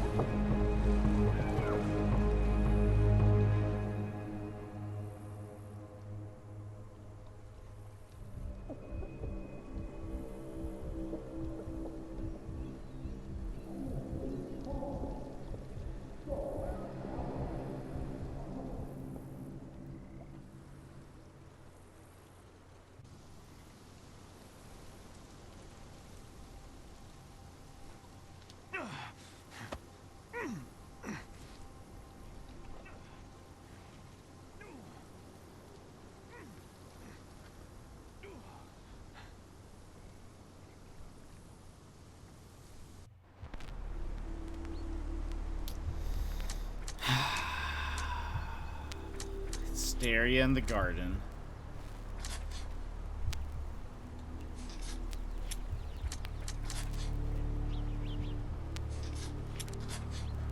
Okay, what's this? After Mycroft caught Otto Richter, he blamed him for our mother's death.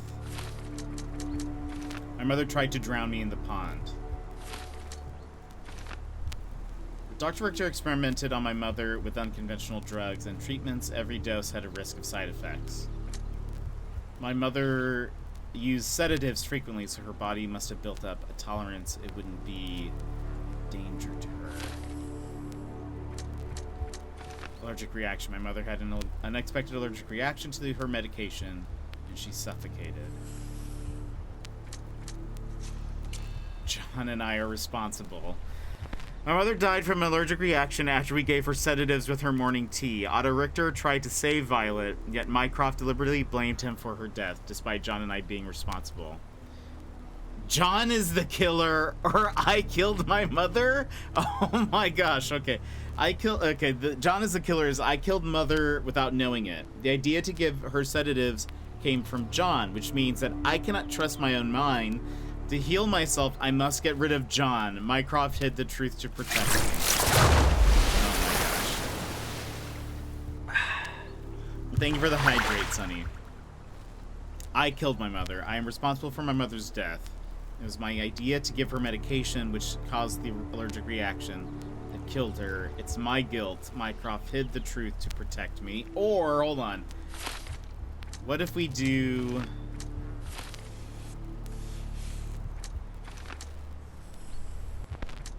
My mother was drowned. Someone drowned my mother either by accident or on purpose.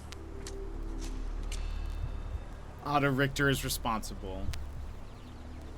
My mother Violet was drowned by Otto Richter. Mycroft accused him of murder, but it's unclear if Otto killed her. Deliberate murder. Otto killed my mother to end her suffering and save my life. Mycroft hid the truth to protect me and was correct in accusing Otto of impropriety. Or Otto killed my mother while trying to save me. The drowning was an accident and he desperately attempted a tracheotomy to save her. Mycroft hid the truth to protect me and wrongly accused Otto.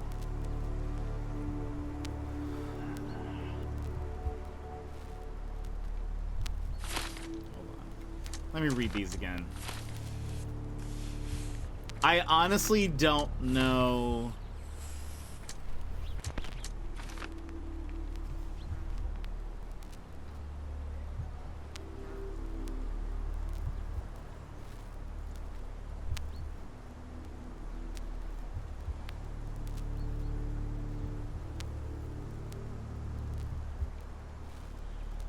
So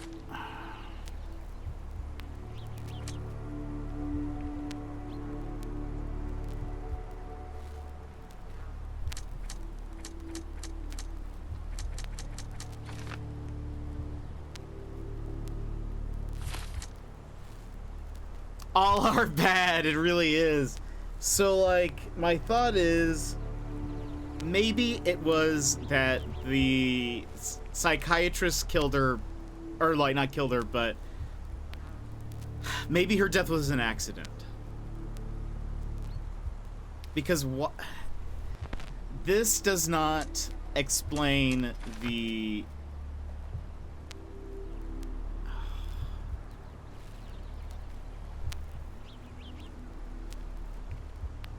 Oh, Otto Richter tried to save Violet, so that would explain the tracheotomy. Are we dreaming? I don't think we are.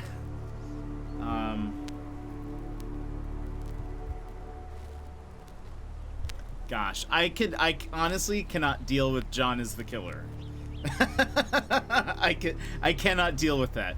I would rather say that I killed my mother. I honestly don't think... To be honest, I think saying that it was a deliberate murder is excessive. I don't think, like, that doesn't... I think that'd be too easy, you know? Like, us saying that,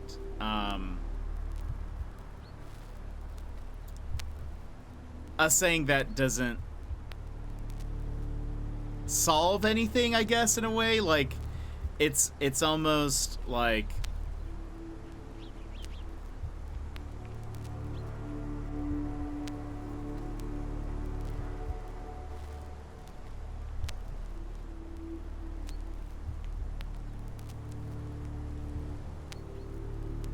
I don't, like, it's almost too easy. An accident is like the most positive of situations.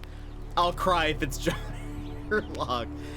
This is, I think, the happiest of endings. Otto killed my mother while trying to save me. The drowning was an accident, and he desperately attempted a tracheotomy to save her. Mycroft hid the truth to protect me and wrongly accused Otto. See, that fully doesn't sound right, does it?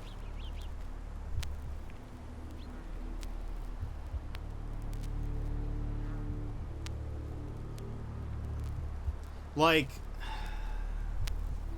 the only, I mean, I don't know. He was shady, so I don't know if he would have, like, I want them to replay the entire events for me, just so I can. Trying to save me. The drowning was an accident, and he desperately attempted a tracheotomy to save her. Mycroft hid the truth to protect me and wrongly accused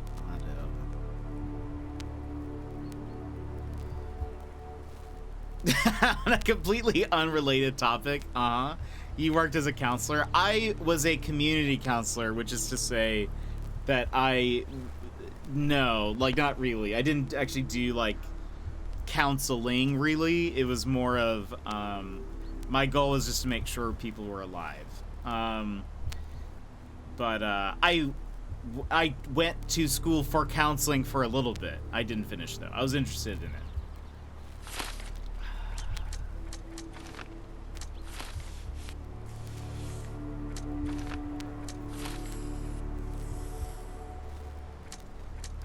Explain to me the allergic reaction. I want to sit down the devs and be like, I need you to explain all of these different points. What was the reaction?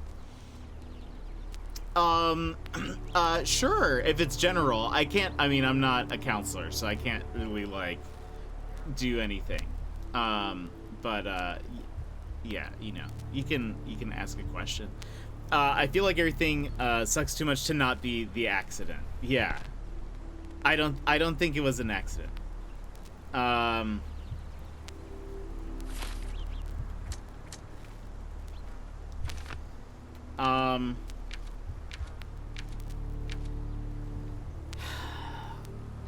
can't do John as the killer. That is, I won't deal with that. I absolutely cannot.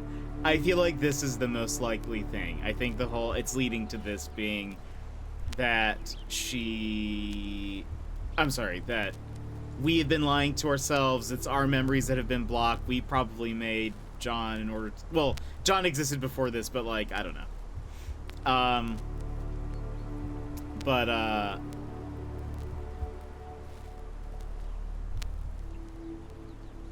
feel like either the doctor killed her to save us or he killed her accidentally.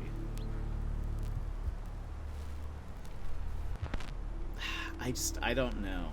I think it's...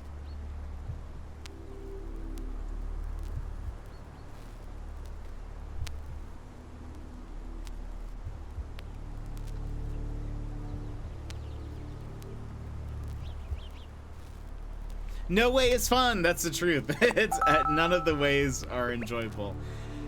I'm gonna go with this. I think this is the one that I'm leaning. There's something about the Richter one that just doesn't seem right to me, and I don't know what it is. There's something, like, I feel like we're missing something. Like, it's almost too easy to say that he killed her on purpose. And I feel like this gives Mycroft more motive in a way to, like, do everything that he did.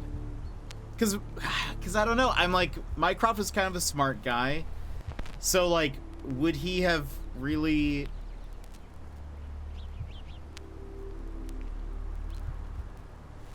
Would he have misunderstood the situation enough to, like...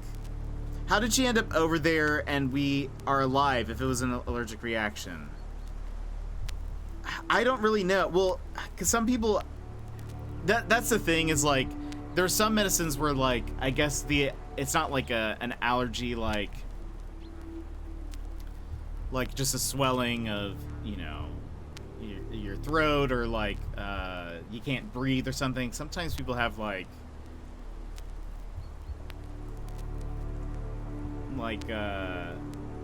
with medication, like for psychosis and stuff, it might be like it could trigger something, and so maybe that, I guess that's what they're going for. That's why I'm like, give us a specific on the allergy, please.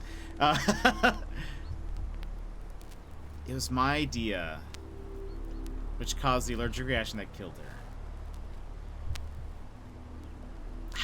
I don't know. I think I'm gonna go with this though. I can't. I don't know, but I've decided. This is it. This is your final decision. Are you sure about your choice? You will not be able to change it after confirmation.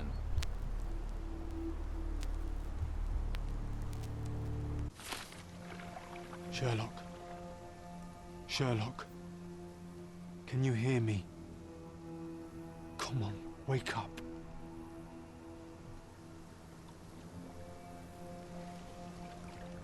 Get off me. Sherry. You knew, and more than that, you hid it from me. You couldn't bear the truth, Sherlock, so I shouldered it for you. I took your pain, your horror. I killed my own mother, John. It is unforgivable. It was an accident, Sherlock. She was mad, abusive. You were a child, simply trying to help. How could I? How could she? You were a lie, John. A fiction. A crutch. No, I was a friend. Sherlock, please. Sherlock? What? Are you okay? I don't know. I told you not to come, Sherlock. Where is he? Who? Your friend, John. He's beside you. Was all this worth it? Is he worth it? Why is he here? I think, in his own way, he was trying to protect me from a truth I couldn't bear. But now I must face it. There is only one thing to be done. What are you talking about? To expect adherence to the principles of truth and justice, but to fail to hold oneself likewise accountable, it would be hypocrisy. My mother died by my hand. I must turn myself into the authorities and face the consequences of my actions. The consequences of your actions? You were a child. She did this to you, not you unto her. You are throwing your life away in an act of moralistic vanity. Think of all you could accomplish for our nation. This is where we differ, Mycroft. To you, the ends justify the means. To me, the means have decided the end. The truth is the truth. Fine, Sherlock. Walk yourself into the police station and pray those men you oft embarrassed hold no grudges. If you're lucky, they'll simply exile you. If not, I'll see you in 20 years.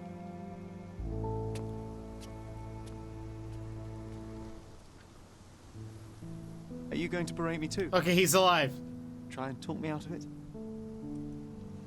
He just teleported away. As I told my brother, if I cannot demonstrate the character I chastise others for lacking. Sherry, I think this is something you will have to do yourself.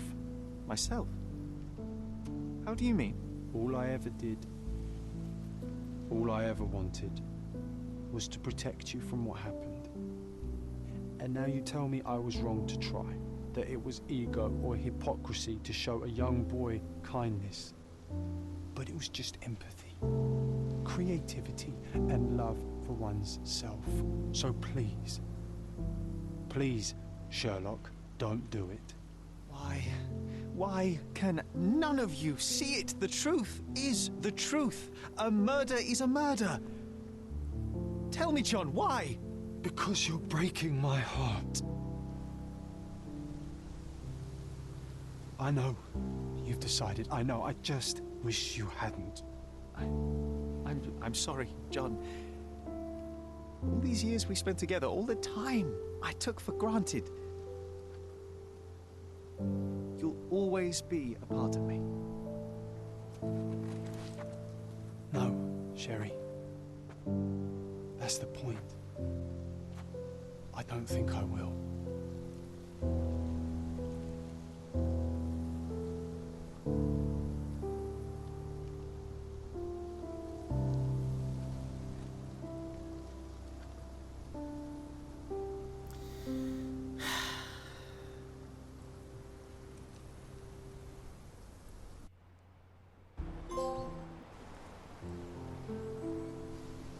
I'm so sad. He did pull a Captain America, no, I don't think we will meme, but it's gonna bring a new meaning to whenever I see that. But I am very sad.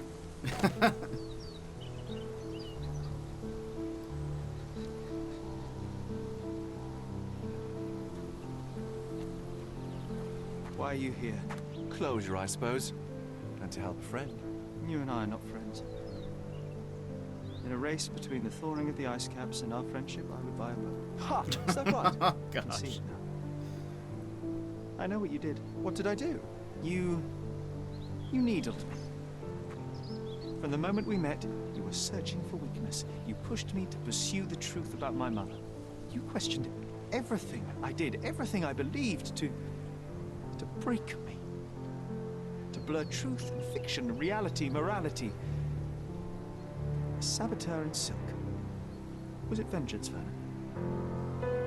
Or do you prefer Klaus? Excuse me? You are Klaus Richter, Otto's younger brother. Do you hold me responsible for his end? Ha! There was no love lost between me and my brother. I am sure you can relate. Otto was merely the gravity that pulled me into your orbit. Or you into mine. Once I met you, I could not keep away. Why? What reason do you have for all this? To help you. You're lying. To show you that you were wrong. More lies. I know you now, Werner. Try again. To see what had happened. Or is that yet another untruth? Does it matter? Take your pick. Who cares? You're my masterpiece. I turned Sisyphus into Ozymandias. You could not see the futility of your quest until I helped you to let go of the rock. And now, nothing beside remains. I remain. Despite you and to spite you. It is a matter of will and power now. Will you overcome this, or shall you decay? Oh, on that note, I brought you something. I want nothing more from you. When one wants for nothing, Sherlock, the best thing to get them is something personal. So, here you are. Now, please excuse me, but the gallery calls. I'm already conceiving my next project.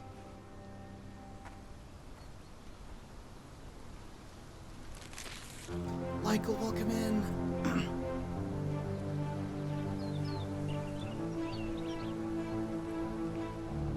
You really are beautiful.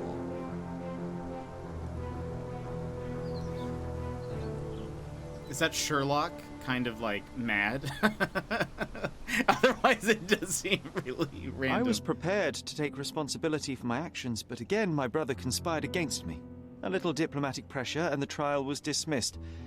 Instead, I was exiled from Cordona. Freedom never tasted so bitter.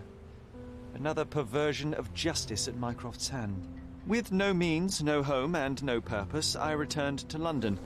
I enrolled at Cambridge University, but few lectures held my interest. I prefer to spend time alone at the hospital laboratory, pursuing truths in chemical form. No one there questions my choices. I have begun to attract a desperate clientele, Men that skulk after me, pleading for answers to their simple mysteries. At first, the distraction was unwelcome. Now, I find myself craving it, lest my mind drift back to the island. To Mother. To John. What was her life worth? How many adulterers and petty thieves will it take to make it right? Can anything?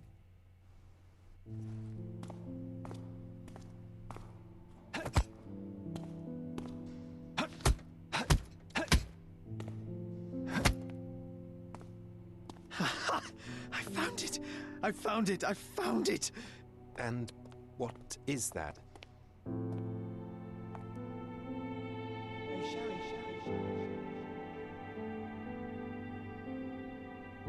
Look like John.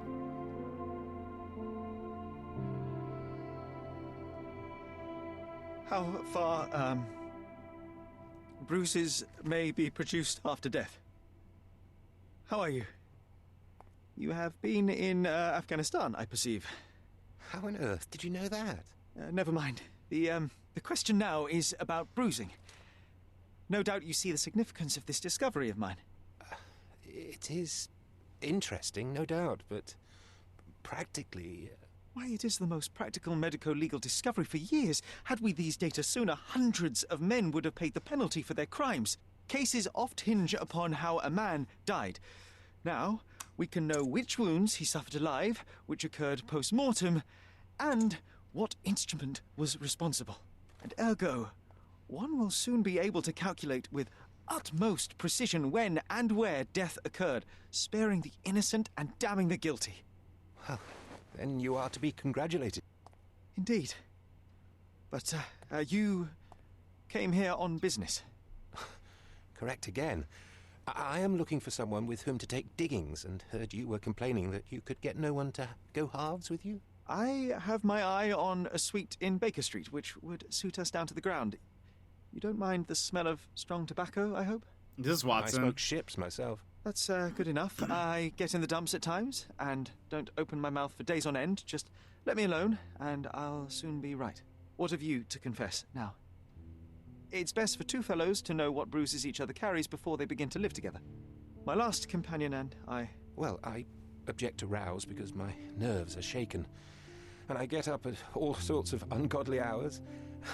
And I am extremely lazy. I have another set of vices when I'm well. But those are the principal ones at present. Do you include violin playing in your category for rout? It depends on the player. A well-played violin is a treat for the gods. A badly played one. Oh, no, that's all right. I think we may consider the thing as settled. Oh, forgive my manners. My attention wavers. Sherlock Holmes. Dr. John Watson. John. I knew it! I knew it! Oh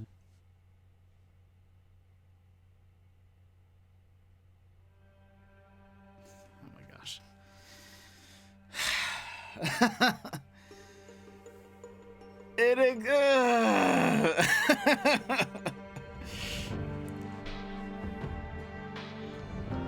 I am both sad and a little happy, but sad. At least, I was like, there has to be a reason why his name is John. And Watson, he's John Watson. Like, that is not a coincidence. Otherwise, it's not that it's bad writing. It just is like, okay, you can choose somebody else. Well, we wanted a more dramatic game after Rabbids. We got it, everybody. Michael, how are you? Sorry, you came in right at the end, and it was also a very emotional and dramatic end. So I've been more focused on the game for a bit. But how are you? I hope you're doing well. Also, 100%. Even though I've actually not watched Death Note, I totally know what you mean. That totally looked like L. Oh, that is so sad overall. I wonder if that's what, so there is,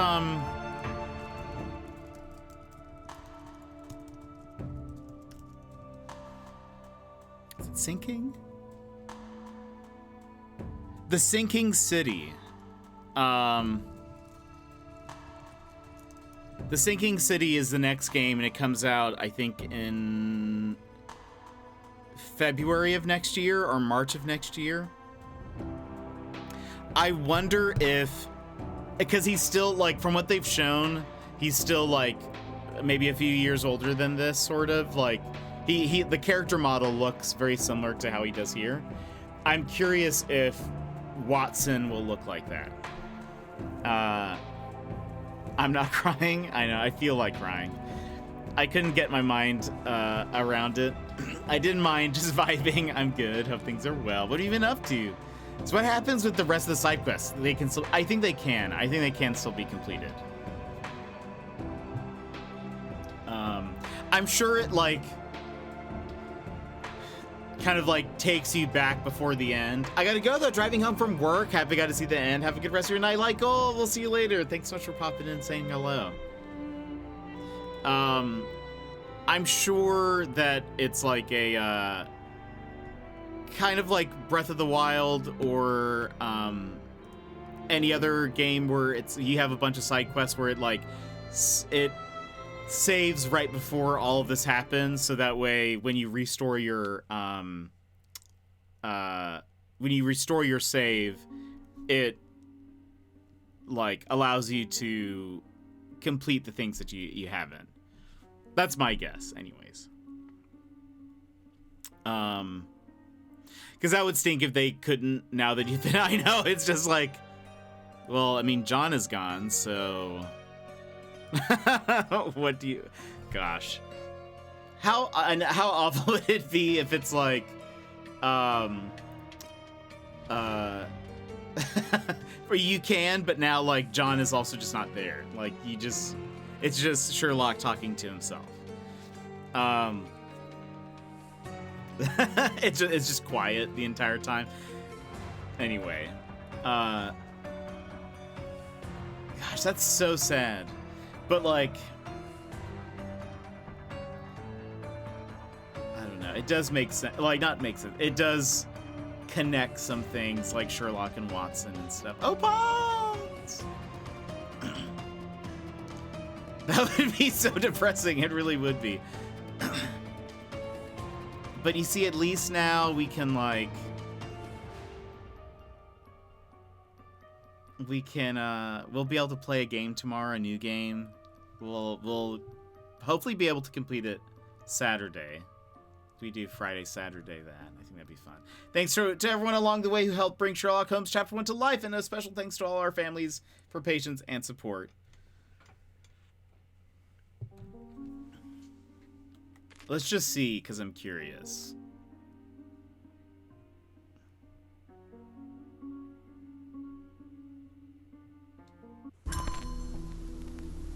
Wait a minute. No, it starts us here? No! Why would you start us here? I guess this is so that you can see the other endings, maybe. I guess you'd have to go to a previous save then, like one of the other autosaves, and, like, go from there. But yeah, it's kind of odd. It starts you. I guess it's so that you can see how they react to different things, but we won't do that. We'll accept this as our canon ending. Gosh.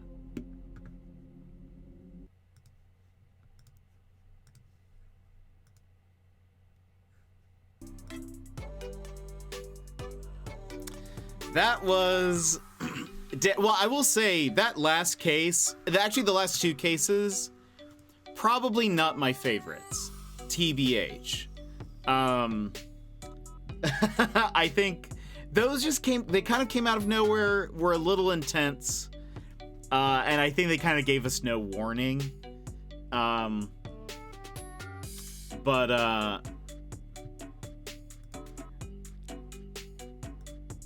A little too intense for sure. Yeah, it just didn't seem to really, like, fit what, I don't know. Not what I was used to, but sort of just, like, I don't know, what I expect from a Sherlock game, maybe. It just seemed, like, oddly graphic, I guess, for the most part. But what else? We went from tracking down an elephant to then, like, gosh, that was intense. Yeah, that escalation didn't make much sense to me personally. But anyways,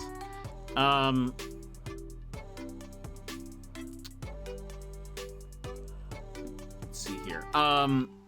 But tomorrow, we are going to be playing the Entropy Center, which the dev sent us a code for, and it is I'm sure there is some story to it, but it's not going to be as heavy as what Sherlock was just now. So there will be, it's a like time-based puzzle deal. I think I have the trailer. Well, I'll post the trailer. I don't think I want to watch it. I want to kind of experience it for what it is. So we won't watch it together. I'll post it in the Discord though, and on my Twitter. Rocket to the moon instead of an escalator to the next floor. Ramped up real quick. It really did. It was just like the elephant one was pretty whimsical, especially at the end. Like that was pretty, there was a lot of whimsy there. And then all of a sudden it got very serious and grounded. But the next one actually seems spooky. Like the next Sherlock Holmes actually, it looks kind of scary. It was, hey kids, today we're coloring, tomorrow dissecting a human. It really was. That is correct. Gosh, that was intense. But so tomorrow we're playing the Entropy Center. Dev sent us a code. I think it says it's like around 10ish hours. I think we can beat it in 2 streams. I think we can do it tomorrow and Saturday, and we'll be finished with it. I think. That's my guess. It looks really fun though. It's a first-person game. You have like a time gun or something like that. That's really all I've seen. But it should be fun. Should be a fun all time, and I think we need that. I think we need that for we need that for after this little bit. So the plan for the next little bit is going to be the Entropy Center tomorrow and Saturday. Next week we'll be playing the Lonesome Village, which is another puzzle game. Looks very cute. I think we'll also need that. And it will also be a good precursor to Disco Elysium, which we start next Friday. And that's going to take us, I mean, dedicated, if we go hard Thanksgiving week, we'll probably be done. But it's going to take us it's going to be a lot, I think. I wonder how long to beat says it is.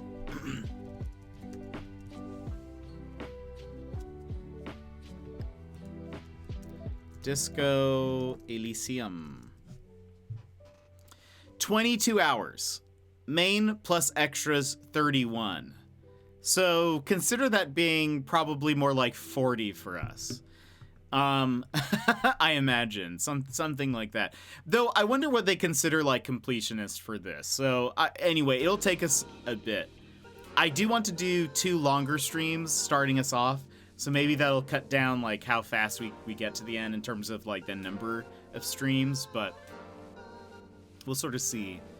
What else? I guess that's really it. Is there anything else I need to mention or tell you guys about before then? Not really. So that's pretty much our stream for today. Thank you everyone who tuned in for Sherlock Holmes.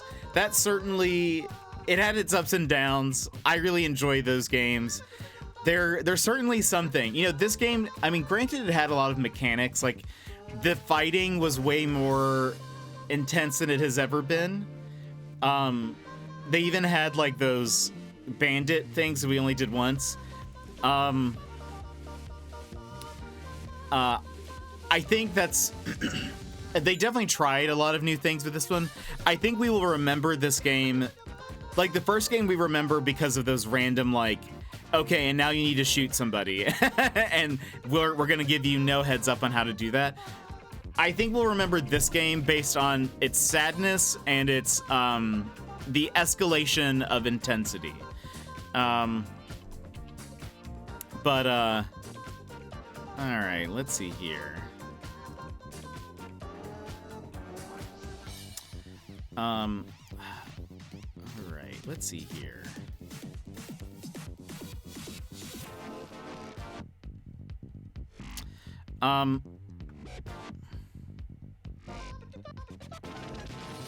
You know, 8-Bit Blood is on, and we have not rated him in a bit. And he's playing Warzone. And he's just very positive. And so I think that would be nice.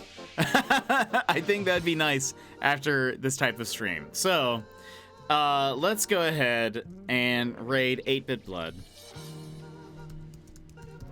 Gosh, now I can't wait. I really hope the next one has like a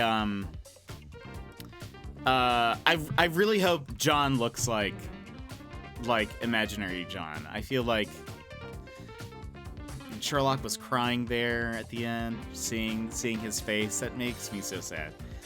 We need some happy, positive vibes. Yeah, he's very excited and like excitable and happy, and so we'll go say hello to 8-Bit. I'm very hungry though, so I'll probably peace out to have some food. But everyone, thank you guys so much for being here. Chaz Desman, thank you so much for the raid. Tina Balducci, thank you so much for coming in and for the follow and for chatting with us. We appreciate it. But anyway, friends, we'll see you tomorrow, hopefully for a more chill experience. And a little bit more of a calm. Well, I don't know what the puzzle themes are like, but I assume it's not going to be anything as intense as this. Probably heading to sleep soon. But thank you, friends, for being here. I will see you guys tomorrow, and I hope you have a wonderful evening. Bye-bye!